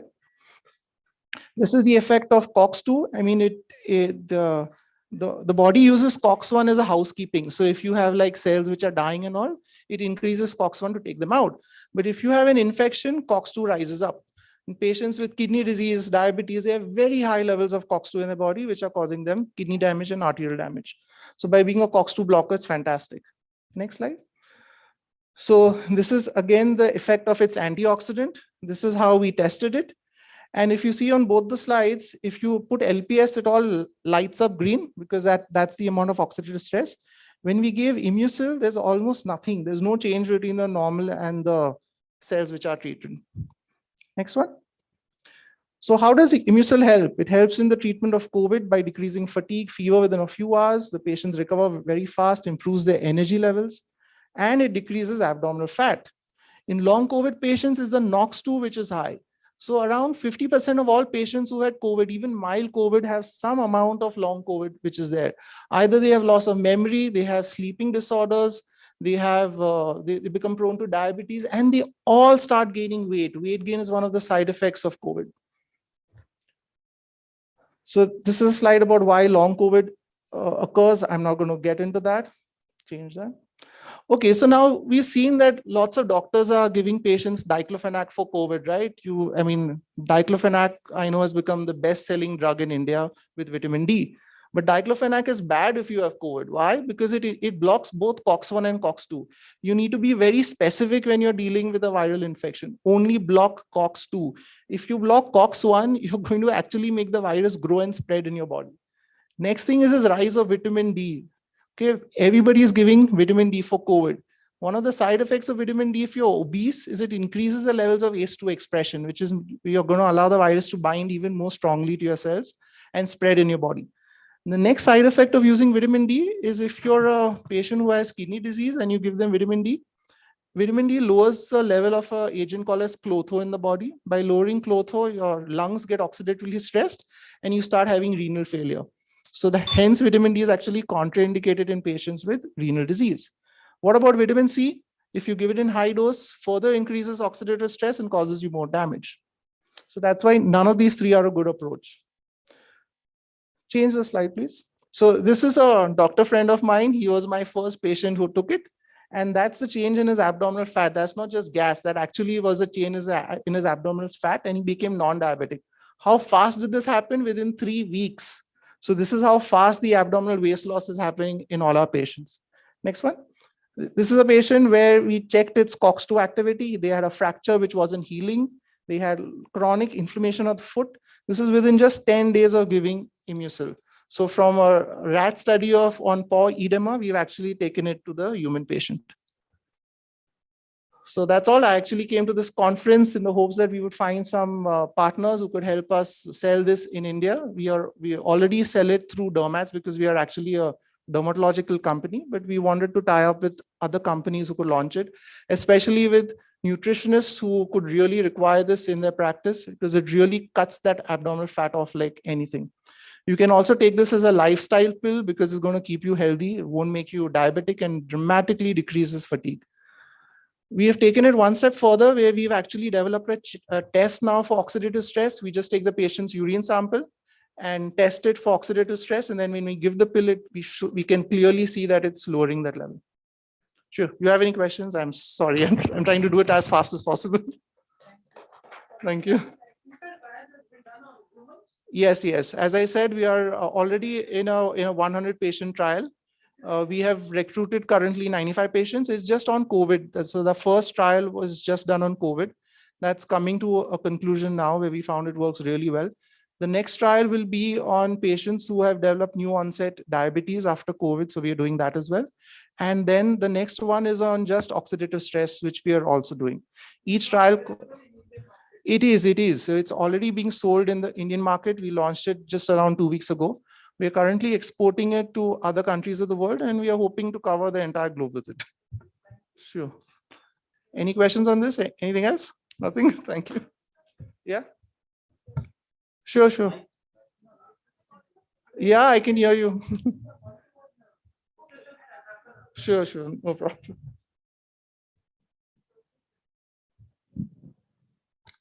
Thank you for the presentation. Now we move on to oral presentation by Afnan and Liana Fatima on the topic prevalence of anemia among adolescent girls.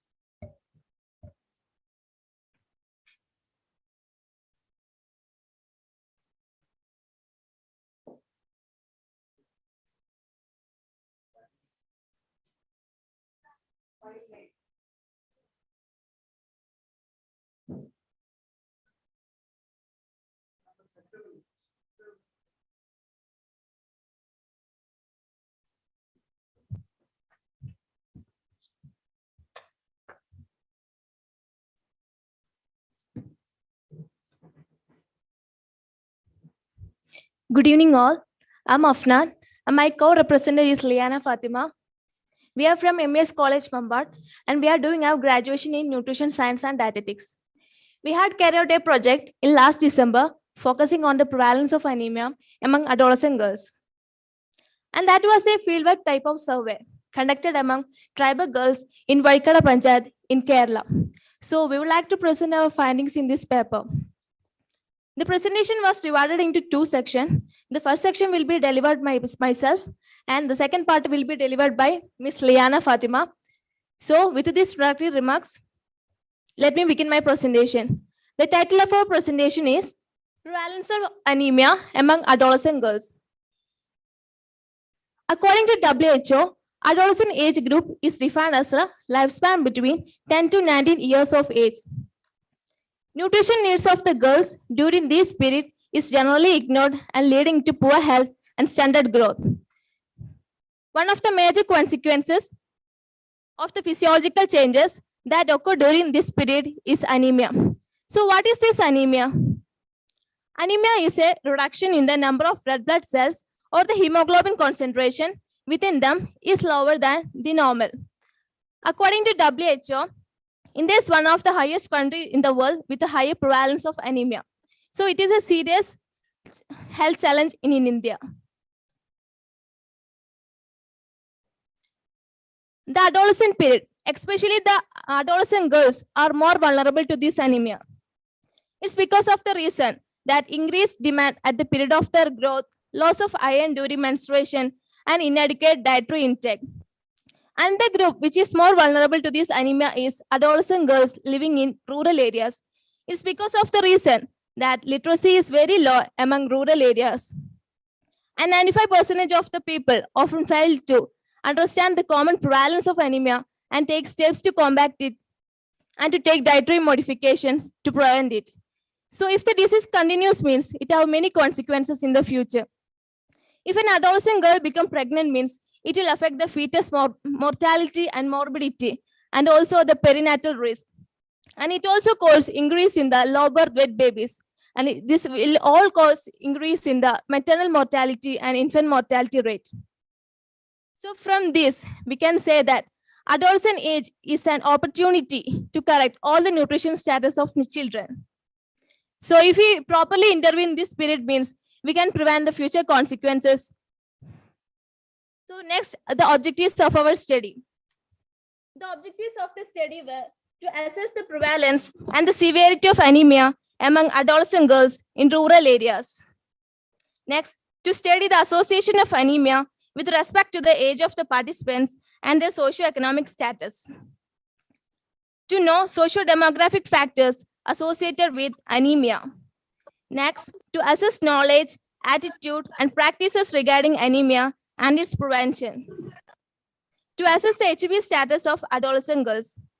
Next, the methods and methodologies that we used in this survey. The study was conducted from December 2nd to 5th in adolescent girls 10 to 19 years of age in 3 tribal colonies, Amblatodiga, Uchakulam, and Punjakoli. This area is forest area, low female literacy, and limited access to health services. So our study population is adolescent girls, because by decreasing anemia and increasing awareness among adolescent girls, we can reduce maternal mortality and morbidity, especially during pregnancy. So this study was carried out to find the identify the prevalence and factors associated with the anemia. So we conducted this study on the prevalence of anemia among adolescent girls through various methods. First one, by data collection procedure. For collecting data, we prepared a structured questionnaire. Next, by individual dietary diversity score using 24 hours recall method. Next, by taking anthropometric measurements, by hemoglobin estimation, and by identification of clinical signs and symptoms. Next, by conducting intervention programs about anemia, and through the distribution of nutrient-rich supplements like ragi laddu, amritam recipes, and sprouted Greek yams. So these are some of slides of our study. These are taking anthropometric measurements, collecting blood samples for HIV estimation, and nutritional awareness class. And these are the some food supplements that we distributed to the adolescent girls. And these are distribution of food supplements. And these are some of the nutrition related games. Next, I invite Ms. Liana Fatima to take our second part of our presentation. Liana, please. Thank you, Afnan. Next, we can take a look at the results of our study. During our study, 67 adolescent girls were interviewed. Majority of them were government school students, and only few were secondary going school students. And the marital status of majority of the study subjects were single. And majority of them were part of nuclear family, and only few part of joint family system. Next slide, please. The whole data which I discussed with you is tabulated. Next slide. These are the things which we discussed as you see in the figure. And coming to the most important result of our study, the prevalence of anemia among adolescent girls of Varikadav Panchayat.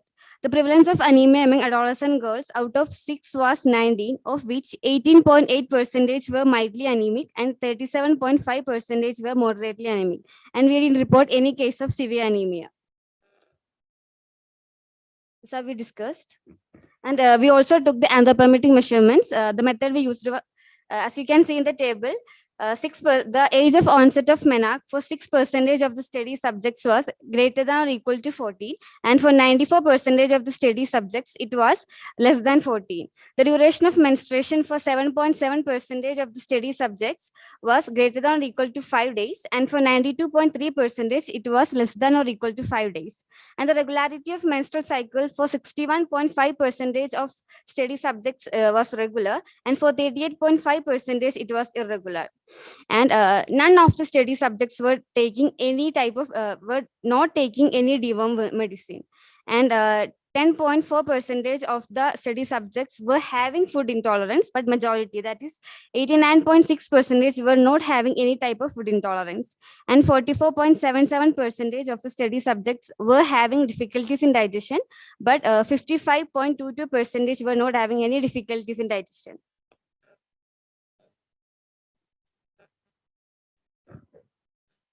And previous one. And in this study, we also came to know that the number of pads, the adolescent girls who used more number of fats were seen to have more prevalence of anemia, as it directly indicates that increased amount of blood loss during menstruation. And the physical condition for majority of the adolescent girls, that is for 75.8% were healthy. And coming to the discussion part, this study was attempted to assess the magnitude of anemia and associated factors among adolescent girls in Vadikada Panchayat. The result of this study indicated that the overall prevalence of anemia among adolescent girls in Vadikada was 36.6%. According to WHO criterion, if prevalence of anemia was within 20%, then it is considered as a moderate public health concern. Therefore, the prevalence of anemia among adolescent girls in Vadikada was a moderate public health concern. And we also came to know the associated factors such as the duration of menses, low dietary diversity score, living condition of adolescent girls, and low economic status of the family.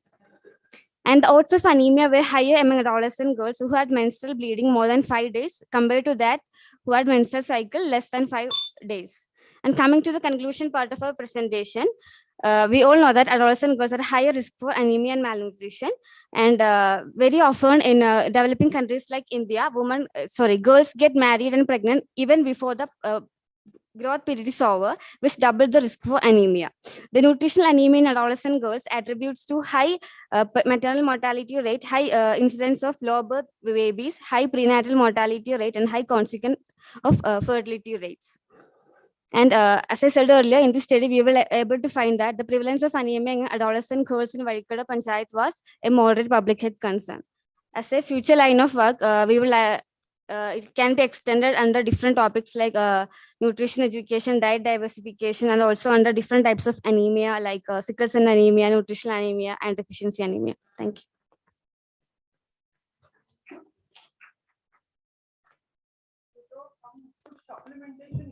Yes.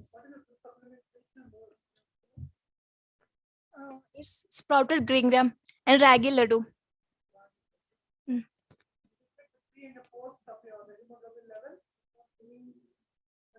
No. Yes, we just distributed them. Time duration. The allowed time duration was only 3 days. We have to complete the project within 3 days. 3 days. So yeah. Yes. We were just giving awareness.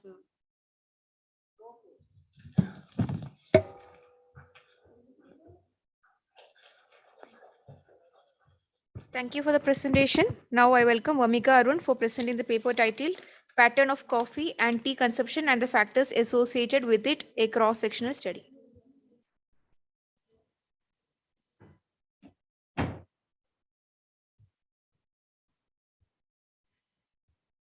Good evening, everyone. I hope you enjoyed your coffee and tea break, because that's exactly what I'm going to talk about.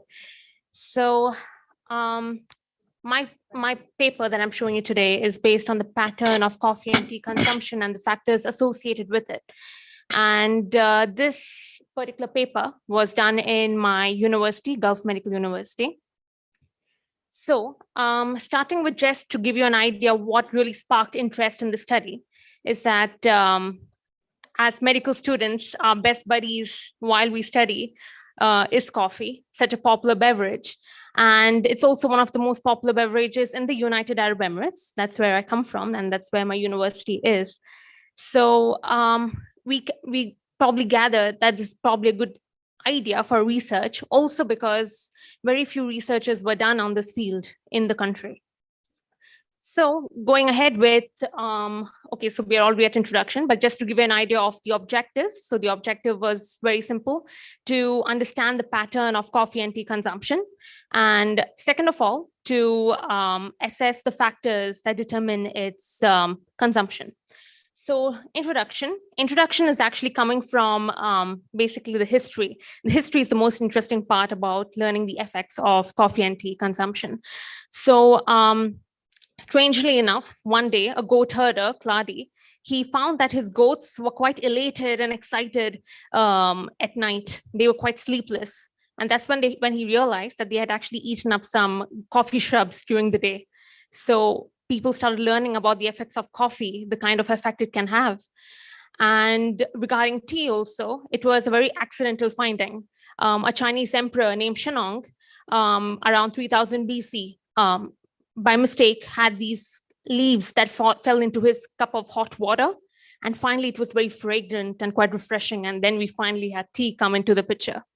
So that's how coffee and tea came into as a beverage, as a popular beverage, because people start learning about its effects, because people have it, people consume it because of the effects it produces. Obviously, there are positive effects. Positive effects are the, it helps to increase your productivity. All of these things are good, but negative effects are also there. It increases, it can sometimes increase stress. It can lead to palpitations, increase your heart rate. So it comes with its positive and negative effects. So that was regarding the introduction. And the most scientific discovery of coffee was made by Frederick Runge in 1819, when he actually studied the Arabic mocha beans. So going to the next slide. So this was a cross-sectional design. We took a small section of our population to understand the pattern of coffee and tea consumption. So the population we chose was our university population. So we learned basically about the pattern of consumption amongst different health science students. So that's MBBS, BBMS, etc. Please go on. So our inclusion criteria, very simple. They should be 18 years and above, and any nationality and both genders were included. Anything opposite that was the exclusion criteria. Sample size we used for a cross-sectional study, 4 PQ by L square is the most common formula used. So with that, we found that 400 was a sample size. We added 10% to avoid any bias. So we got 440. At the end, though, we ended up getting 540 samples. So study setting was my university, and this went on for 6 months. So the study instrument and validation procedure, we used a questionnaire, and these questionnaires were done only after taking their consent, and after which we also assessed different kinds of social-demographic variables, the reasons why people consume coffee and tea, the types of coffee and tea they consume, and the number of times they consumed it, the reasons they consumed it, the effects they experienced from consuming it, and so on. So regarding ethical issues, we made sure to get an approval from our university ethics committee. We also made sure that privacy, anonymity, and confidentiality was ensured to each and every participant of the study. And apart from this, we also made sure that once we collected the questionnaires, we checked it for completion, because that was quite an issue actually during our collection process. So we made sure everything was complete. Then we proceeded with the study. The questionnaires were handed out to students. They filled it for completion, and once we got all the data back, we entered it into MS Excel sheets. After which we also did an SPSS analysis. Next slide. So in the SPSS analysis, we basically tried to understand the various factors that were associated with the pattern of consumption. Various factors like age, gender, all your social demographic variables, the BMI groups, the origin, region of origin. And another important thing we checked was the factors like effect, print media, online media, electronic media, social trends. What kind of effects did those have on the consumption of coffee and tea? So we did a pilot study with 6 students, and these are the variables, the independent, dependent. That's okay, you can go. So after doing the SPSS analysis, we did a chi-square test. Chi-square test because these are nominal variables or non-numeric variables. And we were able to establish a couple of associations, some statistically significant and some statistically non-significant. So we'll see that. Results, yeah. So we found that 69.4% of our population were coffee consumers and 59.6% of them were tea consumers. Going forward, we found that amongst the coffee consumers, basically a statistically significant correlation could be made with age and region, but with gender and BMI, this wasn't the case. Obviously, I'm discussing this with literature later, so there were, a couple of contradictions. And just some points which would be important here is that amongst the regions, we found Middle East had the highest coffee consumption. And amongst gender, we found that males had the highest coffee consumption, even though when you go back to literature, usually females are more of coffee drinkers compared to males. Next. In tea consumption, we were only able to establish a statistically significant correlation with BMI. And so we found that the people with normal BMI were more of tea consumers, while the least was found to be in those who were obese. Next. So basically the other factors, the other common factors that affect coffee consumption. So we looked at price effect, social trend, and the various types of media. And we found that a significant amount of population amongst the consumer range took it for its effect, obviously, because it has its positive effects. We are medical students, we need to study for our exams. So that's really the most common reason. Can you please go to the previous slide? And so we were able to establish a statistically significant correlation with effect print media and online media. Next. But no such correlations could be made with tea consumption. Next slide. So discussion. So the discussion here is that according to a research by Maharani, they found that coffee consumption was higher among males. However, this wasn't the case in our university population. We found that it was higher amongst the female population.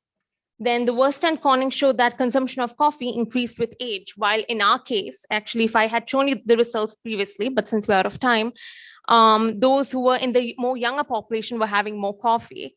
Also probably because when I think about it, our first and second year students were swamped with basic science examinations, so we needed more coffee. But yeah, going on next. We found that coffee consumption is associated with the region, but this couldn't be found with the other literatures. And obviously, as I mentioned, there was an increase in coffee consumption in more stressful conditions. So to conclude, 69.4% of our population had coffee, 59.6% of them tea. Obviously, coffee had a statistically significant correlation with the age, print media, online media, effect print media and online media, and the tea consumption. We couldn't make any such correlations with tea consumption. Thank you.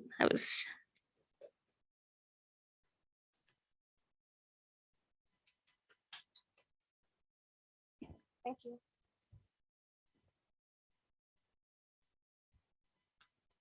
Thank you for the presentation. We will move on to the next. I invite Sheetal Panjal for presenting the topic titled Termizin, curcumin complex dose-dependent anti-inflammatory effect.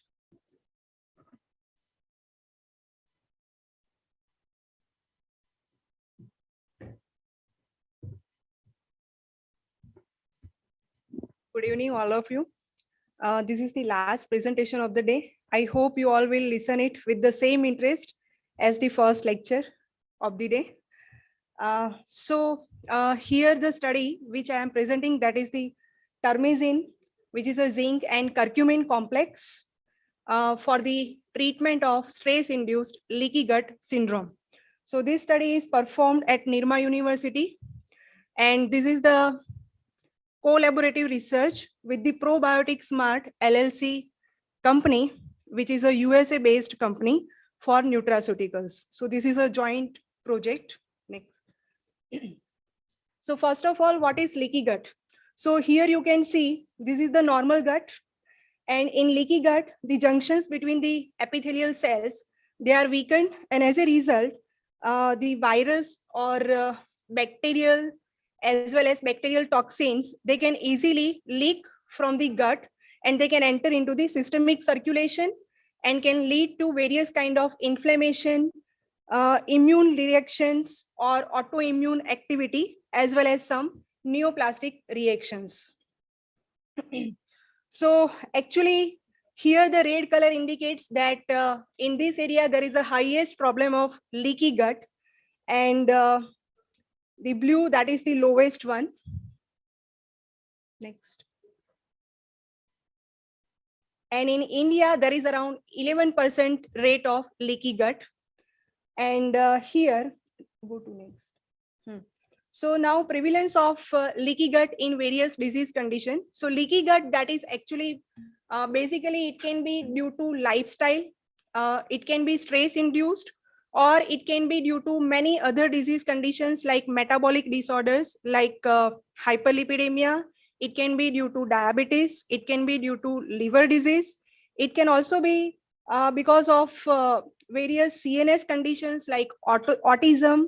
It can be due to food allergies or hypersensitivity, inflammatory bowel disease, or it can also be because of some chronic kidney disease, chronic heart failure, or Alzheimer's disease. Okay, so leaky gut is the symptom which can be existing with various diseased conditions where it is responsible for various types of symptoms. Next. So that is about the disorders which can cause leaky gut. Even these are the factors which can affect the leaky gut syndrome. They are the excessive toxins in the food or diet, zinc deficiency, alcohol consumption, poor diet, dysbiosis, or various medications, or there is a candida overgrowth in the intestine, or the chronic stressful conditions.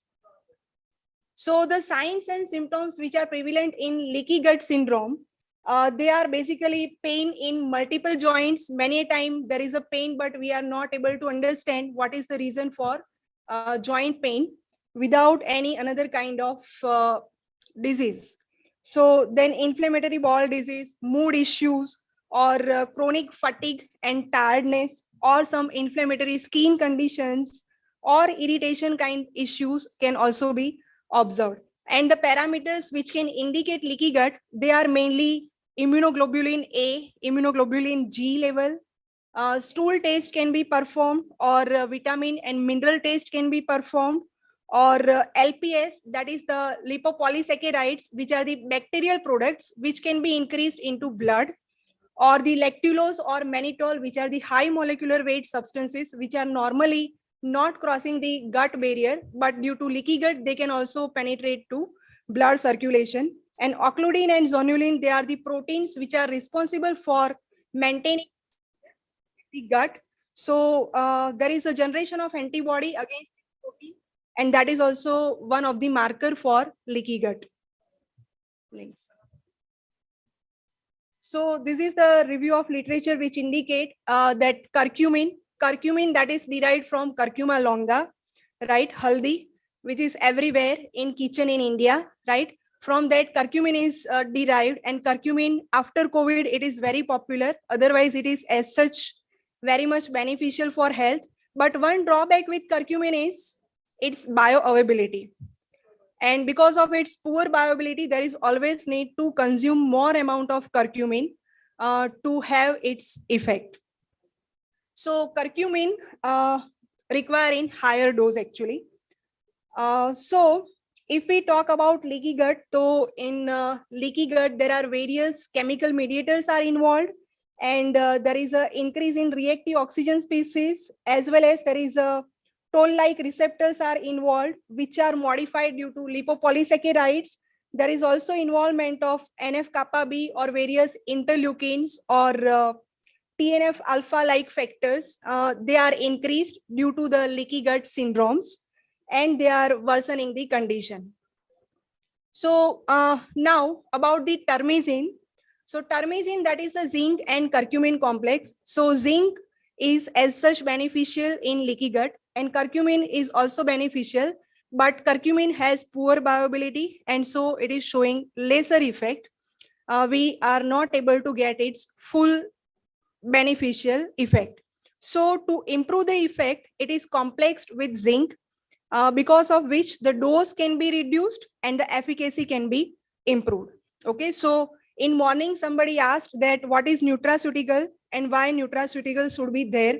So actually we cannot eat more amount of haldi directly to get its beneficial effect. So in place of haldi, we can eat curcumin, but even curcumin is having poor bioavailability, so we have to consume higher dose. So to improve it further, we can use further refined complex like termizine, right? So So zinc and curcumin complex, they are showing increased solubility and permeability, because of which curcumin delivery in the body can be possible. Next. So the study was conducted with the intention to, first of all, to establish some model in animal where leaky gut can be generated, and then to test termazine on leaky gut. So actually, whenever we are doing any study, there is always need to first taste the substance in animals, and then we can test it in humans. So first of all, we, as a preliminary study, it was first performed in rat.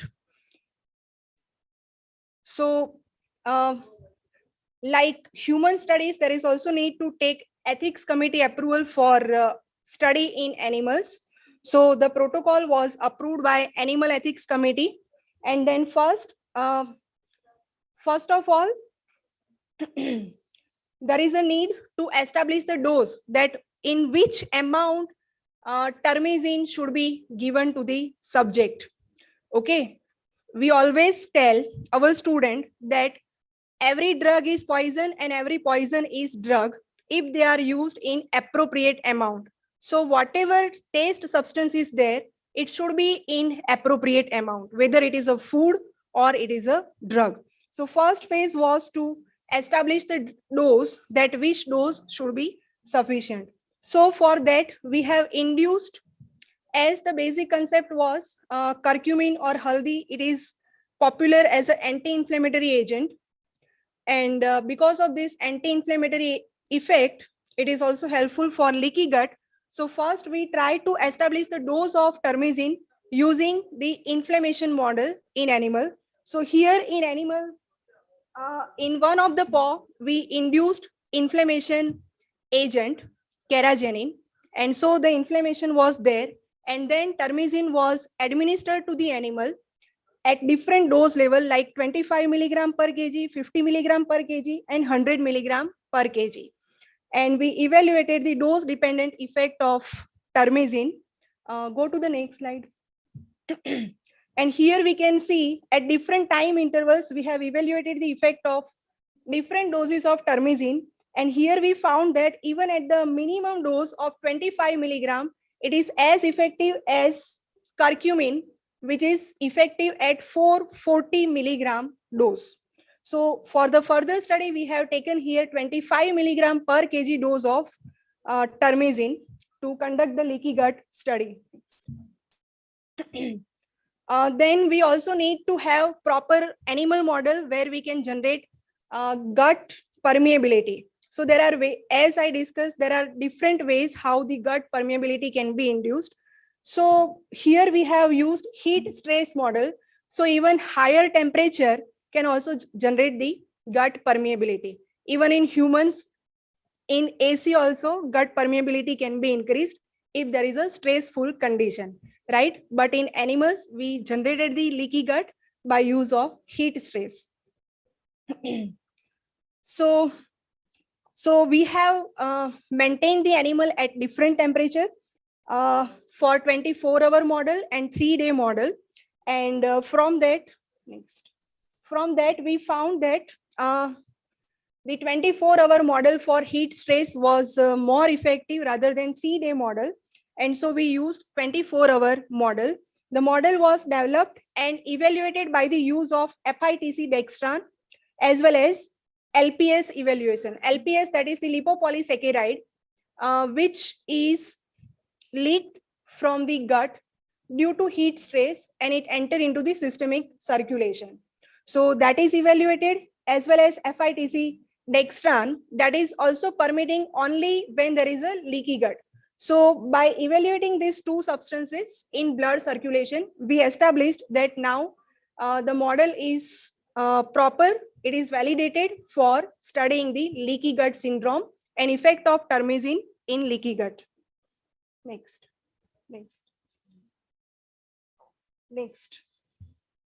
Okay. Next. Okay. So now, yes, just okay. Next. Okay, so after that, the actual study was conducted where termizine was given to various groups of animal. The group of animal were the sham control group, disease control group, and treated group. Sham control group is the group where the surgery was performed as a blank surgery. Okay, means the cut was there, incision was there, but the ligation procedure was not performed, so that the stress of incision or the anesthesia can be studied into animal. Then second group is the disease induced group where surgery is performed, and in the jejunum and ileum the FITC was infused, it was tied, and even the renal arteries were tied. Why renal arteries were tied? Because we are evaluating here FITC dextran, which is a tracer molecule for leaky gut.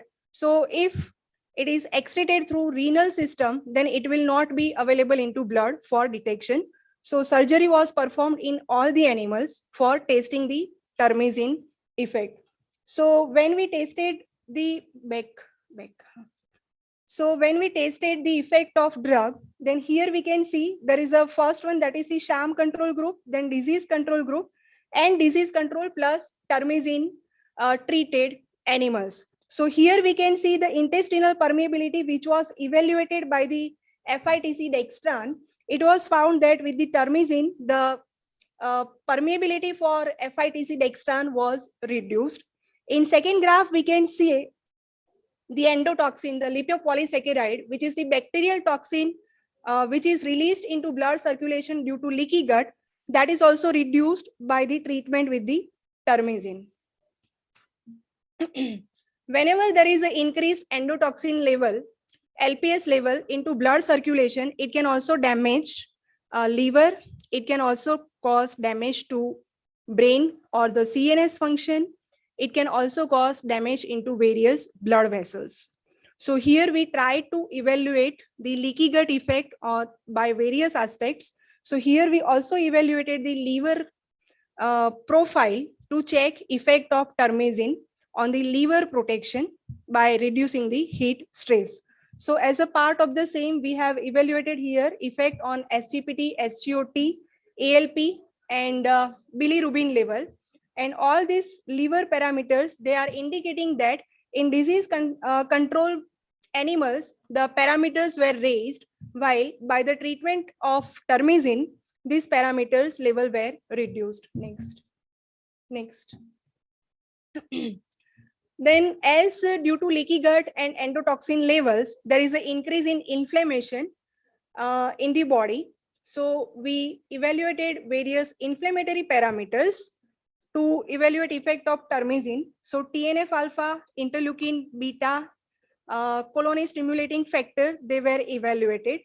And in all these parameters by the disease control group, where the heat stress induced leaky gut effect was higher, the levels were higher than the normal sham control animal.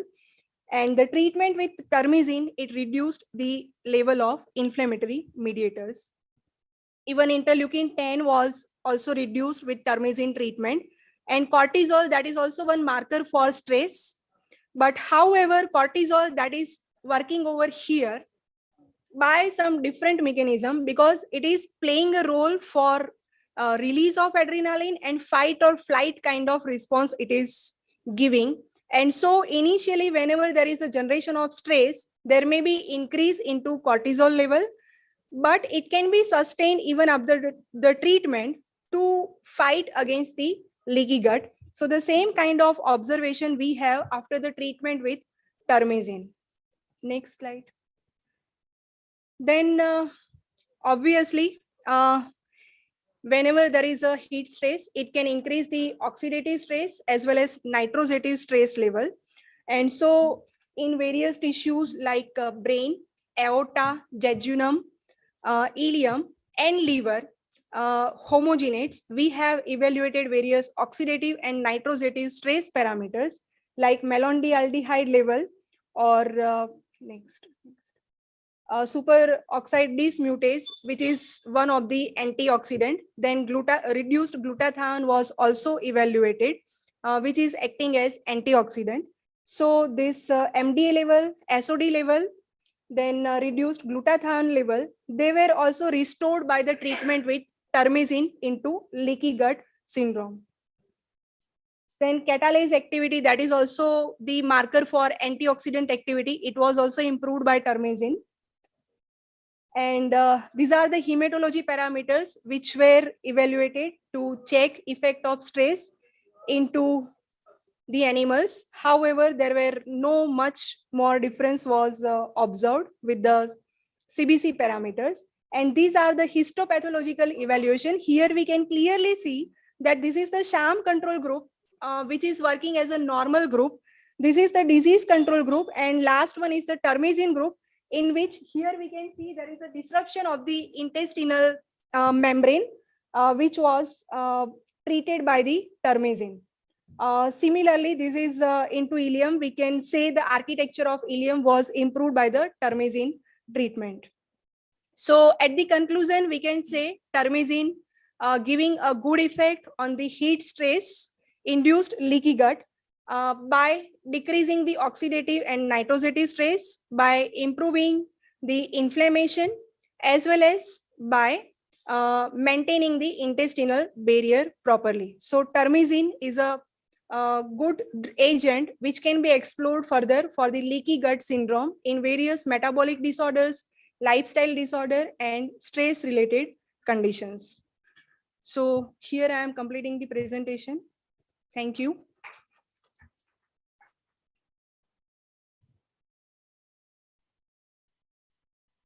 Any questions? Mainly pharmacology based study.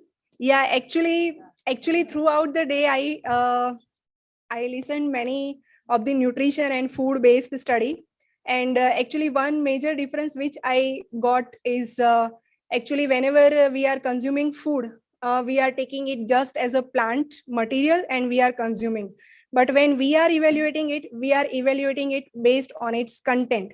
So for example, somebody done the study of lychee or some flowers and all. They said there are 4 flowers were taken or 5 flowers were taken. But when we are doing the study, we are taking the content based on the chemical constituents. There is a need to maintain chemical constituents always whenever we are preparing any formulation for health benefit, whether it is a food, health supplement, nutraceutical, or drug. So we first perform the study in animals and then we go for the human study. We do first toxicology study in animals. If it is safe, then we do the pharmacological or the beneficial effect study in animals, and then we go for the clinical studies. Thank you. Yeah, excuse me. Even in nutrition. Yes, nutrition also, there were so many clinical studies where they presented, whether it is a hibiscus or the flowers, they have a lot of review of literature where the constituents have already been done. Yes, ma'am. Even they do clinical studies. I am just what I correct. What I observed was in the presentation. This was just this is not the critics, but just a good as a part of good suggestion that in no presentation the chemical constituent list was not there. No, because it's just for 10 minutes. Maybe they must have done. They will present papers some other place or publish maybe research. No? And they're all there. Because it's when only one object. Yeah. That's all. Yeah, but this was the first experience for me in the food and nutrition. So what I observed, I just shared. Because the whole thesis. My observation may be wrong. That is also there. But I observed, so I thought I should share. No. Whole thesis nobody can present. No, a part of that is right. Everybody did a good job. We have to appreciate that. Obviously, madam, it was good. Thank you, ma'am.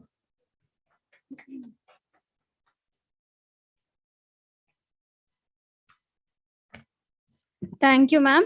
Now I would request our organizing secretary, Dr. Usha Devi C, ma'am, and session chair, Dr. Vijayalakshmi, ma'am, to present the certificates for the participants. From all the presentation, the best oral presentation goes to Vasuki A from Jain Deemed to be University for the topic ethanol salt based aqueous two-phase system for the purification of milk clotting processes from Rigitia tintoria fruit.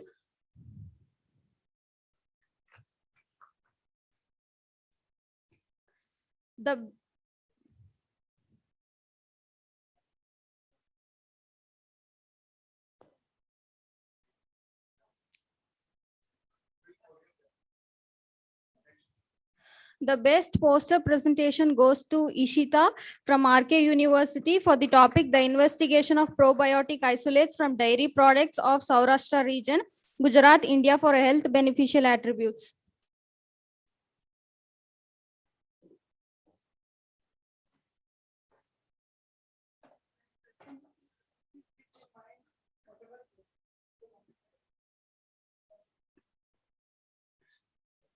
The best paper in the conference goes to Bhavana S from Srimati VHT Central Institute of Home Science for the topic food frequency questionnaire. Does it help to achieve dietary adherence among renal patients on hemodialysis?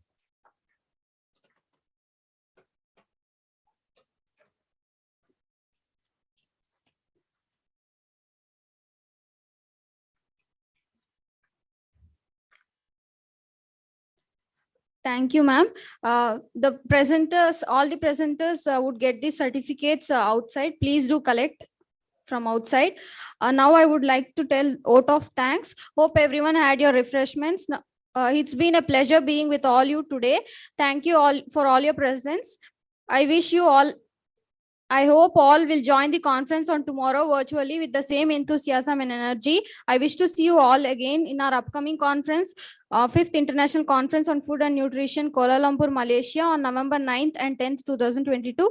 Thank you all once again.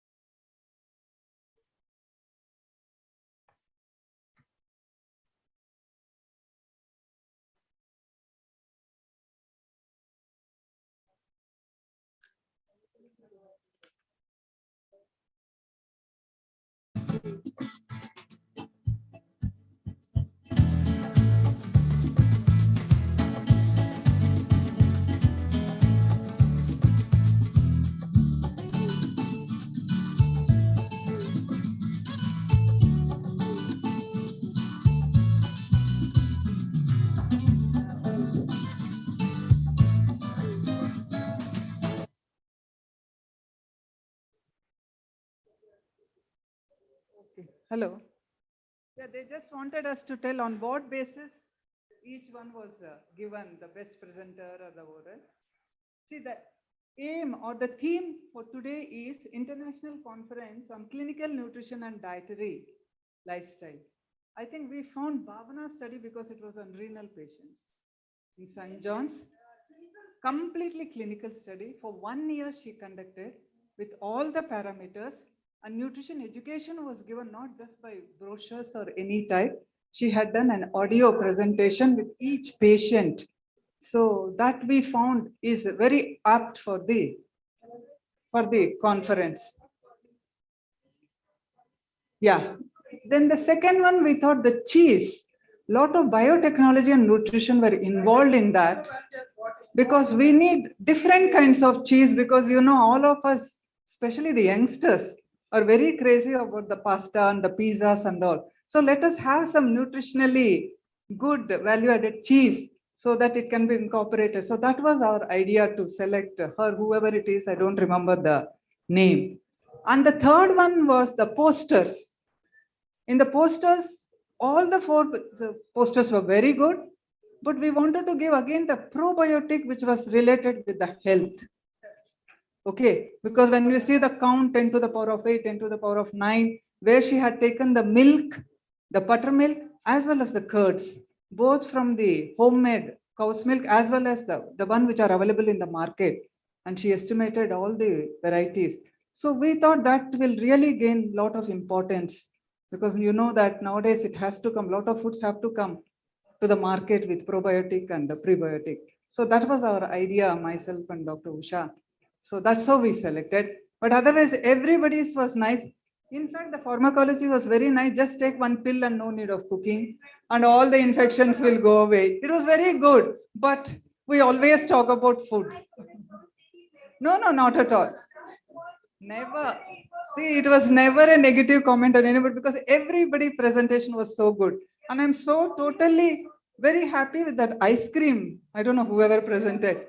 Very good ice cream, but a little bit of standardization is required. Otherwise, you really did a very good job. I think Usha madam is there. Yeah, that was excellent topic actually, but it has to draw with scientifically. That you have brought 5 varieties of hibiscus and you have incorporated in the preparation of ice cream. It was excellent, but it has to draw on a scientific method. Please see that in your dissertation, you can take up the same topic and do it on that. Definitely, and you can go for the hibiscus powder, because in our department, we did with the hibiscus powder and developed a jam and also the chutney powder, wherein in South it's very prevalent. It had come out very well, and the students also got the best presentation for that. It was excellent and go about with that. Yes. Then, yeah. Then one more thing regarding the undergraduate students who presented very well on their anemia. Yes, it was very nice. Yes. With the undergraduate students, they came out with this and have done it. It was excellent. I congratulate each and every students who have presented here and also the authors. Yes, thank you. Yeah, I take special thanks to Dr. Usha and also the director for the whole of the thing for corresponding, and special thanks to Ramya who was corresponding with all of us. And I hope we'll all meet in some other conference. World is small, girls. All the best for everybody here. Thank you so much. We will meet in the next conference. Thank you very much, madam. Not only this USFN, any other